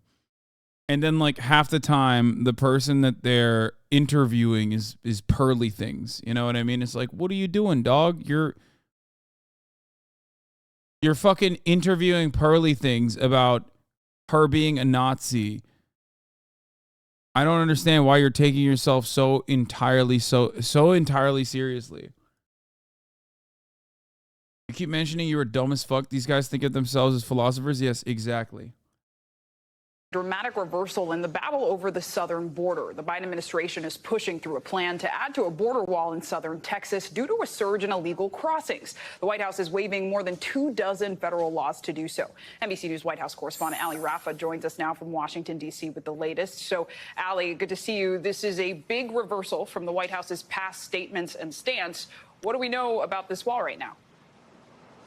Yes, and Clay, well, the White House is pushing back on the idea that this building of 17 miles of border wall in South Texas is being done because of pressure from even Republicans and even members. Yeah, this will definitely work. I think we should always concede to like insane made up problems that Republicans claim are destroying America. That's the best way to go about it, especially after you campaign on the wall being like, racist. You know, I think that's the best thing to do. Always make concessions to your enemy who owns a particular talking point. Especially when you do that as a Democrat, all you're doing is basically conceding that this is a problem, and it's one that only they can solve. So there is no better way to duke it out than to capitulate to your enemy. It's always something that happens in American politics.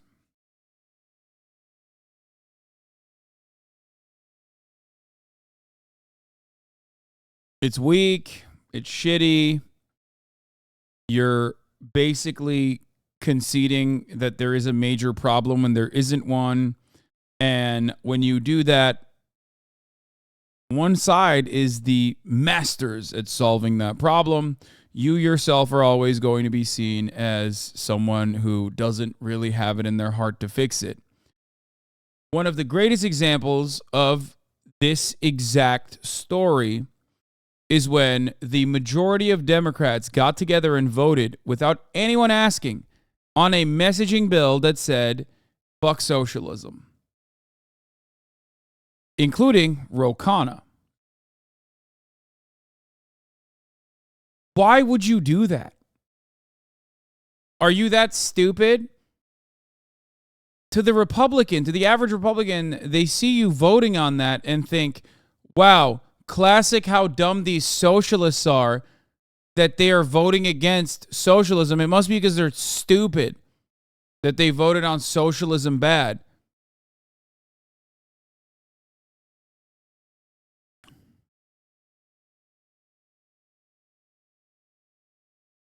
It is some of the dumbest, literally called denouncing the horrors of socialism. There's nothing funnier to me than being a Democrat and voting to pass a messaging bill, a resolution denouncing socialism, the horrors of socialism. The resolution overwhelmingly cleared the chamber in a 328-86-14 vote. The majority of Democrats, 109 of them, voted with all the Republicans for the resolution, while 86 voted against it and 14 voted present. The measure, which runs 3 pages, says socialist ideology necessitates a concentration of power that has time and time again collapsed into communist regimes, totalitarian rule, and brutal dictatorships. Now, the reason why I find this to be incredibly stupid is not because I expect our capitalist politicians to take a brave stance and say, no, it's not like that. The reason why I'm angry is because it's so stupid that you would vote on the socialism bad messaging bill when every single person on the other side says you're a socialist. You think you can separate yourself from that level of Red Scare propaganda that you yourself contributed to for years, you fucking idiot? No. These people say everything and anything that's bad is socialist. They say Nancy Pelosi is socialist. So when Nancy Pelosi votes for socialism bad messaging bills, that just solidifies the position that even they are saying socialism is bad. But these people don't care. All you've done is conceded to them. Now they can keep weaponizing socialism as a bad thing towards any kind of socialization initiatives that you might want to pass.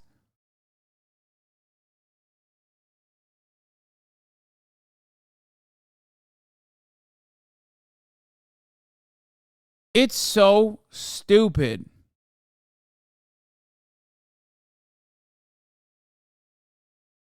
Katie Porter voted against it and Ro Khanna voted for it. Says enough right there. Yeah.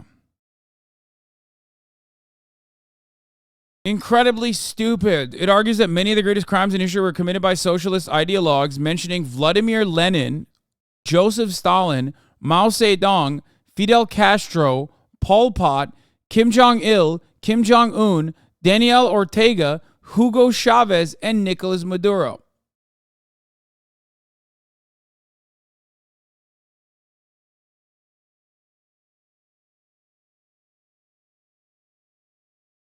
I don't know how my boy Che got away with it, but he did.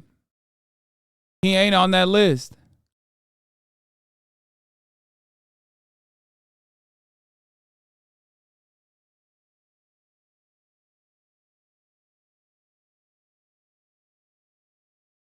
Sankara?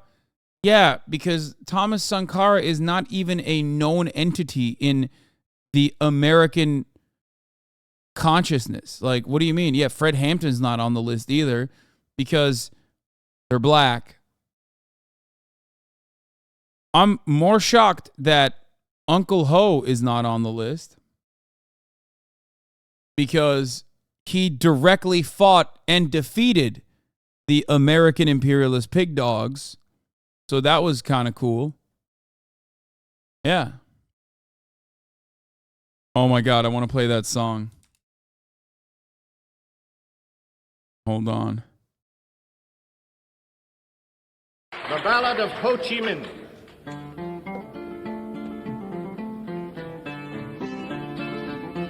It got, oh God.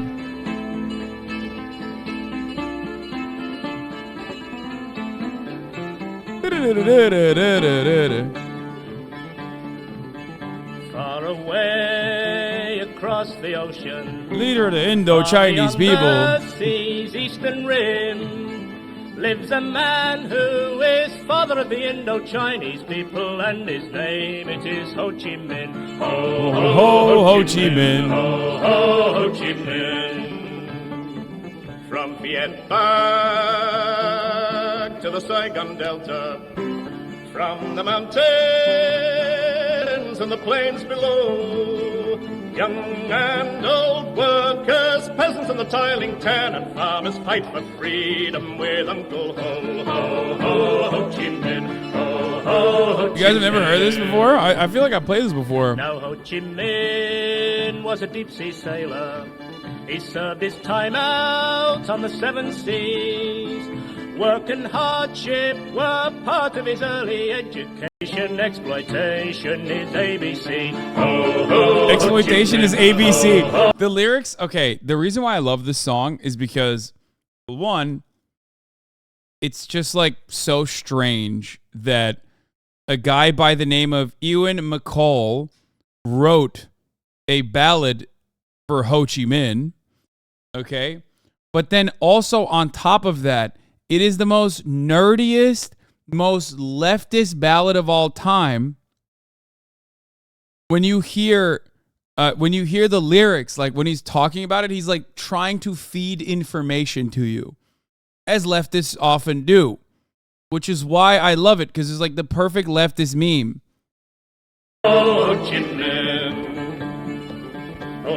No, I don't think I might be wrong on this, but I'm pretty sure this is the original, and there is a Vietnamese version as well. But this is the original, chat. There is a Vietnamese version of this. However, this is the original. Like, then they translated it to Vietnamese. Yeah, that's what makes it also much funnier in general.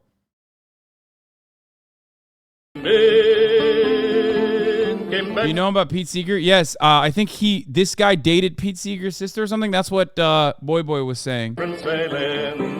And he looked on his native land, saw the want and the hunger of the Indo-Chinese people, foreign soldiers on every hand. Ho, ho, Ho Chi Minh, ho, ho, Ho Chi Minh. Now Ho Chi Minh went to the mountains, and he trained a determined band.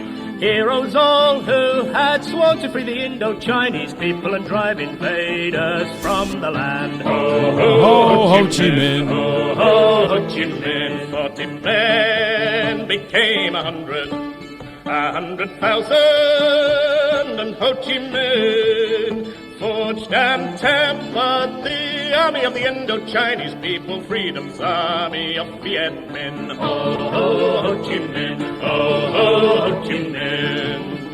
Every soldier is a farmer. Comes the evening and he grabs his hoe. Comes the morning, he slings his rifle on his shoulder. This the army of Uncle Ho. Ho, ho, Ho Chi Minh, ho, ho, Ho Chi Minh. From the jungles and the mountains. It's way too long. It's entirely too long, and like kind of silly, I'll admit. But it's so awesome. The best one is the Swedish Vietnam song calling on them to pick up the rifle and kill the Americans. Well, I mean, listen, I get all my anti-imperialist music from Psy, Mr. Upon Gangnam Style.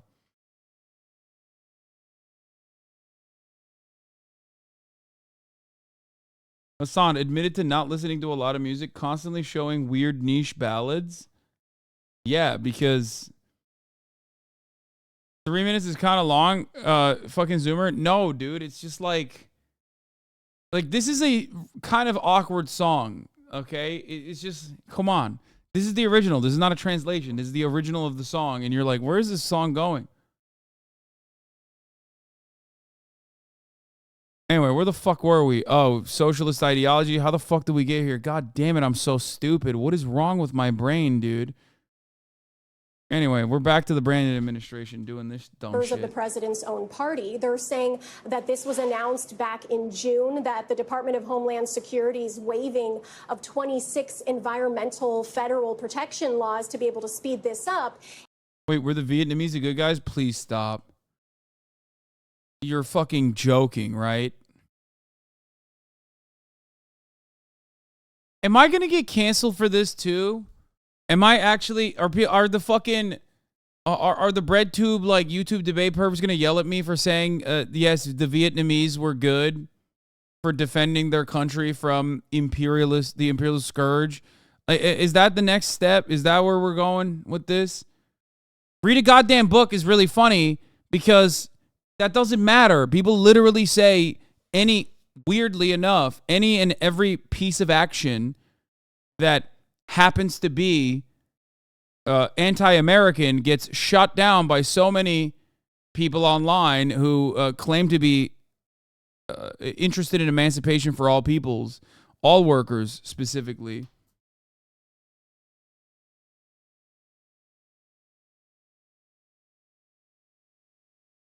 I think everyone kind of admits this now. McCain went.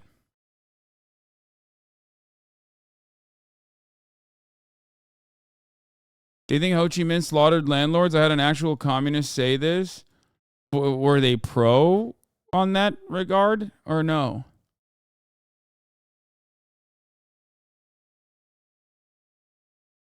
They won't attack you. They'll just continue to attack the two bread tubers who literally live in Vietnam and simply spread information about how it is.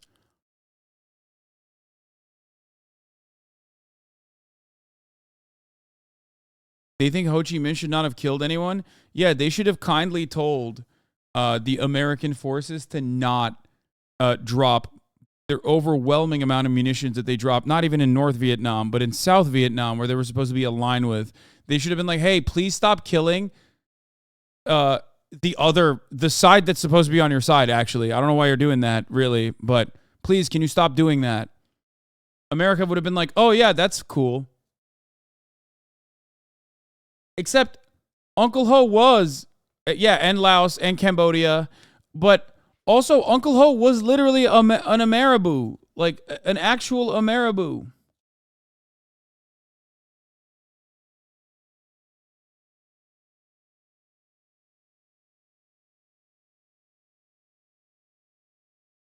So, they think courts should have been established, courts before killing, and any of that killing was capital punishment? Wait, what? No, I don't know who you're talking about. Okay, stop.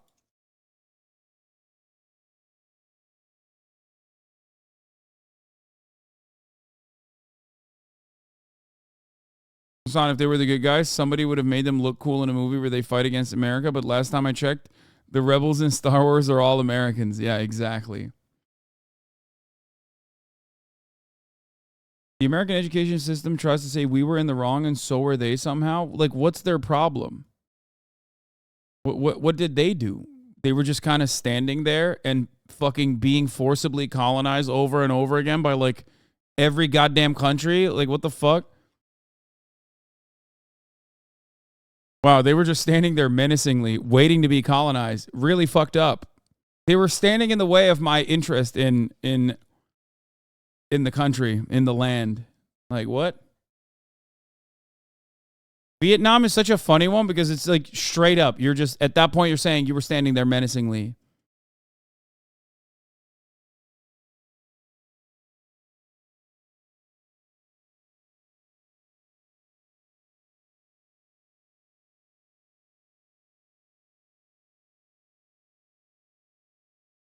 The point is, American education system doesn't tell the truth about how horrible Vietnam War actually was on America's part.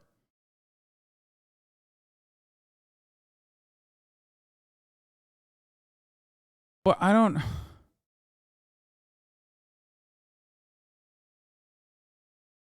Prime Minister of Sweden at the time openly sent aid to Vietnam. He was assassinated, and they never caught the assassin. I wonder who that was. Yeah. Oh, shit. That's actually really cool that you brought that up. I wanted to talk about the golden era of Sweden. The golden social democratic era of Sweden. I saw that video. That is there's a documentary apparently. It's like 3 hours long on Olof Palme, and also like the lead up to it.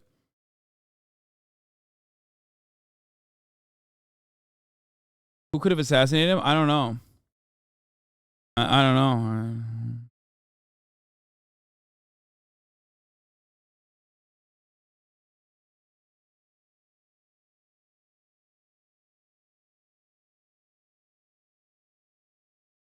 I think this was, yeah, I love how regime-pilled Sweden was in those 40 years, running a socialist dominant party system where half the people voted for the ruling Social Democrats no matter what.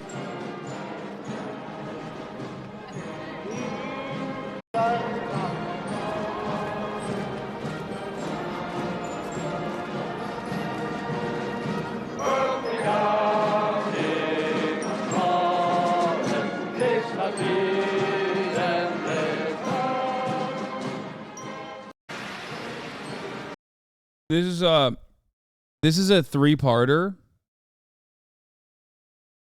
Right-winger, Sweden was such a beautiful country in the 1950s, 1960s. Sweden back then, be like, Social Democrats were in power for 40 years straight.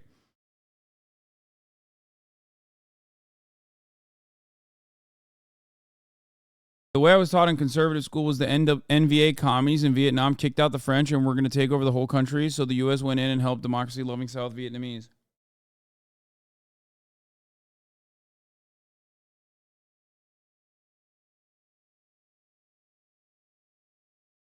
Yeah. I wonder how the Swedish government is now. Yeah. Don't look at it now. Here, this is it. Oh, fuck. I can't even... Oh, it's age restricted? Why the fuck is it age restricted? Palme part 2 out of 3. Can I ask you about your personal life? Because you seem to lead a very informal life as a prime minister. Are you able to keep your own family life private? Yeah, one of my big breakaway points from like a lot of other commentators in the same space that we're in was when I talked about when the first tankie stuff started coming in, and I reminded my audience at the time that like MLK would have been considered a tankie because while America was actively at war with Vietnam, he openly wrote articles defending Ho Chi Minh and saying that America had no business being in Vietnam, which he was obviously correct on. And the New York Times cut an article saying that he should stick to matters that he knows about and that his foreign policy understanding was very dumb. And that there are nuances beyond his comprehension as to why we must go and invade Vietnam. So if you think that, you know, if you are so easily moved by those out there who rush to make these kinds of snap judgments on any and every type of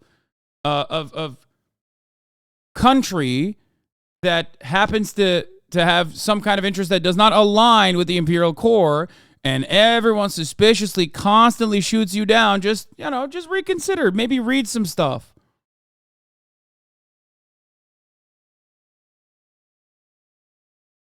MLK said, how can we give democracy to the people of Vietnam when we can't do it for communities in the U.S.? Why this isn't brought up on MLK Day is strange. MLK was also a democratic socialist. That never gets brought up either. I mean, here, I'll find it and I'll read it. Hold on. I want to find it now. I want to read it again.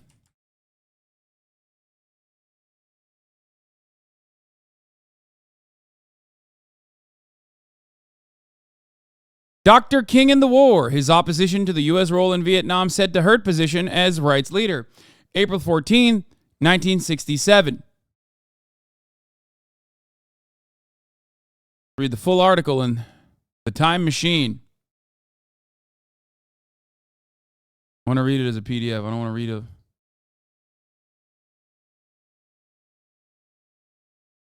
And we'll do Olof Palme. Olof Palme in a second. Atlanta, April 13th. The movement, which had long outspoken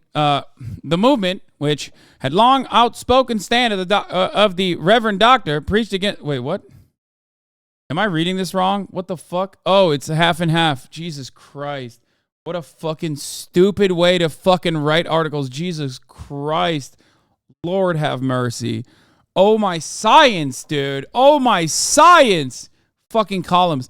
The outspoken stand of the Reverend Dr. Martin Luther King on the on the war in Vietnam has dampened his prospects for becoming the leader who might be able to get the nation moving again on civil rights.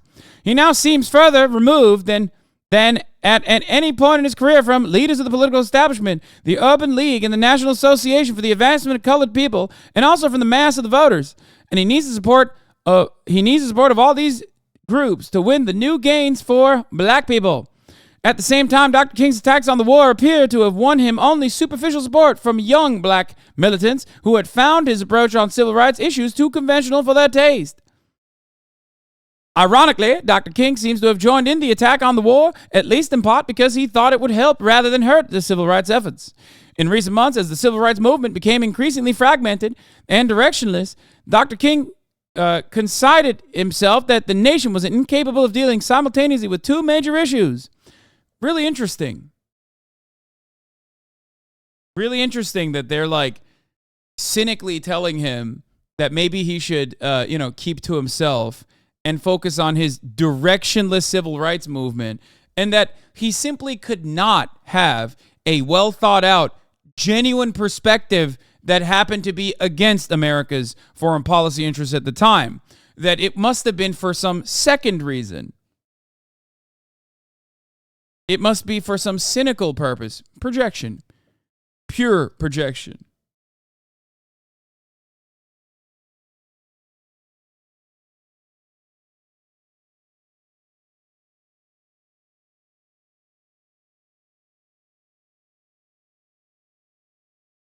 War seen as a first step. Thus, he reasoned he would have to grapple with the war issue and help bring it to a satisfactory conclusion before he could make new headway on civil rights. But in speaking out against the war, he has had to sacrifice his middle ground position among civil rights leaders. And it was precisely this position that had made Dr. King appear so invaluable to those who had hoped they could build a new civil rights coalition around him.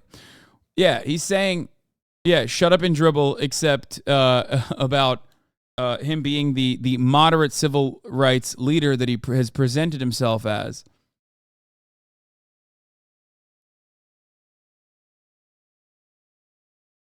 And also, I guess commie jacketing him. When the civil rights movement flew apart last year over the Black Power issue, Dr. King stuck in the middle road by deploring Black Power, but refusing to join the Urban League and the NAACP and denouncing such Black Power adherents as the Student Nonviolent Coordinating Committee and the Congress of Racial Equality. Instead of denouncing the two organizations, Dr. King simply said he would not appear on the same platform with leaders of the two organizations as long as they were espousing what might be interpreted as an anti-white position. Without Dr. King by their sides, as he was in the Civil Rights March through Mississippi last summer, the Black Power organizations found it increasingly difficult to get funds and publicity. By early this year, many civil rights supporters thought the folly of Black Power had been amply demonstrated and that the climate was now ripe for Dr. King to lead militants and moderates back into a new civil rights coalition. But then, by the way, anti-white, that's also fun because that hasn't changed either from the very same groups. But then Dr. King began his bitter denunciation of the war, and almost immediately the hopes for a new coalition evaporated. For in attacking the war, Dr. King automatically aligned himself with the Black Power wing of the civil rights movement, which had long preached against the war and cut himself adrift from the moderate wing of the movement.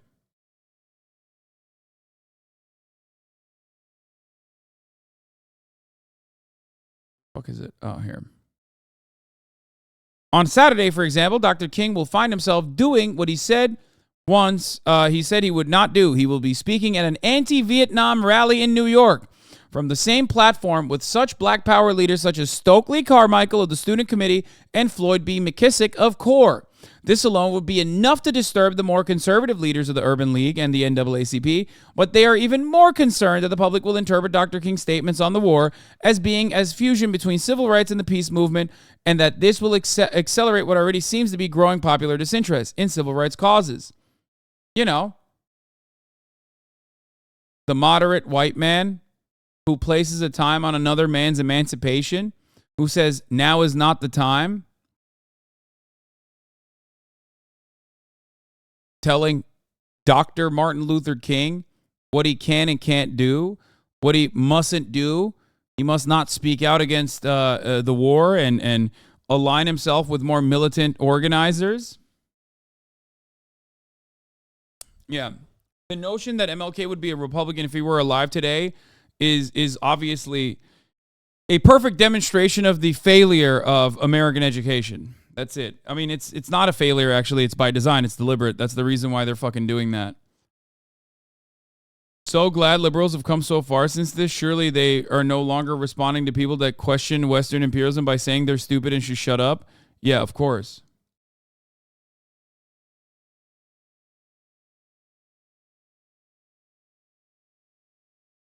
Yeah. I'm just... It hasn't evolved into a point here, at least, where they're using emancipatory language to say you are in the wrong, though. Which I'm sure, if we dig deep enough from that time period, I'm sure there was examples of like people writing articles about how this was about liberating southern Vietnam from the northern Vietnamese imperialist forces who did not want to allow France and the French to help Vietnam. You know?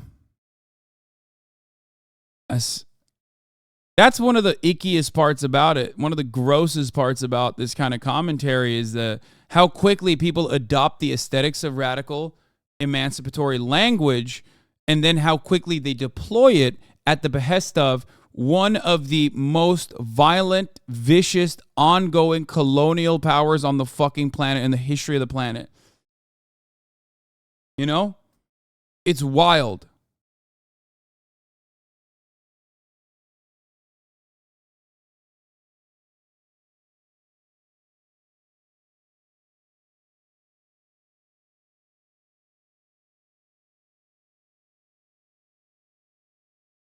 In my view, the NAACP voices fear in a public statement in which it called Dr. King Stan a serious tactical mistake, and Dr. Ralph J. Bunche, a member of the NAACP's board of directors, expanded on the statement Wednesday. They went and got quotes, too, from other black leaders in the NAACP, of course. In my view, Dr. King should positively and publicly give up the role or the other. Give up one role or the other, Dr. Bunche said. The two efforts have too little in common, which is not true. It, of course, has everything in common. Black workers in America and workers all around the world were, of course, existing under the same exact struggles.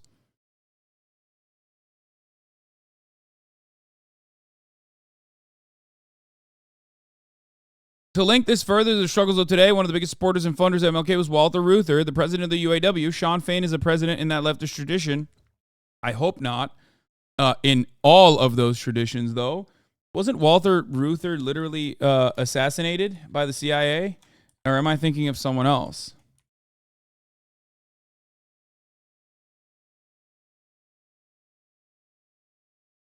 Or assassinated attempt was made.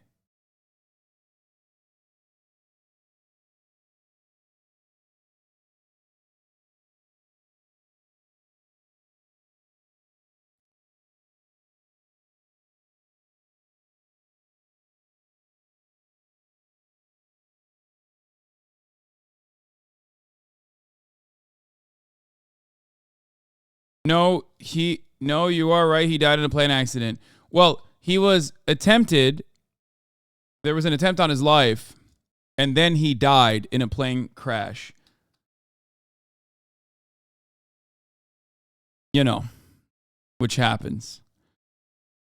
In a plane accident, sorry. Here's a video on liberals co-opting the civil rights movement.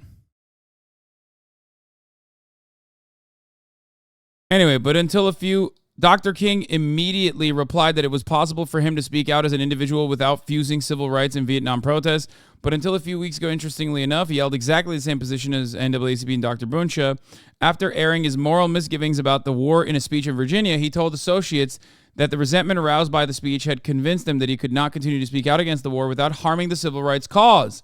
It's almost like if they can attack you on your domestic policy provisions, which directly and immediately align with their interests, especially if you can make a good enough argument for them, they will utilize your foreign policy positions and weaponize them against you.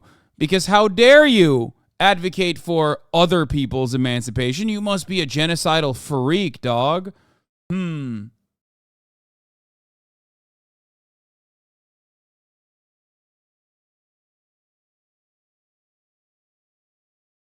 Radlip's talking about tankies from their home in the Imperial Corps.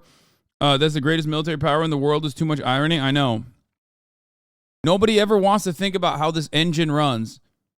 Ask them how the IMF operates or the World Bank operates and why they operate the way that they do and why so many of these other global South nations, third world nations, are desperate to get any kind of fucking loans that have different conditions from China.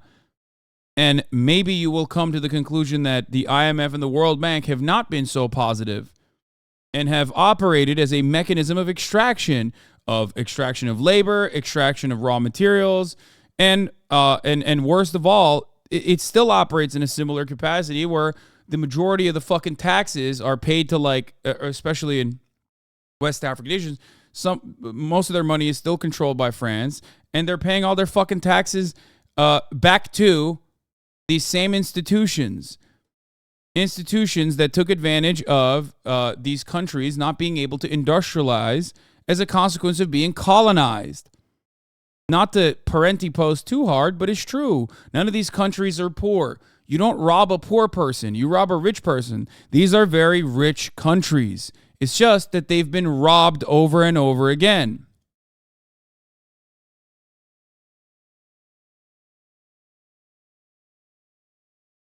Why the fuck would you rob a poor person? You rob rich people.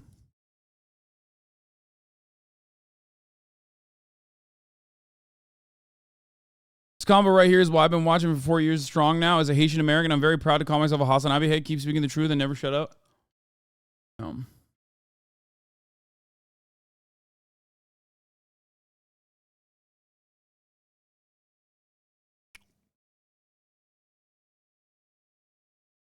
Yeah.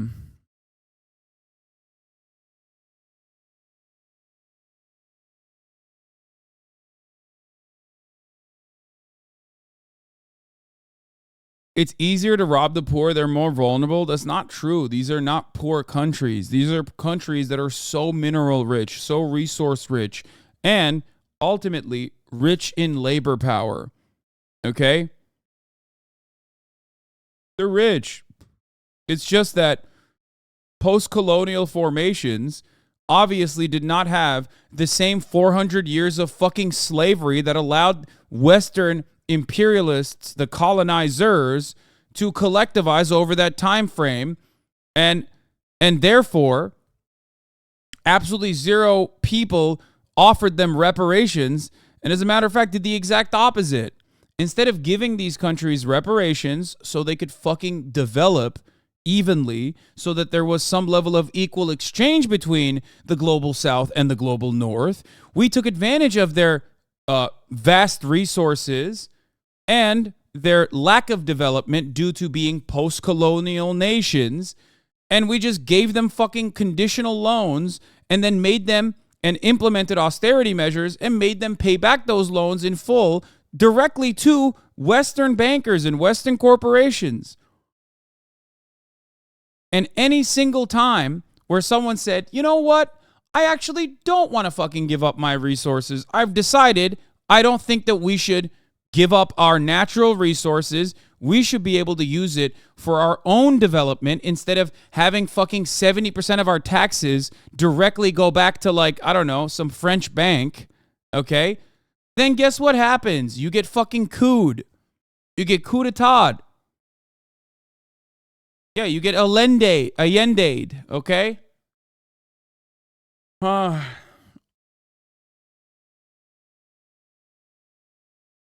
So America bad then? Yeah, it's not just America that's doing that, even though America does have veto power for some reason in these financial institutions, you know?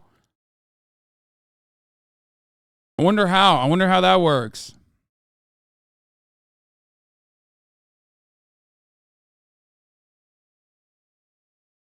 So, it's easy to fucking sit back and take advantage of the vast resources that we've extracted and continue to extract as like the global south receives 80% plus of the negative consequences of anthropogenic climate change, even though the global north consumes 90% plus of the power that we are getting from them, by the way, that they are extracting for us. We sit around and we go, country with 800 military bases around the world could not possibly have a say in everything that goes on in the planet. How dare you, Hasan, for having such an Americentric position on every issue?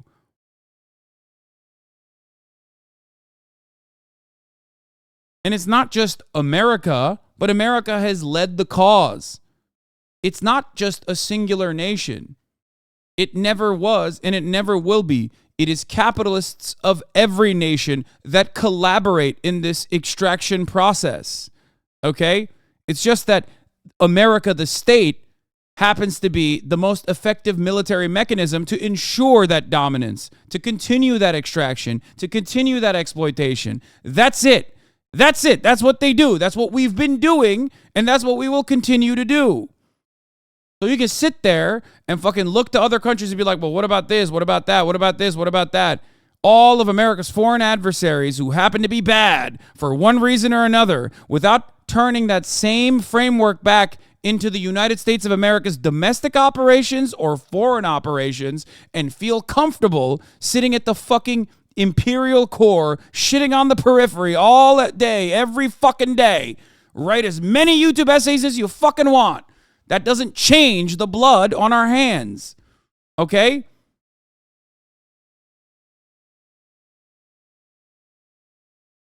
I love America because America has promise. I love America because America has so much opportunity. And I don't mean opportunity in the American dream sense. I mean opportunity to step out of the way. Opportunity to treat its own citizens with dignity. Okay? It has so much potential. It has jalapeno poppers as well. I do love that. And yet, for some fucking weird reason, it's just we're constantly refusing to recognize that.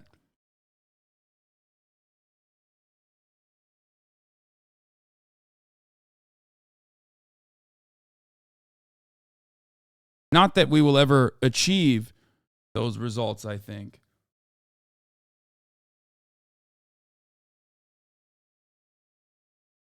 Don't let anybody. Sorry, I got fucking riled up reading MLK. Could the U.S., as a country, not the oligarchs, not get more long-term profits by offering real helpful loans to global South nations to create a future beneficial partnership? Why would you do that? Why would you do that when they don't have a say? Why would you do that when there's no counterbalance, when there's no force to stop you? Okay? Why would you do that when there's no bank on the other side of the world that is offering better loans and with better conditions, with no austerity measures associated with it, tied to it? The American Revolution is redeemable if the U.S. can move beyond the bourgeois revolution to a proletarian one. I don't think that will ever happen.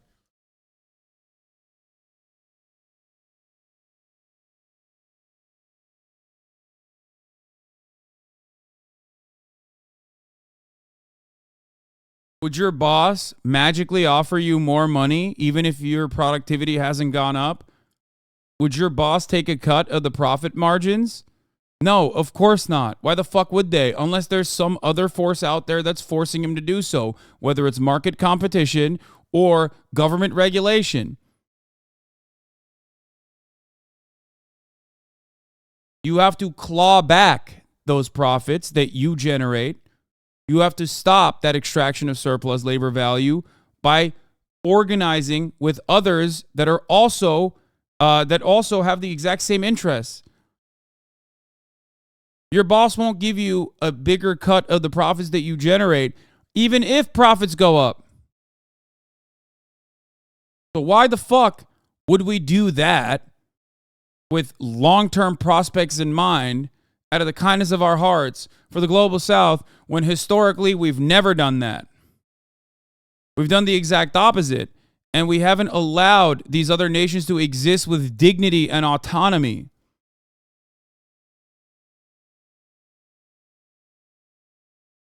I say this all the time. Americans, like the American behemoth, doesn't even treat its own citizens with the dignity that they deserve. We don't even have that, like, patriotic, nationalistic sensibility on that front. Why the fuck would we give a shit about brown and black people in the global south? You know? It's crazy.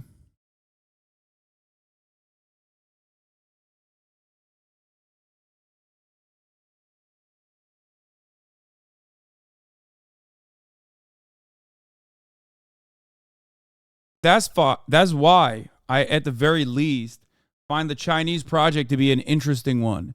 Are they a perfect state? Of course not. There is not a single one that's perfect. Okay, maybe Cuba that is like close to, maybe not perfection, but at least like organizing with respect to its own material realities, okay? Within the confines that they were placed under. But again, of course, massive. But look to every other country that Western bankers and Western capital has conducted deals with, whether it be India or whether it be any of these other countries. China was a post-colonial nation as well. Obviously, there's some differences, but you're looking at a fucking entire major, vast land that simply was all peasants. Not that fucking long ago. America was already an industrial powerhouse when these motherfuckers were literally working on rice paddies, dude. Now look at that. Now look at the economic engine that it has become. How can you look at that level of development? How can you not look at that level of development and go, that's fucking insane. That's unimaginable. So what happened? Why is it that every other country that became a manufacturing hub that Western powers wanted to fucking exploit and use their labor power for, why wasn't there that same level of development? Partially because they never let go of that same control that they had over many of these post-colonial nations.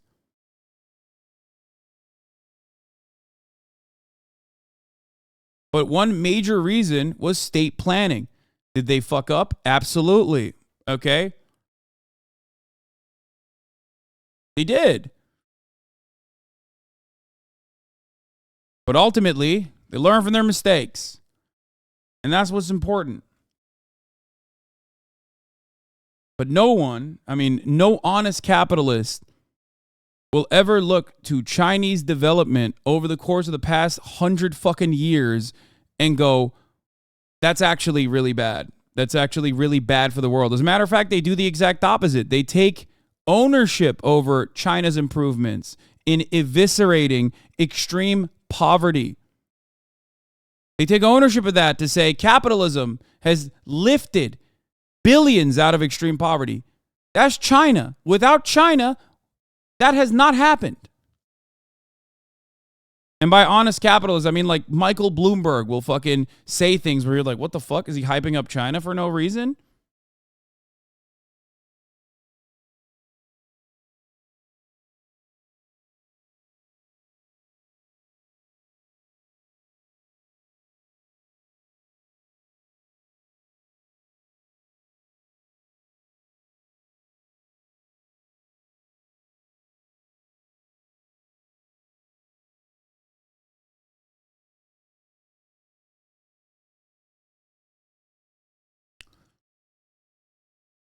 Anyway, national identity is counter-revolutionary in the anarchist utopia that will magically materialize tomorrow. We will be solidarity. It's not even just anarchists that say that, though. Like, And there are failures of developing like coherent, cohesive, super rigid national identities. Okay? But now that they've been successful, don't hear it as much. What do you mean? They kind of did say that stuff in the 2000s, but now that they've been successful, yeah, the major difference is now they're a competitor.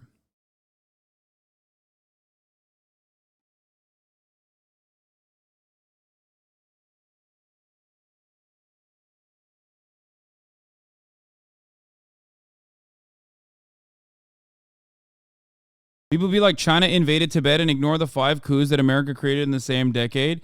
No, people be like, China invaded Tibet and then go, also, Taiwan. Like, people are pro-Taiwan and then don't fucking recognize that the KMT actually allowed the fucking, under its watchful eye, the nationalist KMT government literally allowed Tibet to continue having the same fucking dynastic power and feudalism. The only difference is, and at the time, there was British interest in the region. They were like, maybe we can take advantage of Tibet. But that doesn't even change the reality that ultimately the biggest no-no of all time happened. Okay? The biggest oopsie of all time. KMT lost power, which they still claim Tibet, by the way, and Mongolia, if you look at Taiwan's Republic of China maps.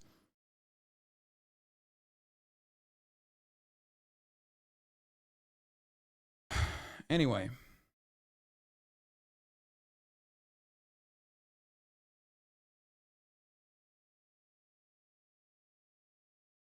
China's economy, 40 years of soaring exports. The rise of a trade titan.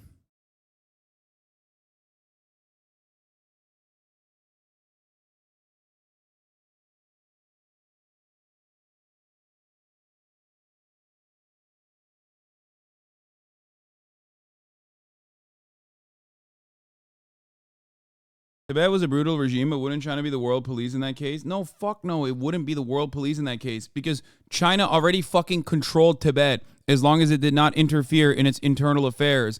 And its internal affairs were literally the fucking dynastic feudal power.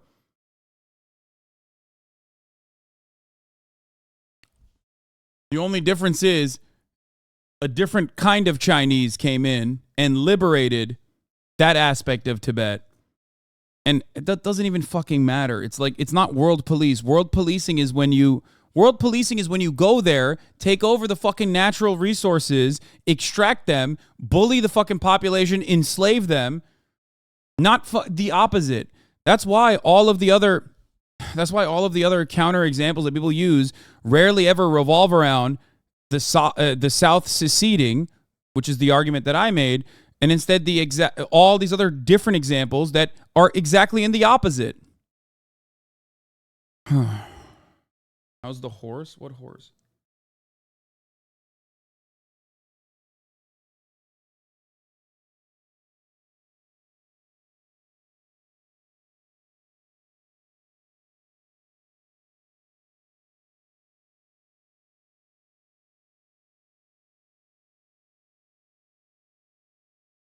Lives were up Boot Riley's ass for the same thing earlier this year. CIA. Okay, I'm not gonna watch this guy. But yeah, Boots is great. He's a great guy.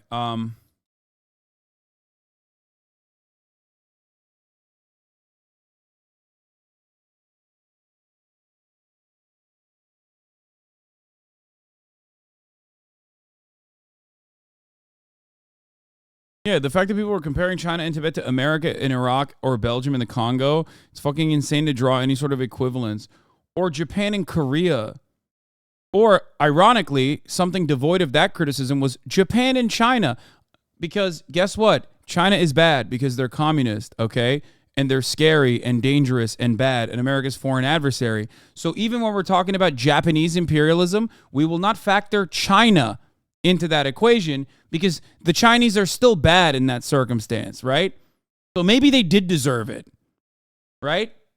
Even those who fucking said, even those who were talking about like Japanese imperialism of Korea refused to mention China for some fucking reason, you know?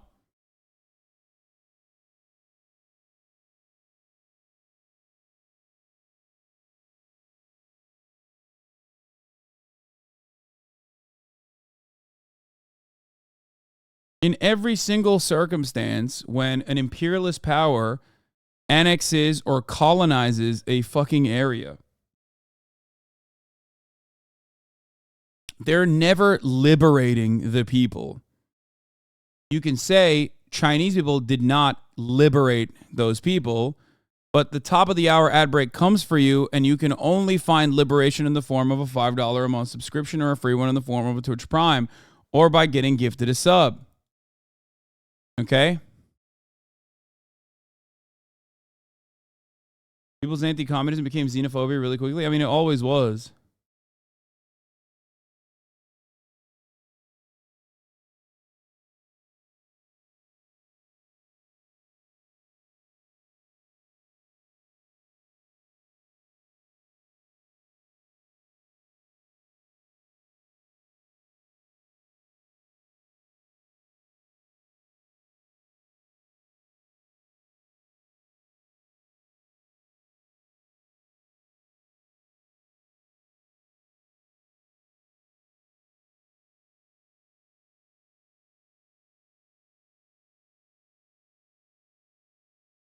Like, I saw people trying to claim that, like, India's colonization in the hands of the British was similar to this because there were Indians helping them, right?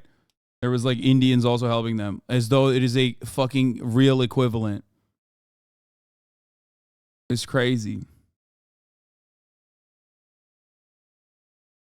There's a reason why nobody wants to use the analogy that I pointed to about the South trying to secede.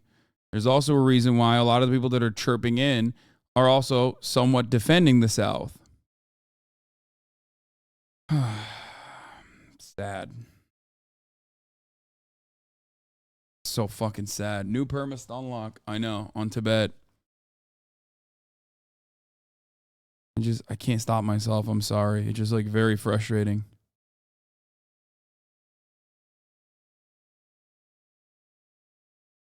Anyway, a guaranteed income that would once again get the civil rights movement working together in harmony. However, after several weeks of meditation and book writing in Jamaica earlier this year, he decided upon an all-out attack on the war. While he is attacking, it is clear an already weak civil rights movement is growing weaker, and an already disinterested public is growing increasingly disinterested.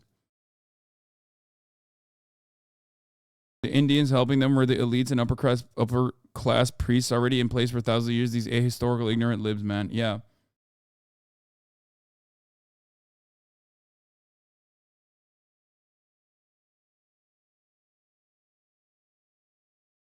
Tibet certainly deserves a direct violent result of the invasion, to be clear. Stuff like destruction of temples, etc., which were taken to speed up China's larger integrationist policies. Those are the complications you unfortunately get with any violent conflict. The major points of consideration with Tibet, as far as, like, criticisms of the Chinese or PLA's actions in Tibet, would be not restoring the Dalai Lama, which is for understandable reasons. I get what the Chinese interest was in that situation and why that was such a large point of contention, because this person is not just a religious figure. This person is a political religious figure who also is like a representation of God, okay? If you don't believe that, then obviously you're going to be like, no, like, we'll get our own Dalai Lama, chill out. Yeah, that's a big problem. Because why the fuck would you not want to take up all that land again as soon as you rise back to power? It's always going to be a given. It also revolves around the same exact point of contention that every person, every naysayer, or every person who is hypercritical of China are correct on, which is that you cannot have any sort of serious, valid, no matter how valid, criticism of the Chinese government. That's it. I've talked about this quite a bit from all of my conversations with Chinese nationals about how there is a collective understanding that as long as you keep your head down and you don't fucking talk shit about the government, you can pretty much do whatever the fuck you want, and life is great, and you have the recognition that the government has your back. That's why there is a tremendous amount of confidence in the Chinese leadership and in the Chinese government, no matter what liberals try to tell you about how that is not the case, and it's actually brainwashing, and it's actually propaganda. Ultimately, Western surveys, Western surveys that have no interest in propping up China as a good government at all have come to that same conclusion. People's confidence in the Chinese government is incredibly high. But of course it's going to be incredibly high. You just watched what happened in terms of development over the course of the past couple decades. Why the fuck wouldn't you believe your government has your back in that situation? Okay? So that's it. Those criticisms are correct, though. So if you say anything that is considered to be a separatist, okay, if you say anything that's considered to be separatist, or even something as stupid as like criticizing the government openly and publicly, yes, you get clapped, which is unacceptable. I agree. Okay? I agree. I think that is fucked up. I don't agree with that. I think it's really fucked up. And unlike other people who would defend that front and say, well, it's because China is constantly waging war against America, the hegemonic superpower, I don't think that at this stage it's the best possible way to go. Okay? But I have no control or no say over that. Okay? That's it.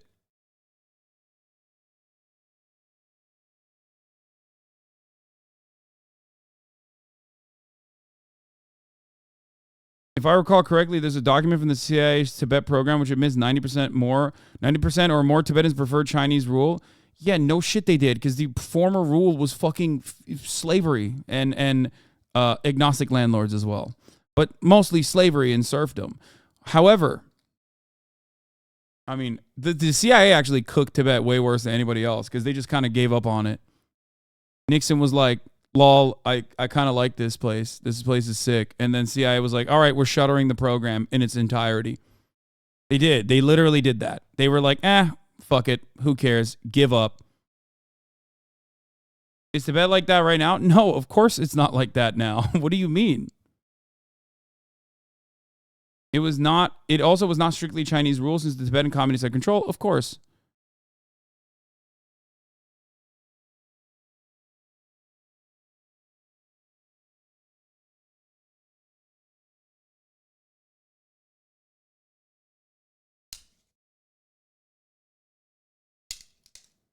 What is this? Well, the good news is that the left of center thinkers and writers haven't largely bitten or any other recent American misadventure abroad. Yeah. Oh, I said, yeah, I saw this as well.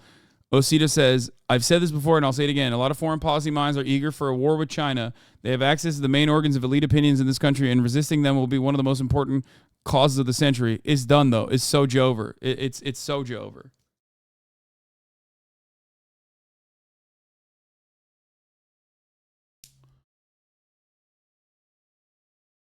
The paradox is in the West, reputation is the weapon used by the powerful to remove anything challenging to capital, faux freedom of ideas. You can't say anything that has an effect on power.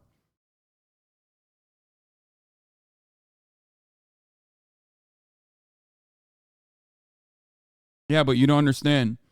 Everyone that is a heterodox thinker or someone that is actually strayed away from American foreign policy goals globally is always suspiciously a bad guy. Always. But like Henry Kissinger, good guy. Perfectly comfortable and still ready to give advice to every American administration. That's a good guy. His hands are bloody, okay? Guy who has openly stated his bloodthirst time and time again. That's a good guy.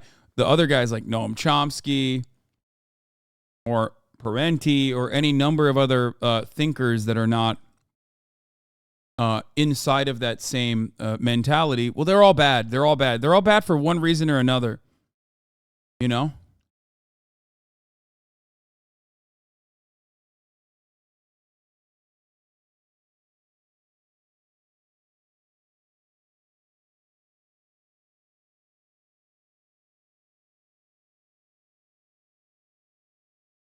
I saw someone call Yanis Varoufakis a tankie.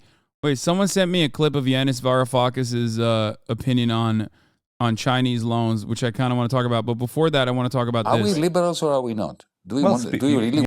Yanis Varoufakis, I love you. Please come on the show. You're so sexy. You ride motorcycles. You have a very rich wife. That's cool, in my opinion. I don't have an issue with that.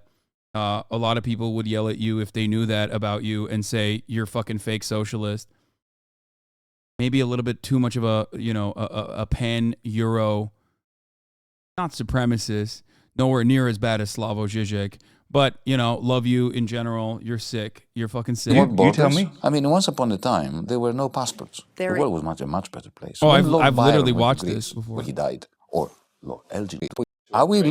Look at how fucking charismatic he is. He's so hot. Liberals or are we not? Do you really want borders? You tell me? I mean, once upon a time, there were no passports. The world was a much better place. When Lord Byron went to Greece, where he died, or Lord Elgin for that matter, he didn't need a passport. What was wrong with that? I think borders are a sign of failure of the human species. It's very relevant right now because the UK is currently having a lot of debate about immigration. You shouldn't be having this debate. It is a misanthropic, stupid debate. And you have a minister who should have been expelled from this country for having these ideas. She even challenged the United Nations Charter on Refugees. I mean, this... He always says borders are a scar on our earth. This is she suggested it might have been an outdated legal mechanism to resolve that problem. It's a dangerous, poor excuse of human nature. But the people who are anxious, very ashamed of her. But the people who are anxious about this issue are the people you are trying to look after. Sure. They are people who... My job is not to pander to anxieties that are absolutely false consciousness examples. Look, Freddie, we Europeans exported hordes of people. We emigrated to the four corners of the universe, of the planet. We populated the earth from Latin America to North America to Asia to Africa. Millions, usually armed as well, right? As imperialists. We had no qualms about that for 1,000 years. All that has happened is that we're getting old. Demographically, we are aging. So, migratory flows have reversed. We need migrants. The more the merrier. Why do people worry about the Romanians living next door to them? It's because the flats have been privatized. They used to be council houses and now they are being privatized, and austerity, together with largesse for the finances through quantitative easing, has destroyed the foundation of the society, even if you didn't have a single foreigner. All this angst and... The British would not have these considerations if council homes and flats were not allowed to be purchased wholesale, which immediately shrunk up the available housing and created a negative incentive to continue building more housing, as a matter of fact. Just a thought. Another neoliberal, psychopathic, monstrous, pedophile-defending freakazoid, Margaret Thatcher. Rage is being diverted, as in the mid-war period, against the Jew, the Muslim, the Romanian, the Brit, the German, the foreigner. We must not tolerate that, and we must never pander to that and say, the solution is to erect taller fences. No. This guy had a great take on BRICS and why it's not challenging America. Wait, really? I have not heard that. Those people who you don't want to tolerate prefer... I mean the politicians. I'm talking about voters who might have I ideas tolerate that you every don't like. voter. And Yanis is a pan-European future leftist bloc against U.S. financial power and influence kind of way. EU is a massive consumer population, which the EU doesn't utilize to bargain because they're U.S. lackeys. Yes, the only criticism that I think is appropriate for Yanis Varoufakis, well, there's two. One, he's too much of a pan-Europeanist guy, okay? So there is truth to that. DM25 gets a little too, I'm no Maoist third worldist, right? I love my fucking luxury goods and I talk about it quite frequently. And I think that consumption is a necessity to dull the masses. And there are lessons to be learned from neoliberal mechanisms of control and yada, yada, yada. These are things that I've described plenty of fucking times. Having said that, however, I do think that Yanis Varoufakis, maybe not him as much, but some of the other DM25 guys are maybe a little bit too much of a Europe is supreme type dudes. You know what I mean? With them, whereas every voter, and I respect every voter. Okay, but I engage in conversation with them, whereas Miss Braverman is trying to poison the soul of everyone for her own very narrow interests of political survival of a government that is nasty. Oh God, don't say that. Don't bring up, because that brings me to my second That brings me to my second criticism of Yanis Varoufakis. And I don't know if I should actually tell you guys this. As a matter of fact, I probably won't. Never mind. Let's not worry about it. Do not Google what Yanis Varoufakis did at Valve. Do not do that. If anybody fucking tells you that he worked at Valve, that's a lie.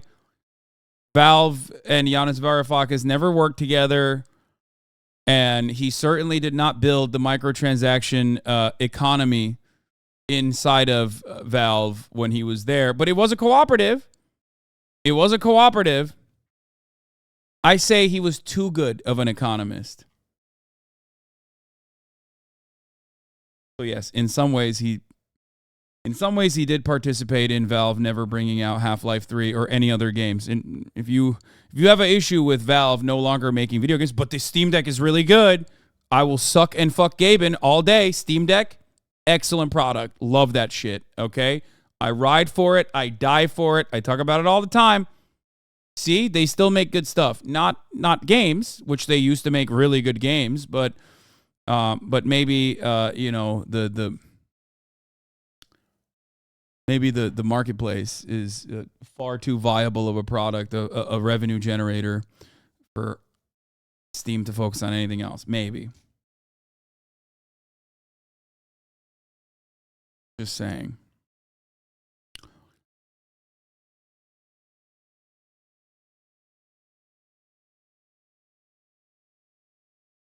Steam Deck amazing, going on 15 months with mine. Yeah. Evil and its life should be as short as possible.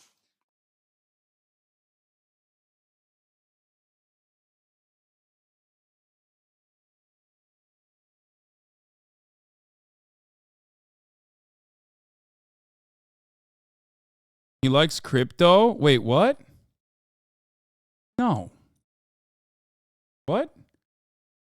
Please don't say that. I haven't really kept up with Yanis Varoufakis for some time, but I fucking doubt that he likes crypto. No shot.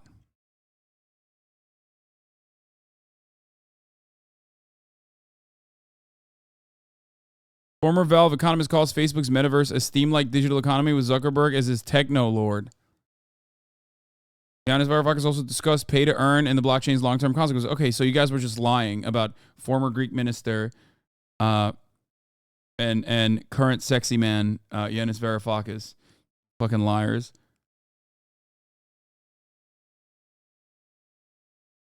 Another aspect of ideological allegiances that I have with Yanis Varoufakis is that he, much like myself, believes in reversing the role of the European Union instead of like trying to balkanize it or let it wither away, and utilize it as a means of doing equal trade rather than the current unequal trade, which I know a lot of people don't like that.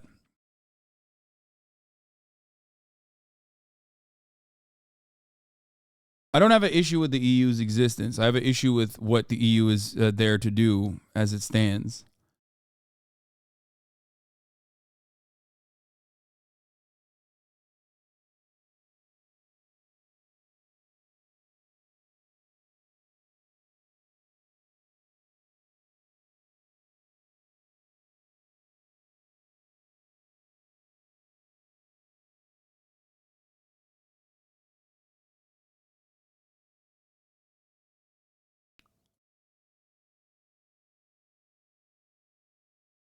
What's wrong about DM25? Nothing. I don't have an issue with it. Where was here is Yanis Varoufakis talking about China. In Africa, they're lending money to countries to build ports and different infrastructure. To build what? Port. And what's wrong with that? And well, because countries that need ports get ports. But they're making people dependent on. I mean, I know it's the same thing that we've done. They're making people dependent on that good Chinese money. Which is no, it's not. Around the world. They are far more humanistic than the United States ever was. Really? Welcome to Candid Africa, truthful and unapologetic.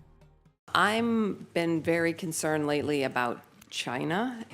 They are now all over Africa, buying things and investing over there and getting those countries dependent on them and supporting, non-democratic people. And I'm just like well, we are in a country that supports Saudi Arabia.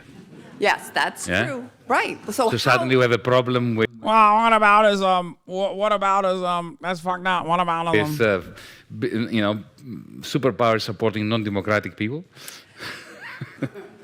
Yes, yes, I do. They're in Africa. Yeah, a note on autonomy or a note on democracy. Do you feel like you have any say in American governance? Technically, you vote, right? You can vote for one party over the other, and they have some marginal differences. But do they ask you what to do? You know what I mean? Do you have any say whatsoever? So if you, as an American citizen who would much rather, let's say, not have this expansive, ever-expanding military budget and instead would focus on, fixing America's infrastructure, offering better training programs and integration programs for the oncoming migrants that are climate refugees, as well as refugees of America's fuckery in those nations.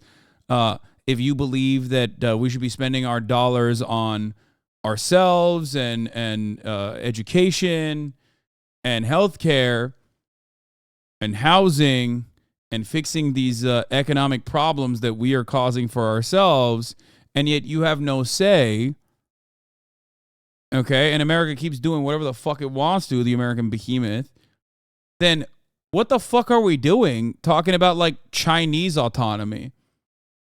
Like, to me, that is an incredibly unself-aware perspective to take. We're just yapping. It's the same principle behind like the giving money to Ukraine and giving weapons to Ukraine. Everyone's like, oh, Sam, blah, blah, blah. You have this opinion, you have that opinion. It's like, bitch, you think you have a say in this process? You don't. You have no say in this process. America autonomy is being able to say slurs. True, there is freedom there.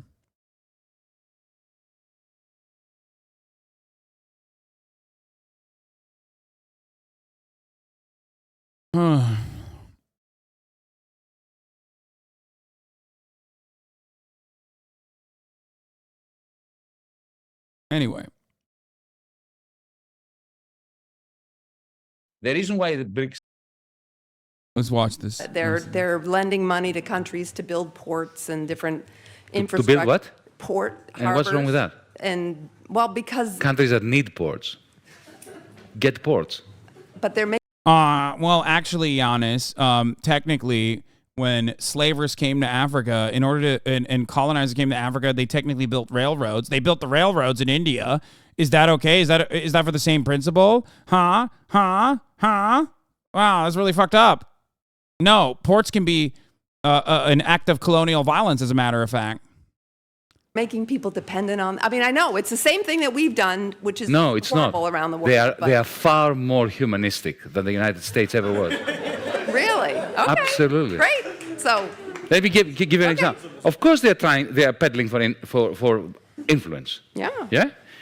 But they are non-interventionist. Absolutely non-interventionist in a way that Europeans, the West, has never managed to fathom. When it comes to the influence of China outside its borders. Yeah. The criticism of Chinese development in Africa is always revolves around a hypothetical of like, what if they behave like we did? And it's like, okay, if you're African, if you're from an African nation, okay, and you saw violent colonialism and then also still violent neo-colonialism in the form of economic imperialism, and then the other guy's like, here, we'll give you like low interest loans and it's chill, do your thing. Like, yeah, you're probably going to be like, I don't know. I think I want it from these guys who are giving me better loan conditions and not trying to implement fucking austerity measures. Like, why are you fucking worrying about it? That's why the classic thing I hear all the time is, what is it? When Europeans come, we get a lecture. When the Chinese come, we get a hospital. Now, that doesn't mean that like China's interests are, honest and earnest. in developing Africa. I don't think it is. But so far, at least Western powers have historically done such a piss poor job of robbing Africa for all of its natural resources that they seemingly are relatively happy about Chinese involvement instead. So if you are a real free market capitalist, as you claim that you are, America and Western imperialist nations, then do capitalism. Offer even better fucking loans. I have to say, firstly, it's quite remarkable that they don't seem to have any military ambitions. Secondly, Africa. I'll give you an example, a specific example. Ethiopia. 2004, because I happened to be there and I have some first-hand experience of it. They've actually done a stellar job of robbing Africa. Thank you very much. Again, is Western cope, man. Are you Chinese? Am I Chinese? Do the Chinese even have a fucking say in what the Chinese government does? Do you have a say in what the American government does? It doesn't. None of us have any say in these processes whatsoever. Oh, you're talking about the West. Okay, I thought you were like, no, they're actually stealing African resources too. It's like, because I do hear that a lot. Like all the fucking time from, liberal perverts. What? They went into Ethiopia. I'll tell you why they went into Ethiopia. Because they suspected there was oil. Because China is a major industrial power, but it lacks primary resources. Now, instead of going into Africa with troops, colonially, destroying the country, killing people like the West has done for the last 100 years, what they did was they went to Addis Ababa and they said to the government, we would like, we can see you have problems with your infrastructure. We would like to build some new airports, upgrade your railway system, create a telephone system, and rebuild your roads. And we'll do this all for free. No strings attached. We don't want anything from you. And they did. Why did they do it? Because it's soft power. Because because they knew that if oil is discovered, and it was discovered later, then, of course, the Ethiopian government will be much more open to Chinese oil companies coming there. They have never combined their investment with imperialistic. Can you imagine if that was a German company or an American company?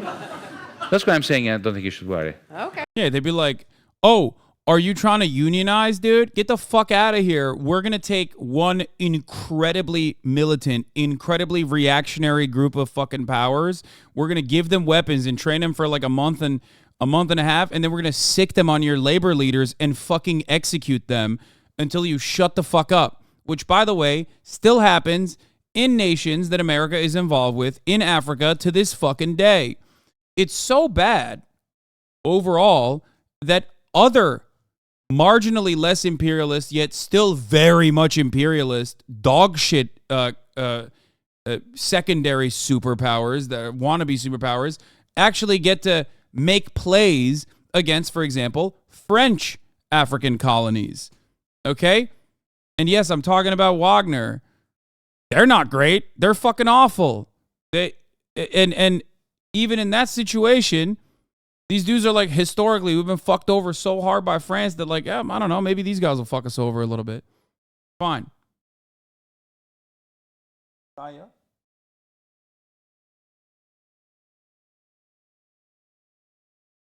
I won't. There we have it. Let us know if you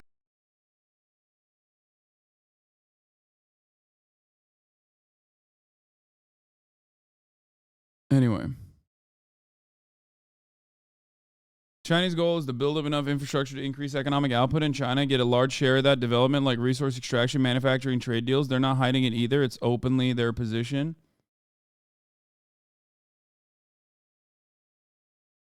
Oh, this one is the... In Namibia, for example, the number of Chinese people living here in the meantime is 4 times as much as, for example, the German community.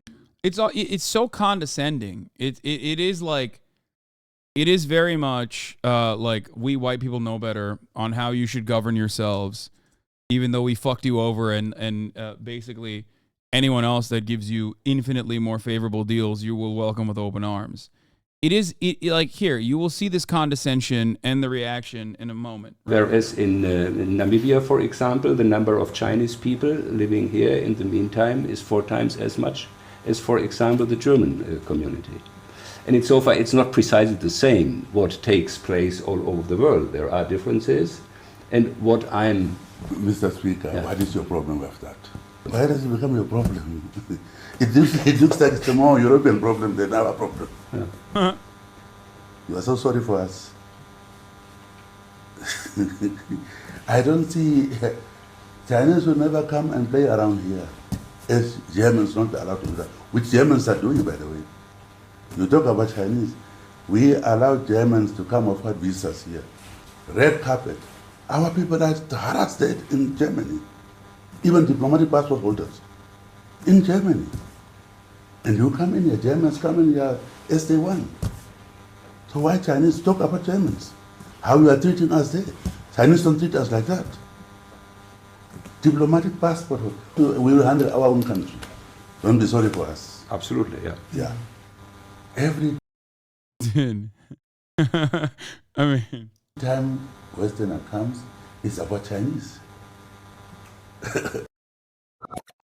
yeah, they want partners, not subjects. A one-sided partnership.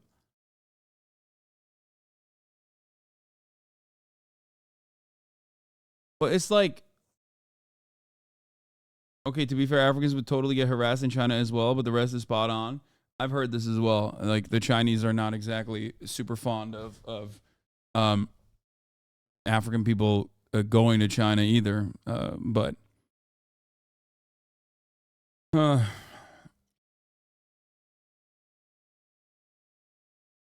was in Kenya this February, and the Chinese basically own all the highways and new roads.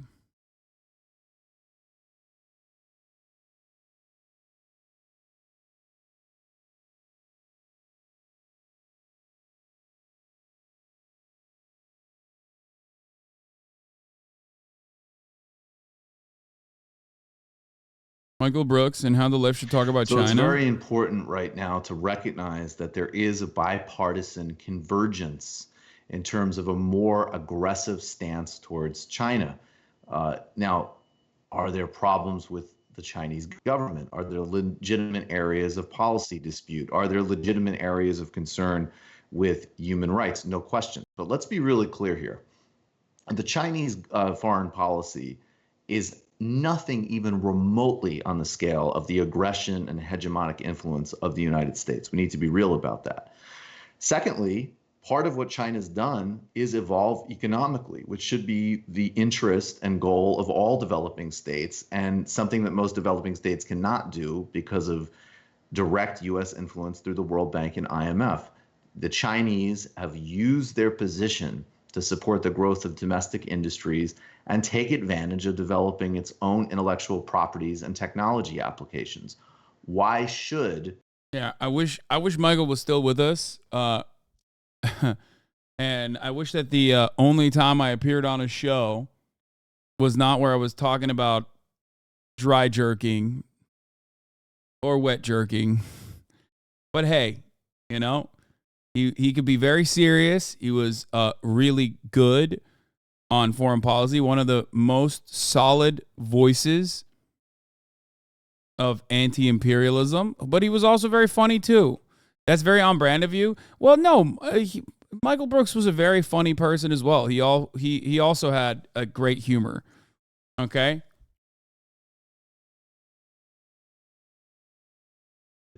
We have a xenophobic attitude about 5G when they accept the role, which they certainly heavily monitor, of Google, Facebook, and Microsoft. Now, again, if we want to reframe this as a bigger conversation about privacy, data, and openness in general that implicates platform capitalism of Silicon Valley and what the Chinese are developing, well, of course, that's a very serious and important conversation.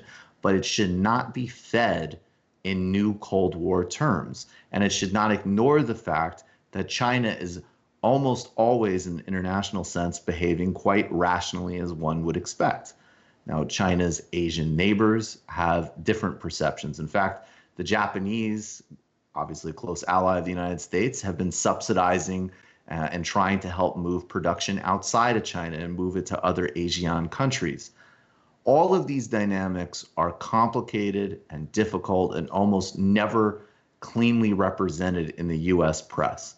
The sort of mainstream Obama narrative is still a kind of more sophisticated version of quote unquote get tough after for decades of essentially treating China as a giant sweatshop. And of course, now we have the new extreme xenophobia of the Trump administration. What we need is an anti-new Cold War, thoughtful analysis that recognizes that China is the world's new superpower. This is a G2 world. What does that mean? What does it mean for the prospects of the global environment? What does it mean for the prospects of workers' rights internationally? And why have we gotten to this world moment where the only conflict in the Chinese relationship in the United States is between the sort of 1% corporate sector that wants to continue on a relationship that has not worked in the main for workers in either country, as well, and then people who want to start a new aggressive hybrid war against China and facilitate a new Cold War. We need to resist both, and we need to have a much more intelligent discourse about one of the most complicated countries on earth. Yeah, I think you're absolutely right. Just a few points I wanted to mention. You know, there's a lot of tough talk coming from both Democrats and Republicans, as you perfectly pointed out with those two ads, regarding, the new Chinese boogeymen and how we need to really fight them aggressively.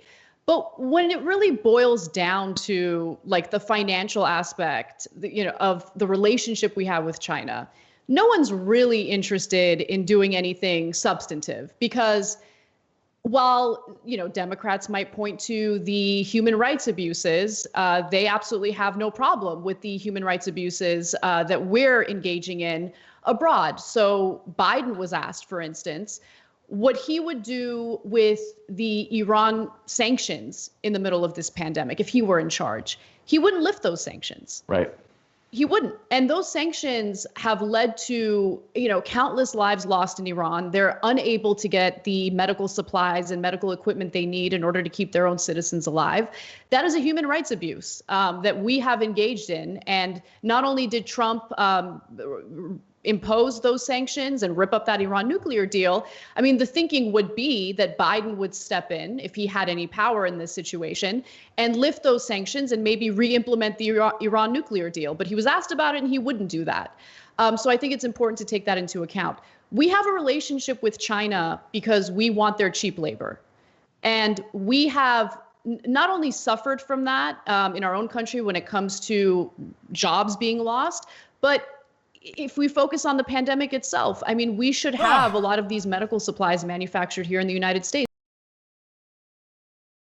Anna has changed so much since this. I don't know what Anna's opinions are on America's foreign policy, but Anna definitely has had an attitude shift on other stuff. But we don't because it's more profitable for these companies that make these supplies to ship that labor. I heard she liked some like random reactionary dude being like, Hasan is getting cooked by Cenk right now, and she liked the tweet. It's just, I don't know. It's sad.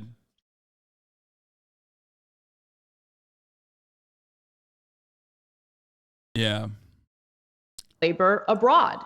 And so, again, sometimes I hesitate to make this argument, but when it comes to like the fundamentals, there are so many similarities between Democrats and Republicans. And I think we need to come to terms with that. And I think you're absolutely right. There's always that citation of human rights abuses when both parties want to garner enough support. Did you guys like working together? Are you kidding me? She's like family. I've known Anna for 20 years, chat. What the fuck are you talking about? Yeah, of course. To engage in some sort of, either Cold War or actually full-blown war with a different country. But we do need to really have a moment of self-reflection and see what type of human rights abuses we have in our own country and also abroad. Yeah, I think you're 100% right. And I also think it's really important, again, to, be real as these things are hyped, that, of course, and I think, to deny that there aren't human rights abuses in China is... Were you like 12 in 2003? Yes, exactly. And has been with the Young Turks for 20 years. Delusional.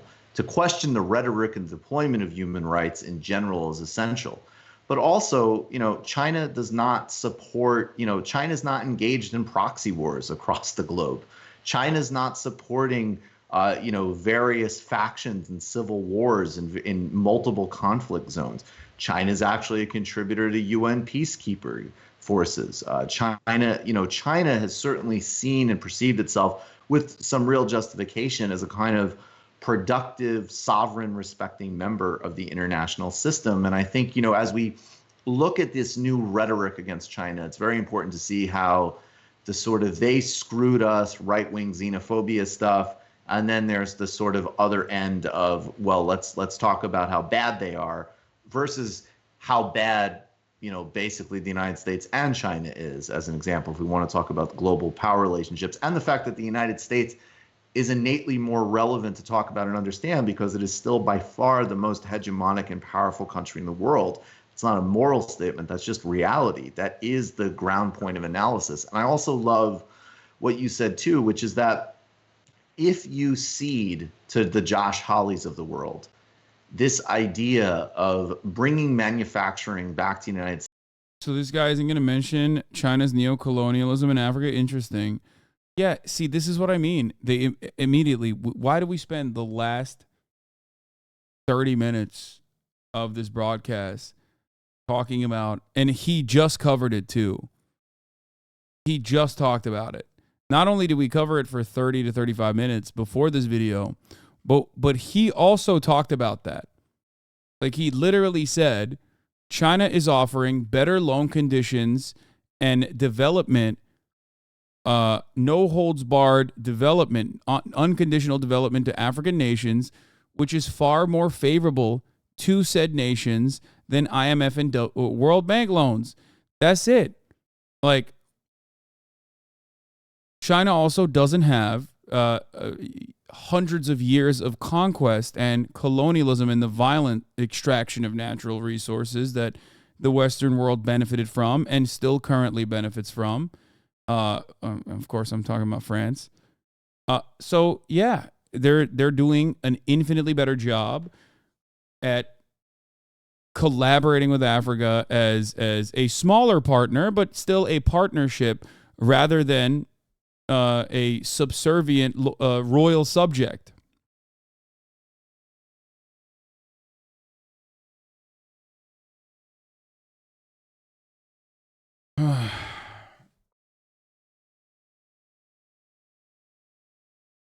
States and strategic industries, which is... So next time you say that,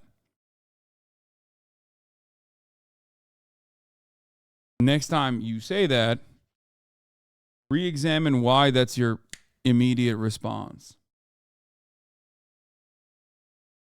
Okay? What's the point of getting soft power if you don't want to use it to exploit others? I think that there is some level of exploitative trade that will come. And there is. They control the next wave of energy development, given that oil is a finite resource, is going to be renewable energies. Renewable energy, we know, requires a tremendous amount of rare earth minerals that Africa is bountiful with, okay? China currently controls a big chunk of that. That in and of itself could be considered exploitative, except it's exploitative if those nations are not allowed to do whatever they want with those resources. Okay? If those nations are not allowed to do whatever the fuck they want with those resources, then yes, that is exploitative. Which is why many of the counters against China revolve around hypotheticals of like, what could they do in the future? What if they're way worse than America in the future? What if they're way worse than European nations in the future? But it's never about what they're doing now, because what they're doing now is significantly more favorable for said nations. It's also very paternalistic, patronizing. You know what I mean? To be like, oh, these Africans, they don't know. They don't know what's best for themselves. You know? Very frustrating. Is going to be a global trend right now. I mean, even Richard Haas from Council on Foreign Relations has acknowledged it. The Japanese are moving very aggressively. Josh Hawley has this legislation specifically on pharmaceuticals and medical supplies. You cannot cede that terrain to the right. And I think this is another way in which the left. Really fucking simple. China needs resources. Africa has them. They're going for fair trade rather than neocolonialism. China is so far ahead developmentally. They need resources at rates African countries can't produce because they have poor infrastructure. Yeah. Left needs to have a much more coherent and synchronized conversation, as I always say, about where things can be local, where there needs to be national nation-state projects as the nation-state continues to exist. And then, of course, on the other hand, I'll just end with this. Obviously, dealing with something like Corona is a major area for global governance. And with climate change and oceans and a variety of other issues. Yeah, chatters that do like Lula Livre memes are who am I lolling this guy? You know what I mean? It's so funny. Another tankie for all of you supposedly, imperial core lefties out there. Another fucking tankie. Yeah. This year, I met this young American, a journalist who turned out to be a friend who I thought that we would meet again. How is it possible? My heart and prayers go to his family and friends. May his passion for social justice be remembered and inspire people around the world. Yeah.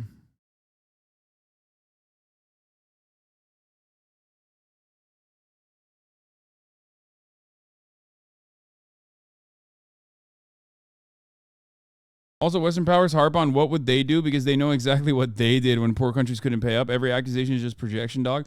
Even before they couldn't pay up, though. Like, I think one part of this, yes, Michael Brooks passed away.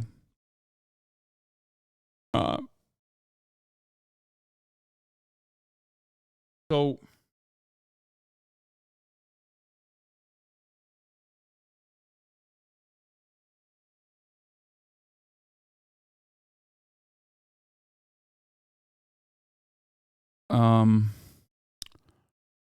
one thing that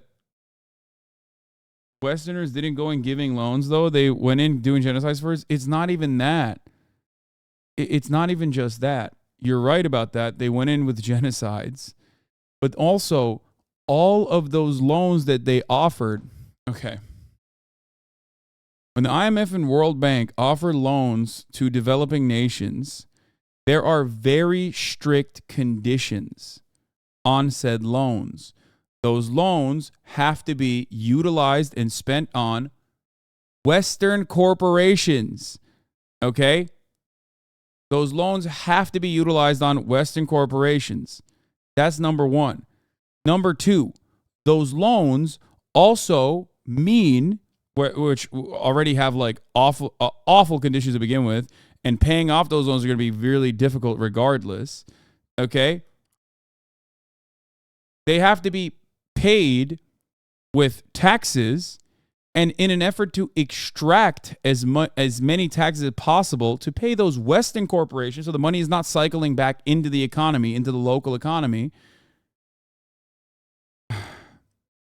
they implement incredibly strict austerity measures and forcible privatization of assets. Okay? Who are those assets sold to? Well, back to Western corporations. This is impossible to explain to someone who is American. I will never be able to explain this to you. I come from an IMF country. Okay? So I, of course, my automatic position from fucking birth is always going to be fuck the IMF. That's the difference. That's one of the major differences. Like, imperialism doesn't just come in the form of direct violence. Okay? Which is why every single Iowa dipshit, social democrat, or anarchist constantly fucking talks about this shit as though it's like direct soft power. It's not soft power. Okay? That's why you fucking walk outside. You take one step outside of the imperial core and you will see motherfuckers have a very different opinion on these sorts of things. Okay?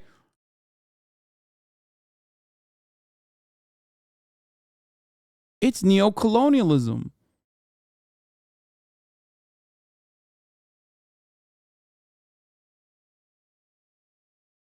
That's the problem. That's why I fucking lose my mind when, again, dumb motherfuckers living in Idaho and Iowa are like, oh, I love the aesthetics of the hammer and sickle. I'm an anarchist. I fucking know, I know what's good. I mean, well, I care about the plight of all of those people who are being colonized and brutalized by China, who's the global hegemonic power, so much worse than everybody else. You simply don't understand it, Hasan. You don't understand the nuances. Your foreign policy is America bad, America bad. Yeah, America is bad, bitch. The fuck you mean? Yeah, America bad.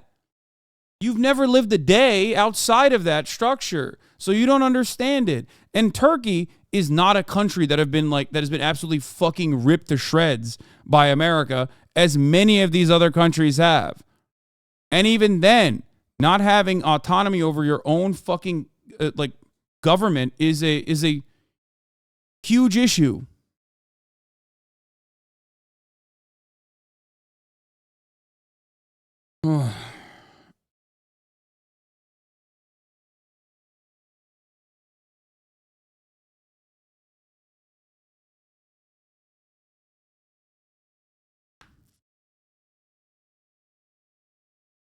Just put the Life and Debt documentary on repeat and walk away from chat whenever some dipshit chirps. I'm here for it.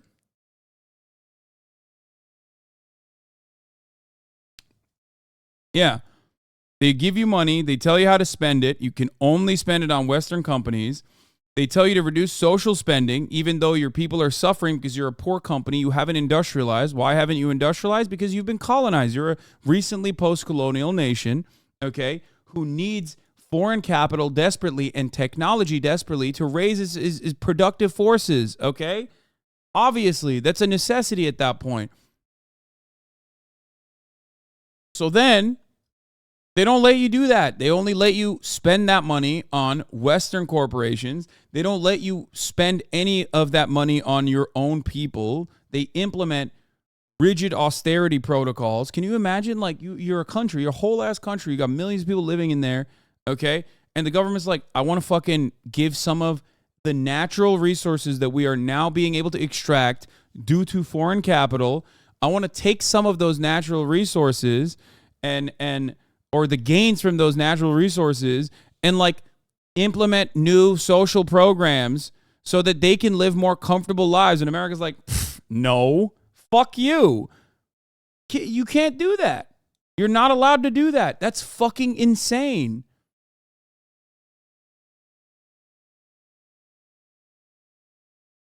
This kind of conversation never gets brought up or is ever even a point of fucking consideration when we talk about Western imperialism. Okay?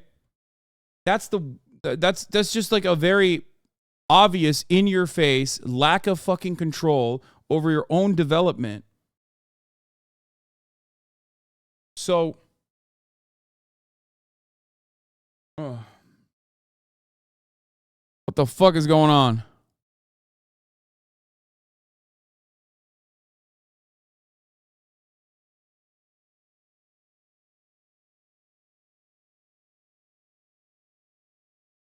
Yeah, we're back. We're fine. I'm not dead. Confessions of an Economic Hitman. Step 5. Kill the HasanAbi broadcast when he starts talking about the IMF and or the World Bank. Anyway.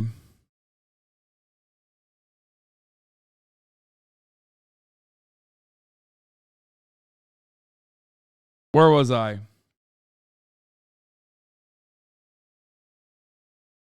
So then, now you got to pay back those loans, and all of the development that you did, all of the refineries that you put together, all the facilities that you built, okay? Well, those aren't your facilities, okay? Those are their facilities. And then, on top of that, you can even pay for the top of the hour ad break avoidance fee, which is $5, okay?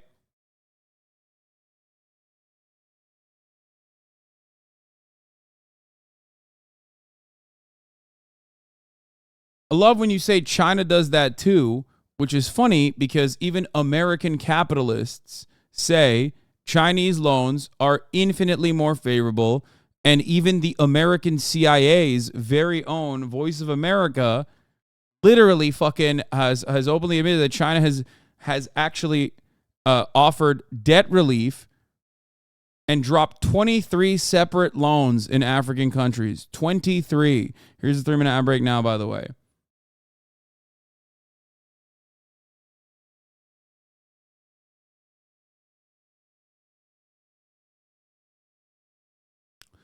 There's more. Since the industrial forces are significantly better developed in the Western world, okay, there are also more patents in the Western world. The overwhelming majority of patents, as a matter of fact. Then they don't let you use that technology to save yourself. Except there is one country who didn't give a shit about that and actually baked it in to its manufacturing capabilities and its manufacturing deal that it made with Western capitalists. That country was China, which is why everybody always fucking complains about China stealing American IP. And it's like, yeah, dude, you know who knew that was happening? Those who shipped manufacturing to China. Anyway.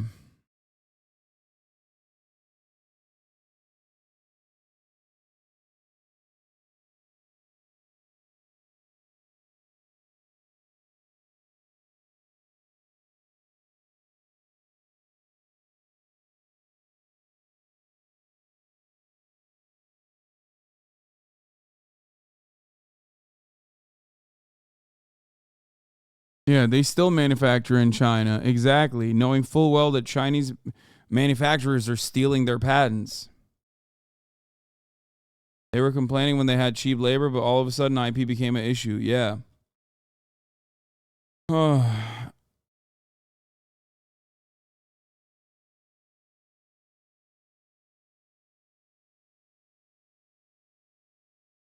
I think one of the most solid, one of the most important, one of the most prescient decisions ever made that many orthodox Marxists would consider to be revisionist was the marketization, I guess, or the fake marketization of the Chinese economy that allowed China to fucking creep up and become an intractable, inexpensible, productive force in the world that allowed China to not be ruthlessly butchered by Western capitalists because they were like, this is it. This is our partnership. They're fucking, we got sweatshops. Let's go.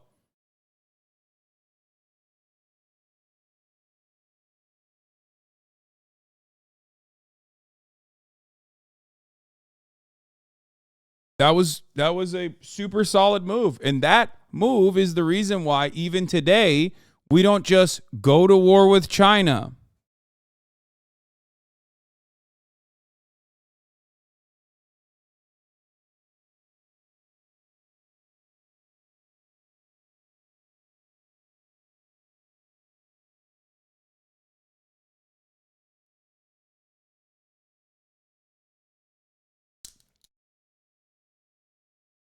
Also, China got lucky that they didn't enforce a lot of austerity on them because they were seen as a counterbalance to the USSR after the Sino-Soviet split. Part of their economic miracle can be credited to this as well.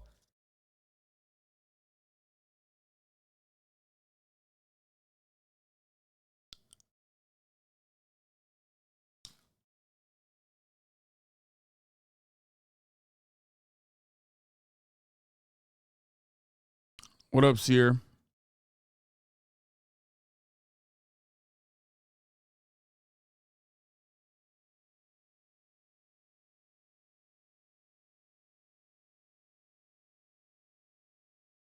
I accept Jesus Christ, my Lord and Savior. Anyway. So yeah, I am in awe of that level of even development, urbanization, and evisceration of extreme poverty. Are there still issues? Absolutely. Healthcare is a major problem. Not every single fucking area has the same level of development, certainly. But it's like so stupid to sit here in the United States of America benefiting from the laurels of like the New Deal as like our infrastructure crumbles all around us, as our manufacturing capabilities are entirely around the defense industry, which in and of itself still falls into that same finance capitalist trap that basically sits on top of the government with its tentacles everywhere. And we just like shit on other countries that have done a objectively, profoundly good job. So yeah, I don't give a fuck, ultimately. Like, yeah, they have a lot of problems in their governance. But I can't even get my own fucking country, who's supposed to be the freest place on the fucking planet, to not criminalize abortion when 75% of my countrymen don't want that to happen. So what the fuck kind of say can I have over Chinese authority? Yeah, sure, they're authoritarian. At least they're fucking building high-speed rail. That's it. So fucking annoying. And then you still have dipshits. They left it to the states. Thank you, Juicer. They left it to the states my ass, dude. They should leave you to the states. Insane.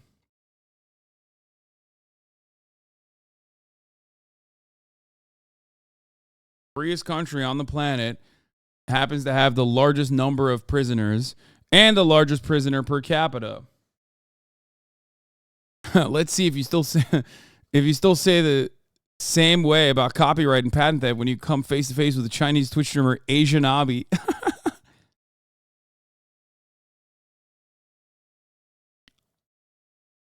Funny to shit on 93% homeownership and 350,000 miles of high-speed rail.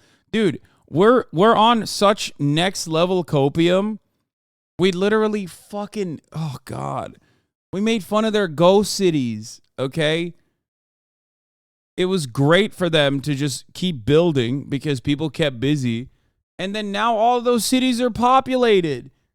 We made fun of them because these fucking idiots were not building for future demand. Or sorry, they're not building for existing demand and then holding on to the existing inventory in an effort to just keep having this like endless cycle of artificially boosting prices by keeping supply low. Instead, they kept building and building and building, and we made fun of them because they were planning on urbanizing and planning on filling those fucking buildings with people. We made fun of them. And it's not even like, it's the copium is so thick that people still don't know. They still think like China is like the DPRK. They think China is this like completely shut off hermit kingdom or some shit because they want to dull their senses, and they refuse to think of a different way of developing.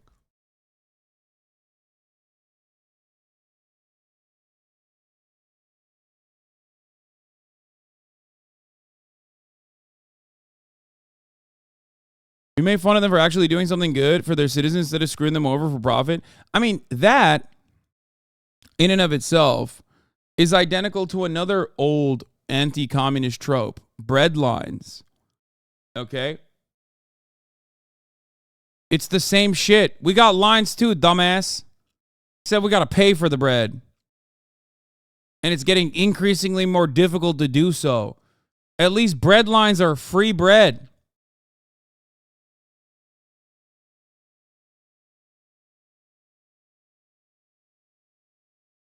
So it hasn't stopped like that.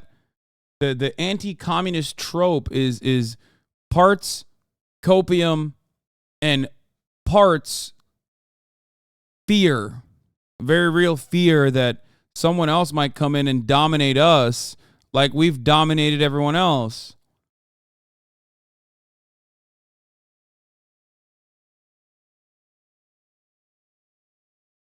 Yeah, even the DPRK is not as bad as they think it is either, but that's a different point for a different day. Not saying that it's good, okay?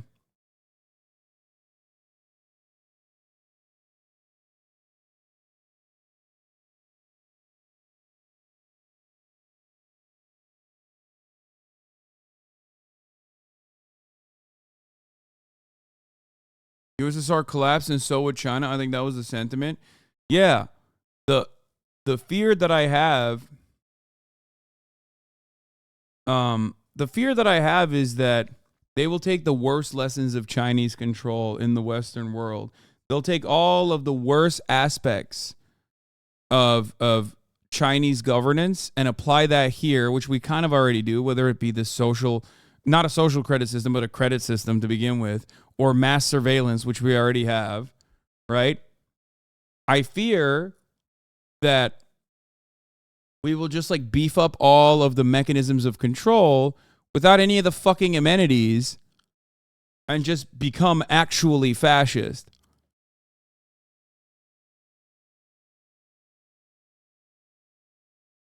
Also, instead of bailing out the bankers like they did in America, Chinese decided to build the shit out of their infrastructure. Western media shows it as some hidden projects, but their economic advisors were starting this at the same time saying they are going to build the shit out of cities. Yeah. Chinese ghost towns were being built for a better future. Our ghost towns are shells of a forgotten past. Okay? We have ghost towns in America too. Empty malls. Go to Buffalo. Go to Detroit. Go to any fucking town. Go to Ohio. Go to different parts of Ohio. Go to Flint, Michigan. Go to Gary, Indiana. Abandoned. All incredible areas. Go to any fucking city in the Appalachian area. Empty factories. Just housing and fucking development. Left and right. Forgotten. Left behind.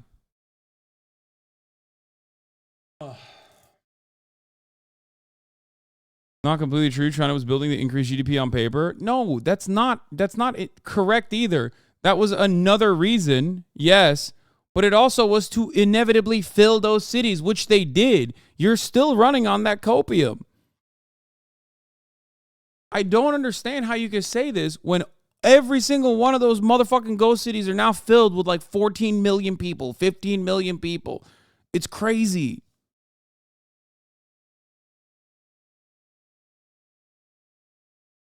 Anyway.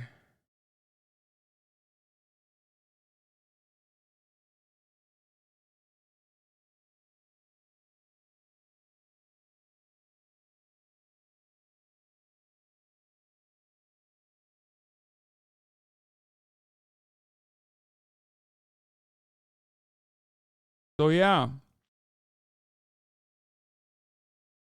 How could people look around and not see death and devastation all around, and then you see a fucking another country full of people that don't look like us? There is also that white supremacist component to it. These are scary, different looking people with scary, different worldviews. Okay? How could you look at that and not fear, not have this existential angst creep up? Anyway. The fake Paris is still pretty empty. No one, not even in China, want to live in Paris.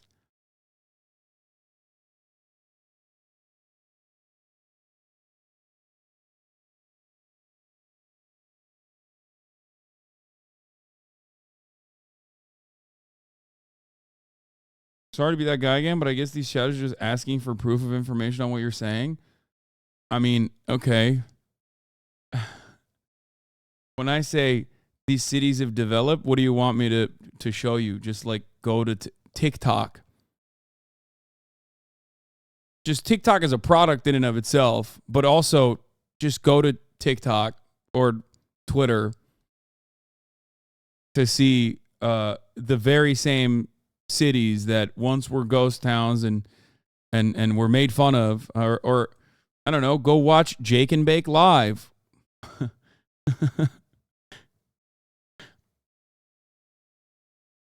Like, you know, the equivalent of this is like saying, can you please post proof about Chicago being like a vibrant city? Like you're asking me to post proof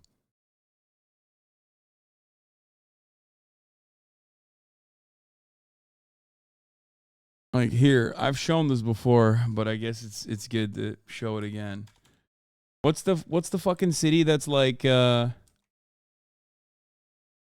one where the train goes through the fucking the apartment building?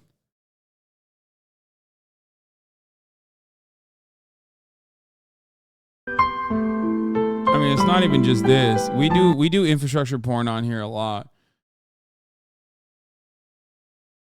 But here, I mean, this is one part of it. But there was a really good one because no, it wasn't. No. It was. I think it was Chongqing, right? I'm saying it wrong. Whatever. But which one is the one where the subway station goes nowhere at first, and there's like 10 years ago? There's a subway station built out in the middle of nowhere. Everyone's like, lol, why did you build a subway station there? And then it shows like what it looks like now. I've shown it before.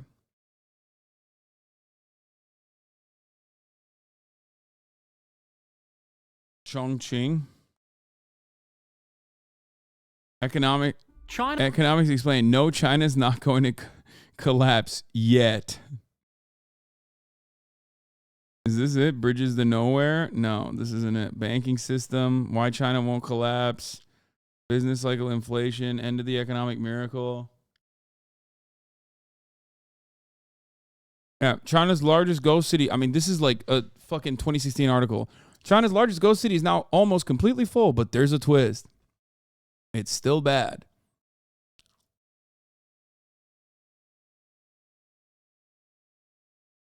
Oh, here's the time lapse. In the past 25 years, an estimated 10 million rural migrants have moved to Shanghai, but that's Shanghai.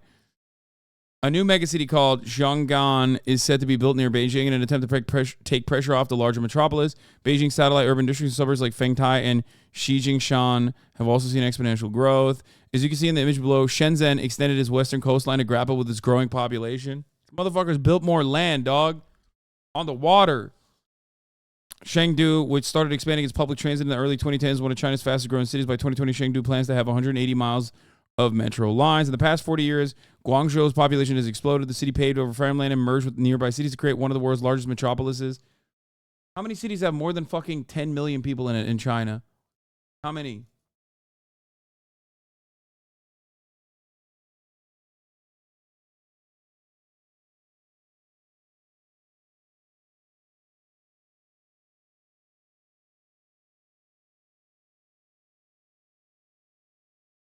Construction of commodity housing is driven by the disparity of urban and rural land prices. In 2021, Business Insider reported that 2020 China had about 65 million empty homes. In an article, academic Shinsan said that China, there's a strong popular belief that real estate is the best way to preserve and generate wealth, leading to great demand for buying property, something the government encourages. The Economist reported that in some areas, demand for property greatly outstrips supply, typically in cities. However, at the same time, poor rural areas, few people are buying properties, and in those areas, there was a glut of empty houses.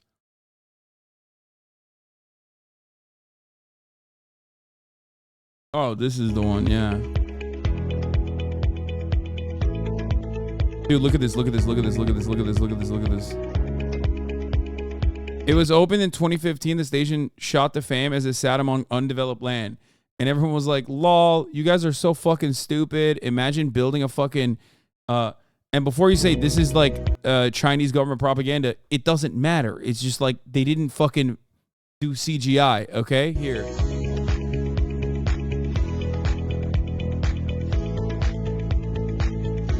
China has 10 cities with over 10 million people, 21 cities with over 5 million inhabitants, and 145 cities with over 1 million people.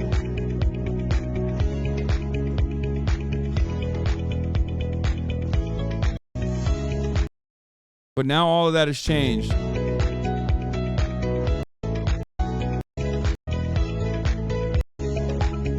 Look at this shit, bro.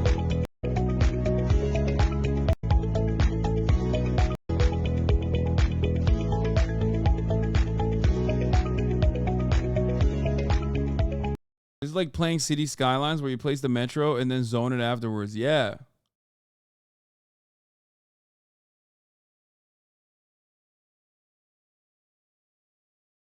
So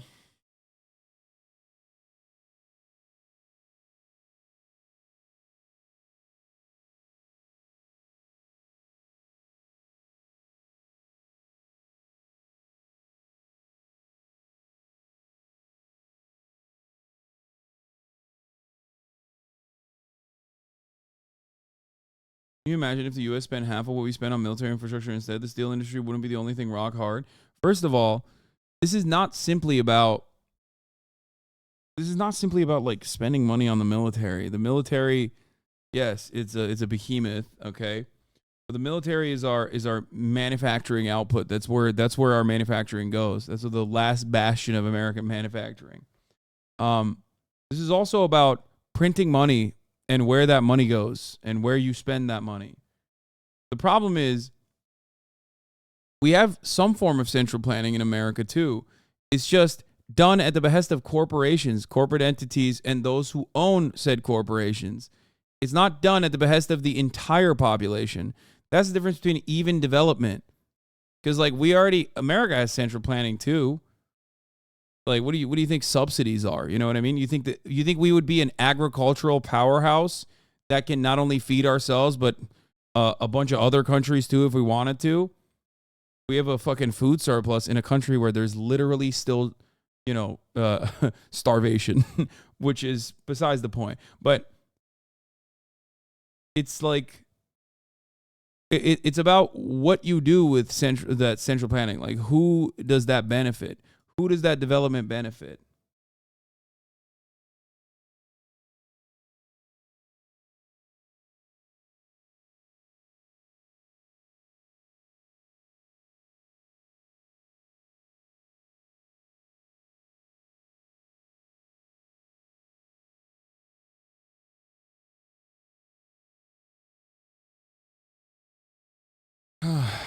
Anyway, it's just crazy. I don't know.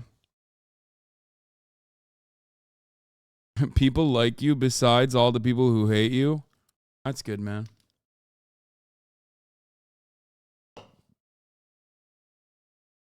Why was Jimmy Fallon in Band of Brothers? I don't know. I wish I knew. The experience of most. Anyway, how the fuck do we get here? Jesus Christ. There's going to need to be deep and systemic cooperation with China to achieve change and. Yeah. Here. Dangerous walk home from school for parents in Spring Hill pleading for help tonight. New at 6, ABC Action News reporter Wendy Lane shows us why parents are so frustrated. Parents concerned that the sidewalk across from an elementary school stops here, just a few dozen yards from the school. After that, their kids are walking along this busy road. We stay on this side of the white line. Christine Couch walks her kids home from Deltona Elementary along Deltona Avenue every day. Terrified that I'm going to get hit. I can't protect my children before they get hit. But parents whose... Hold on, there's more. Well, consider 10 days from the collapse. This information is the first fruit of the NTSB investigation, an investigation that could take months. But there are some key points, some new information contained in what they released this afternoon. Investigators and inspectors at the bridge collapse site. The biggest new information in this preliminary report, that the collapse of the Fern Hollow Bridge began on the Squirrel Hill end. That's where, but the report offers no findings yet as to why.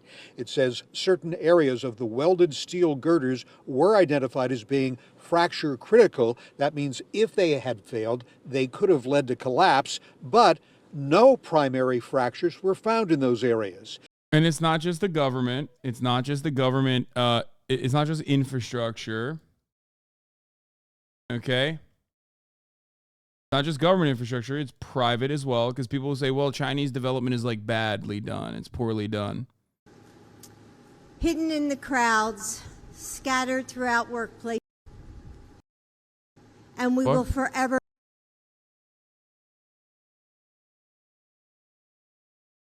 Why is it Jill Biden talking about Surfside? Oh, anyway.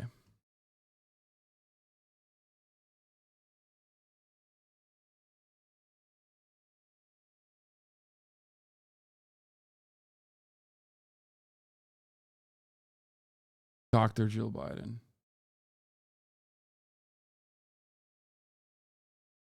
Japan building revolutionary 177-mile maglev from Tokyo to Nagoya for $45 billion, 90% in tunnels under mountains as part of an integrated Shinkansen system, equivalent to London to Manchester in a straight line in 40 minutes at 310 miles per hour. Let me tell you something else about that situation. They also, they're doing this, you know, well, Hasan, America got high-speed rail. In the form of Brightline, actually, in the state of Florida, as a matter of fact. You were shitting on Florida just now with Surfline, but Brightline was developed in the state of Florida. Yeah. The top speed of Brightline is the top speed that the Japanese high-speed rail had when it was first built 50 fucking years ago almost. But I'll take it. It's fine. Yeah. Brightline is expensive and private as well.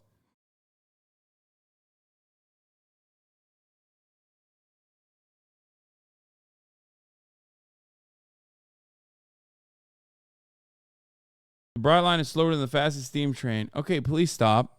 Okay, we're not going to have America's newest high-speed rail line opened in Florida. It travels at a speed of up to 120 miles per hour, slightly slower than the 130 miles per hour operating speed of the earliest series of Japanese bullet trains that went into service 59 years ago. What's been a more than 10-year journey to connect Orlando to Miami through high-speed rail. Transportation in Florida, transportation in Central Florida will forever change from this day going forward. At speeds up to 125 miles per hour, Brightline makes a trip between Florida's biggest tourist hubs in about 3.5 hours. What Brightline is hoping will bring customers back is the experience, much roomier than an airplane, taking away the hassle of driving. Riders can come in, sit down, get some work done, or just sit back and enjoy the ride. Brightline is hoping to see up to 8 million passengers a year. Brightline crossing the finish line in what's been a more than 10-year journey to connect Orlando to Miami through high-speed rail. Transportation in Florida, transportation in Central Florida will forever change from this day going forward. At speeds up to 125 miles per hour, Brightline makes a trip between Florida's biggest tourist hubs in about 3.5 hours. What Brightline is hoping will bring customers back is the experience, much roomier than an airplane, taking away the hassle of driving. Riders can come in, sit down, get some work done, or just sit back and enjoy the ride. Brightline is hoping to see up to 8 million passengers a year.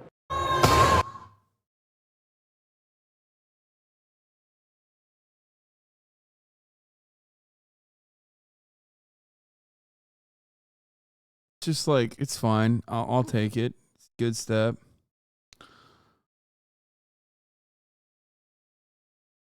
3.5 hours, the same time it takes to drive to Orlando, is the same as car speed, and it costs more than tolls and gas.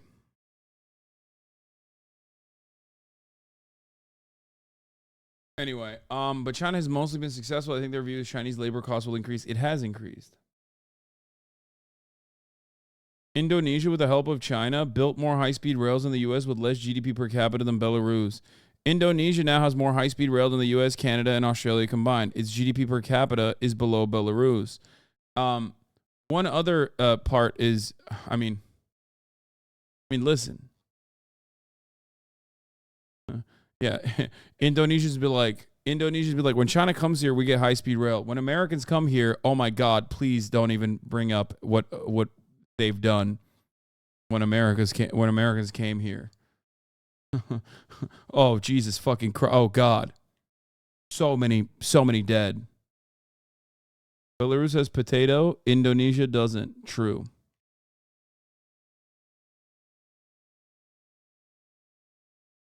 We need to liberate them from China, Hasan.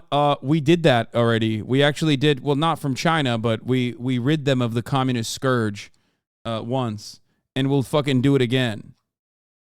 You know, that type of situation.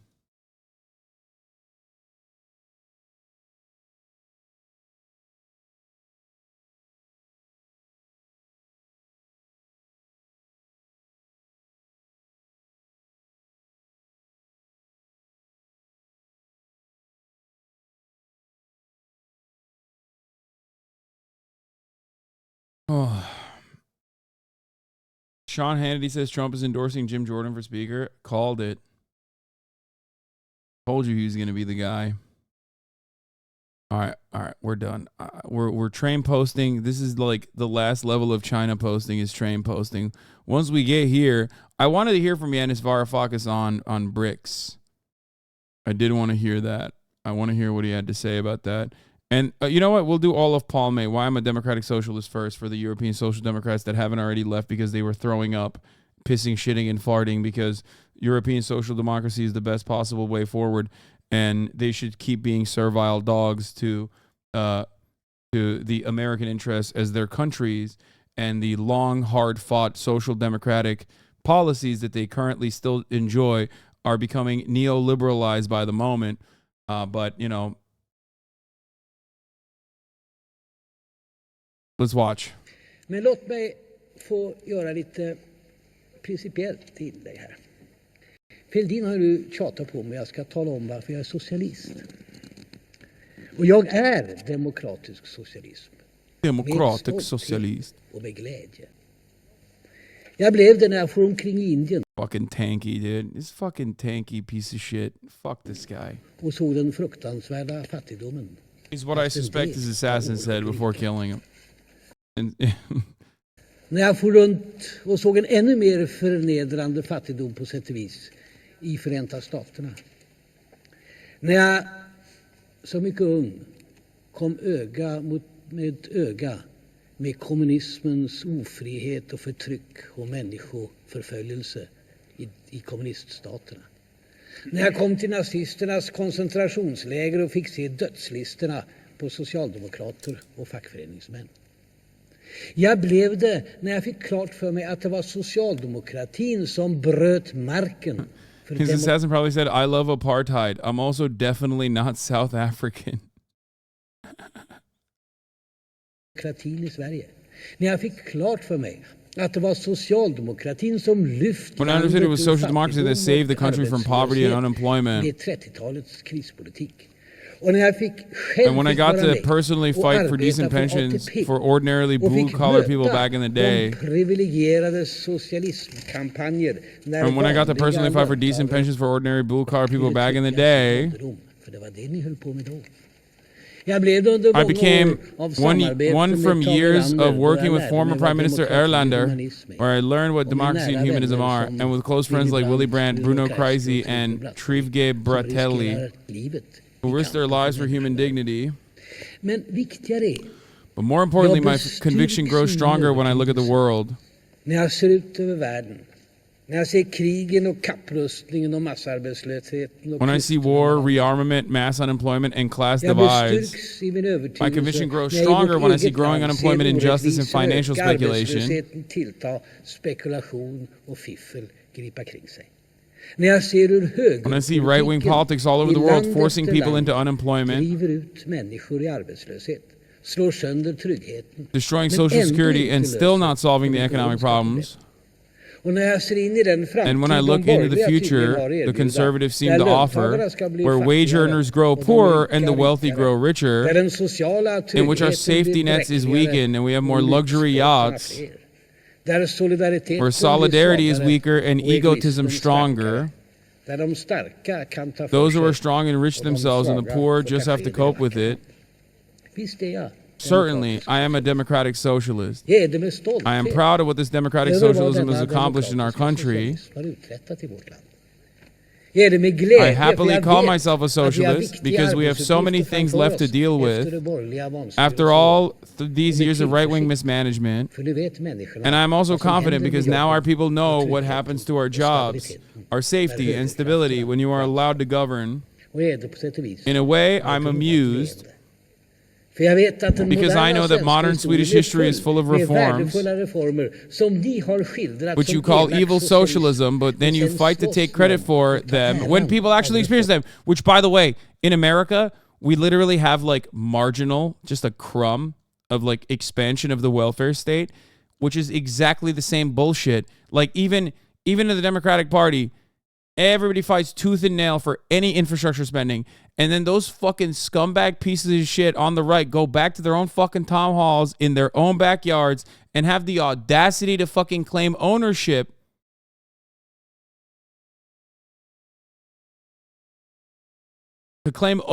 over those fucking provisions that they fought against tooth and nail. Every time I see that, I want to fucking put you in jail, dude. I become this much more authoritarian, okay? Formerna när människorna fått erfarenhet vad de betyder. Visst, Fälldin Ulston. Certainly Fälldin and Ulston. I am a democratic socialist, like Branting, när han genomförde rösträtt. when he gave everybody an Som Per equal Albin, vote, när han like Per Albin bekämpade Hansen, when he arbetslösheten på fought 30-talet unemployment in the 30s and introduced Som our en social han safety byggde net, ut den sociala like Erlander, when he expanded that social safety net and gave us, solidaritet, because this is about being considerate and caring about other human beings. And what exactly are you, Fälldin? Detta följer repliker.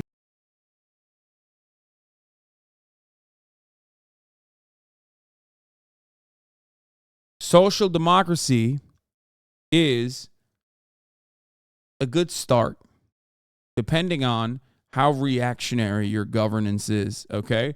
It's a good start. But you need people to be passionate about being democratic socialists to fully achieve a transitional socialist state.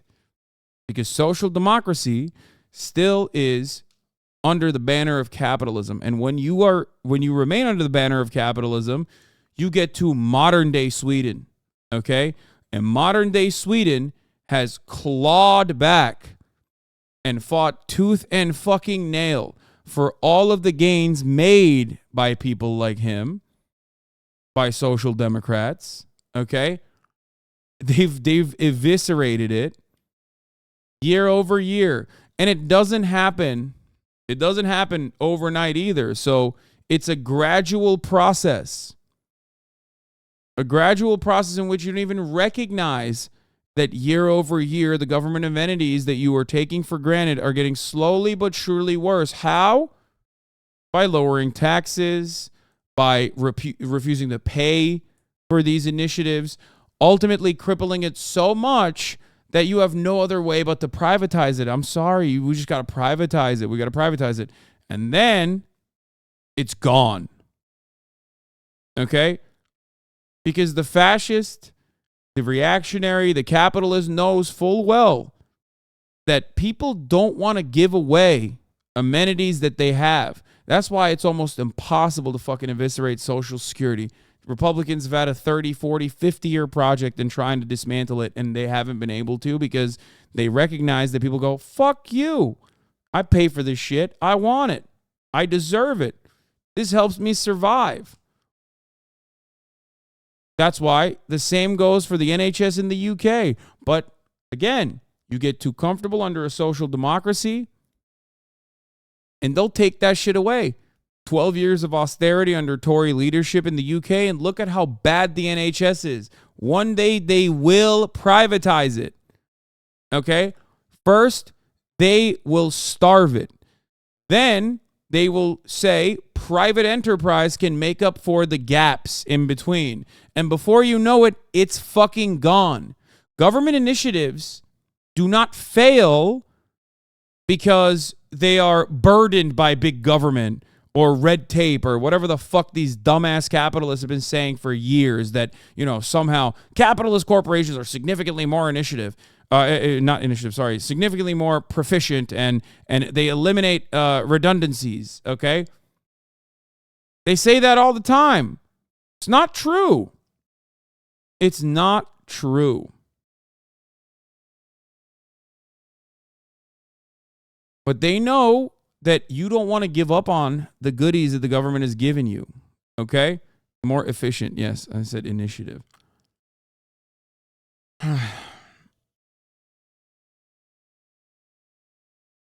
They cripple it.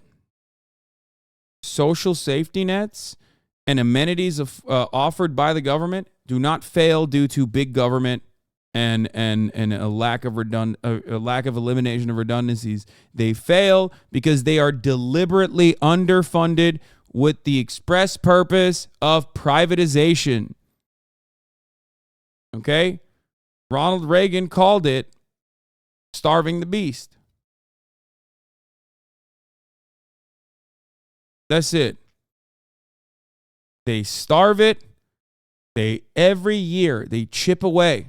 Every fucking year they chip away, piece by piece. And then before you know it, they're like, man, we just got to have private enterprise, fill in the stop gaps, fill in the fucking gaps here. Before you know it, it's gone. It's no longer accessible to you, and you have a structure that is similar to the American healthcare that we have here. Okay? Paywalled. Unimaginably cruel.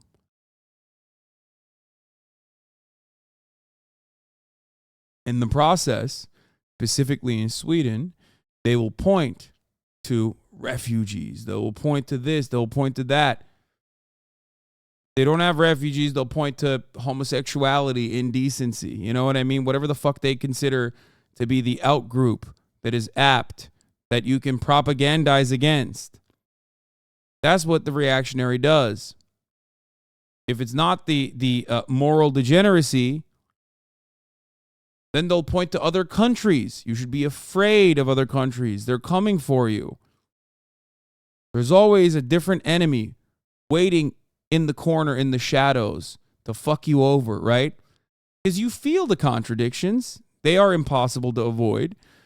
So you feel them and you feel angry, but if you do not have the right equipment, if you do not have the right information, then you're just angry for no reason. So the reactionary sees that and takes advantage of that and points your anger in the direction of whatever enemies there are in the shadows. But the enemies are not in the shadows. The enemies are in the C-suite. The enemies are sitting atop the corporate mountain. And the enemies are global. They're in every country. They're your neighbors. And they don't have to be enemies, really. They don't have to be your enemies. Okay? They can just step aside and magnanimously allow you to make reforms slowly but surely. But they won't, because they put profit over the interests of people. Okay? That's it. No, they're not fucking globalists, man. What the hell are you talking about? Jesus Christ.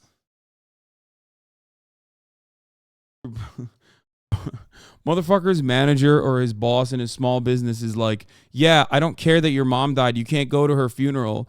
And then he goes, oh, is this the globalist that is like causing me to struggle? It's like, no, man, it's right there. He's right there in front of you. Like, what are you talking about? Fucking globalist, dog. How about you worry about your own goddamn life?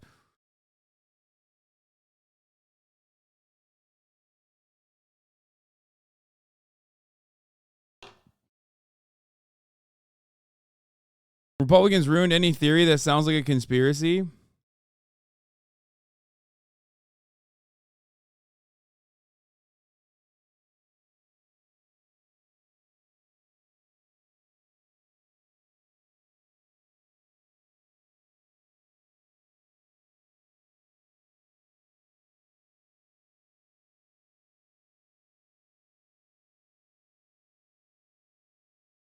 Anyway.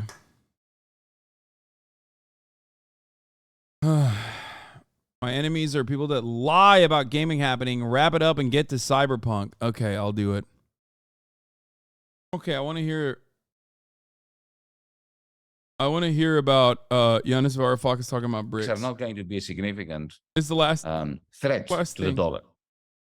It's because Russian capitalists, Chinese capitalists, Indian capitalists, Indonesian capitalists, United Arab Emirates capitalists, they do not want to see the dollar being displaced by any currency, digital, crypto, or normal. That's right. They want the dollar to remain completely and utterly dominant because their loot, their wealth is in dollars and it lives in the United States financial system. Who came up with the acronym BRICS? A guy called O'Neill, Jim O'Neill. What was Jim O'Neill? The chief economist of Goldman Sachs. He came up with the idea of the BRICS. He was making the point that if you are investing money, you forget about the West. You should invest it in countries like Brazil, in Russia, in China. And in order to make it snazzy, to give it a marketing edge, I asked him, why did you put South Africa in there, the S of BRICS, once I met Jim O'Neill? Do you know what he said to me? Because one brick didn't sound good, and I wanted an S. So he added South Africa in there. So this is the degree of Anglo-European American dominance. All the developing world is looking at the BRICS as their savior, and the BRICS is an acronym concocted by the chief economist of Goldman Sachs, right? Now, it's not insignificant. It's not insignificant because an increasing amount of international trade is not going to be in dollars. And I think the most interesting event of the last weeks is when we heard that Argentina. That's why I always laugh on like leftists on the fucking, anti-imperialist leftists on Twitter are like, the BRICS is rising up. I'm like, dude, none of these nations are. Every single member state in BRICS is literally more connected to the fucking dollar than they are connected ideologically. Like, there is no coalition there. You know what I mean? They don't have the same fucking worldview or opinions. They're just trying to leverage, trying to hedge their bets. It paid a few $1 billion that it owed to the International Monetary Fund using Chinese yuan. If you couple that with the news that the new development bank, which is the BRICS Bank, where Dilma is the president, the former Brazilian president, is going to be lending in local currencies. And also there's another outfit of the BRICS, a separate outfit, that is going to try to replace the IMF. So when one country, which is associated with the BRICS, let's say South Africa, or any other country that joins the BRICS in some associative form, when they have a problem with the balance of payments, when they can't repay their bankers in Germany, their bankers in England, their bankers in France, in America, then this BRICS IMF version of the IMF will come in and lend them in local currencies. Now, what does this mean? What does it mean to be lent in local currency? Well, when Argentina repaid its IMF installment, was something like $4 or $5 billion, using one, all right? What that means is this: the Chinese repaid it using their own dollar stock.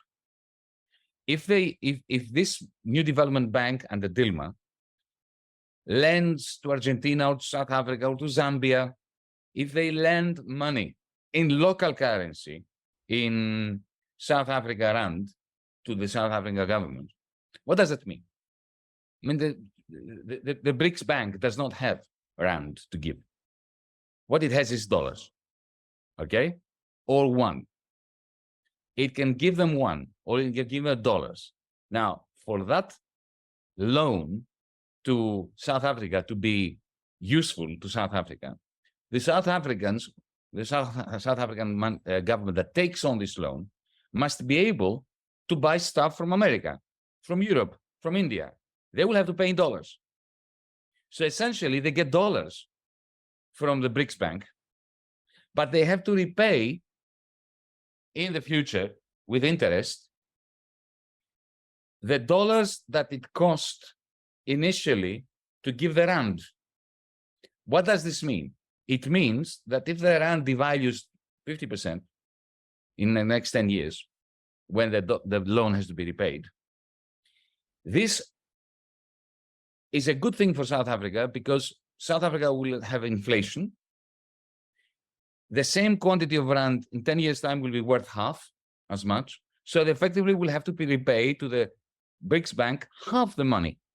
So it's negative interest rates for the BRICS Bank. Who is going to suffer for this? The Chinese, because they are the only ones amongst the BRICS that have a big wad of dollars. So essentially, the BRICS Bank means that the Chinese are using their stock of dollars in order to lend the countries that take loans from the BRICS Bank and take on itself, Beijing will take on its shoulders the devaluation risk, which now, when an African country borrows, the devaluation risk is its own. It will have to pay for it. Now, why would the Chinese do that? Well, one reason is because they have too many dollars.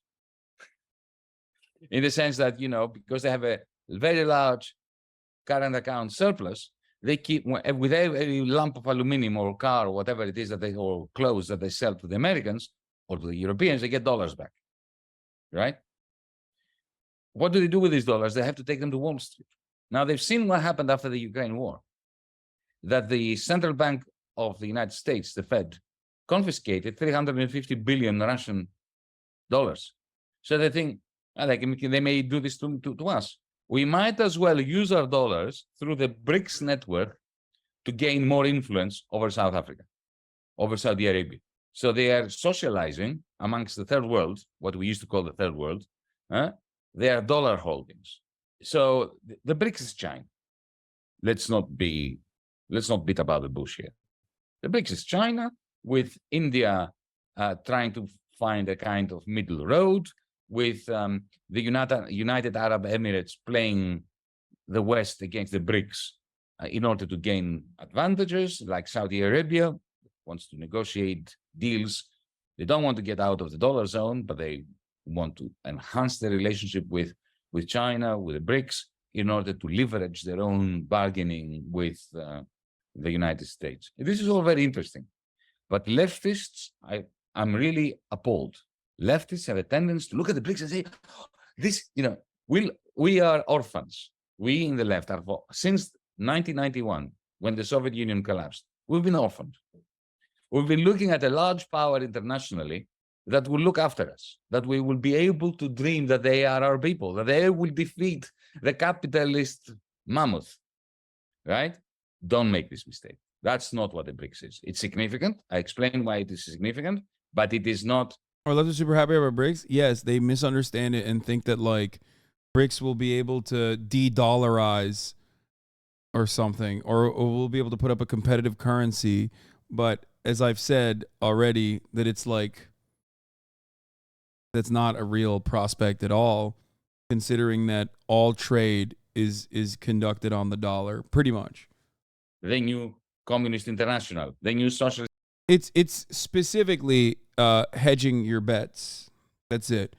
Building new developments, or building new relationships and hedging your bets against America with another trade partner that is offering better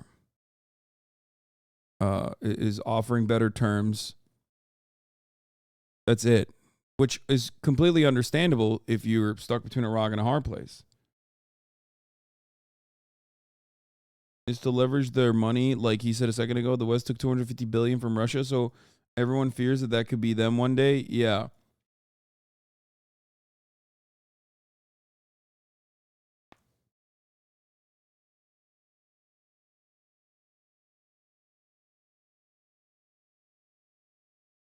Yeah, I know. That's why I'm saying. That's precisely the reason why I'm saying that.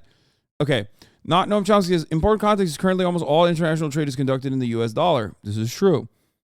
Even if not between the U.S., also true. So that's the main desire for an alternative. There's a desire for an alternative. There is no alternative.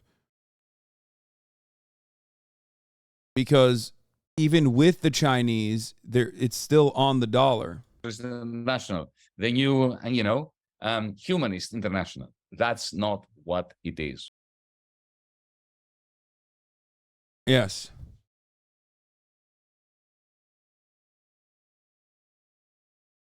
Anyway.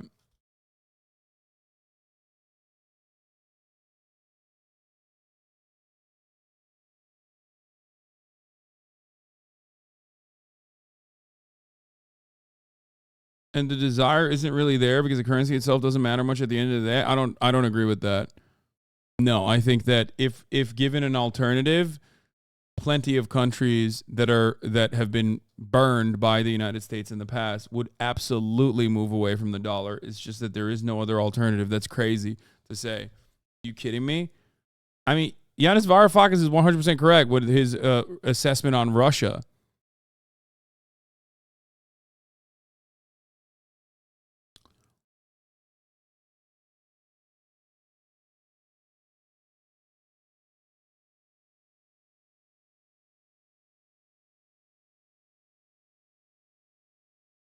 Ruble hit $100 today. Hasan's allowances will be reduced. Yes. Thank you, Moldova Mama Liga. No. I get all my money from the Kremlin. And not from you guys who want to avoid the top of the hour ad break at the top of every hour who give me $5 a month. Like Moldovan Mama Liga, ironically, has been doing for 44 months straight.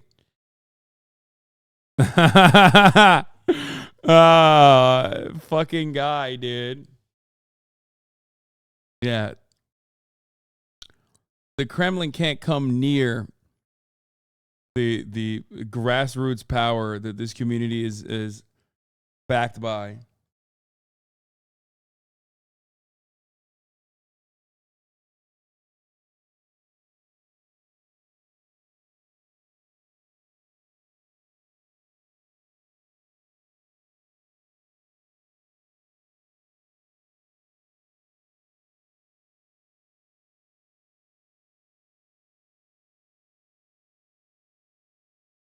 Here's the 3-minute ad break now. But it's actually the last 3-minute ad break for today. Oh, is neat. Thank you for the 10 of the subs. I'm tired. Thank you to the 118 chatters that rated the side segue an average of 9.49 out of 10. I know I said I was gonna fucking game a little bit, but like I'm too tired. I'm sorry. Okay. But I think that in the 5 hours and 46 minutes that I've been live today,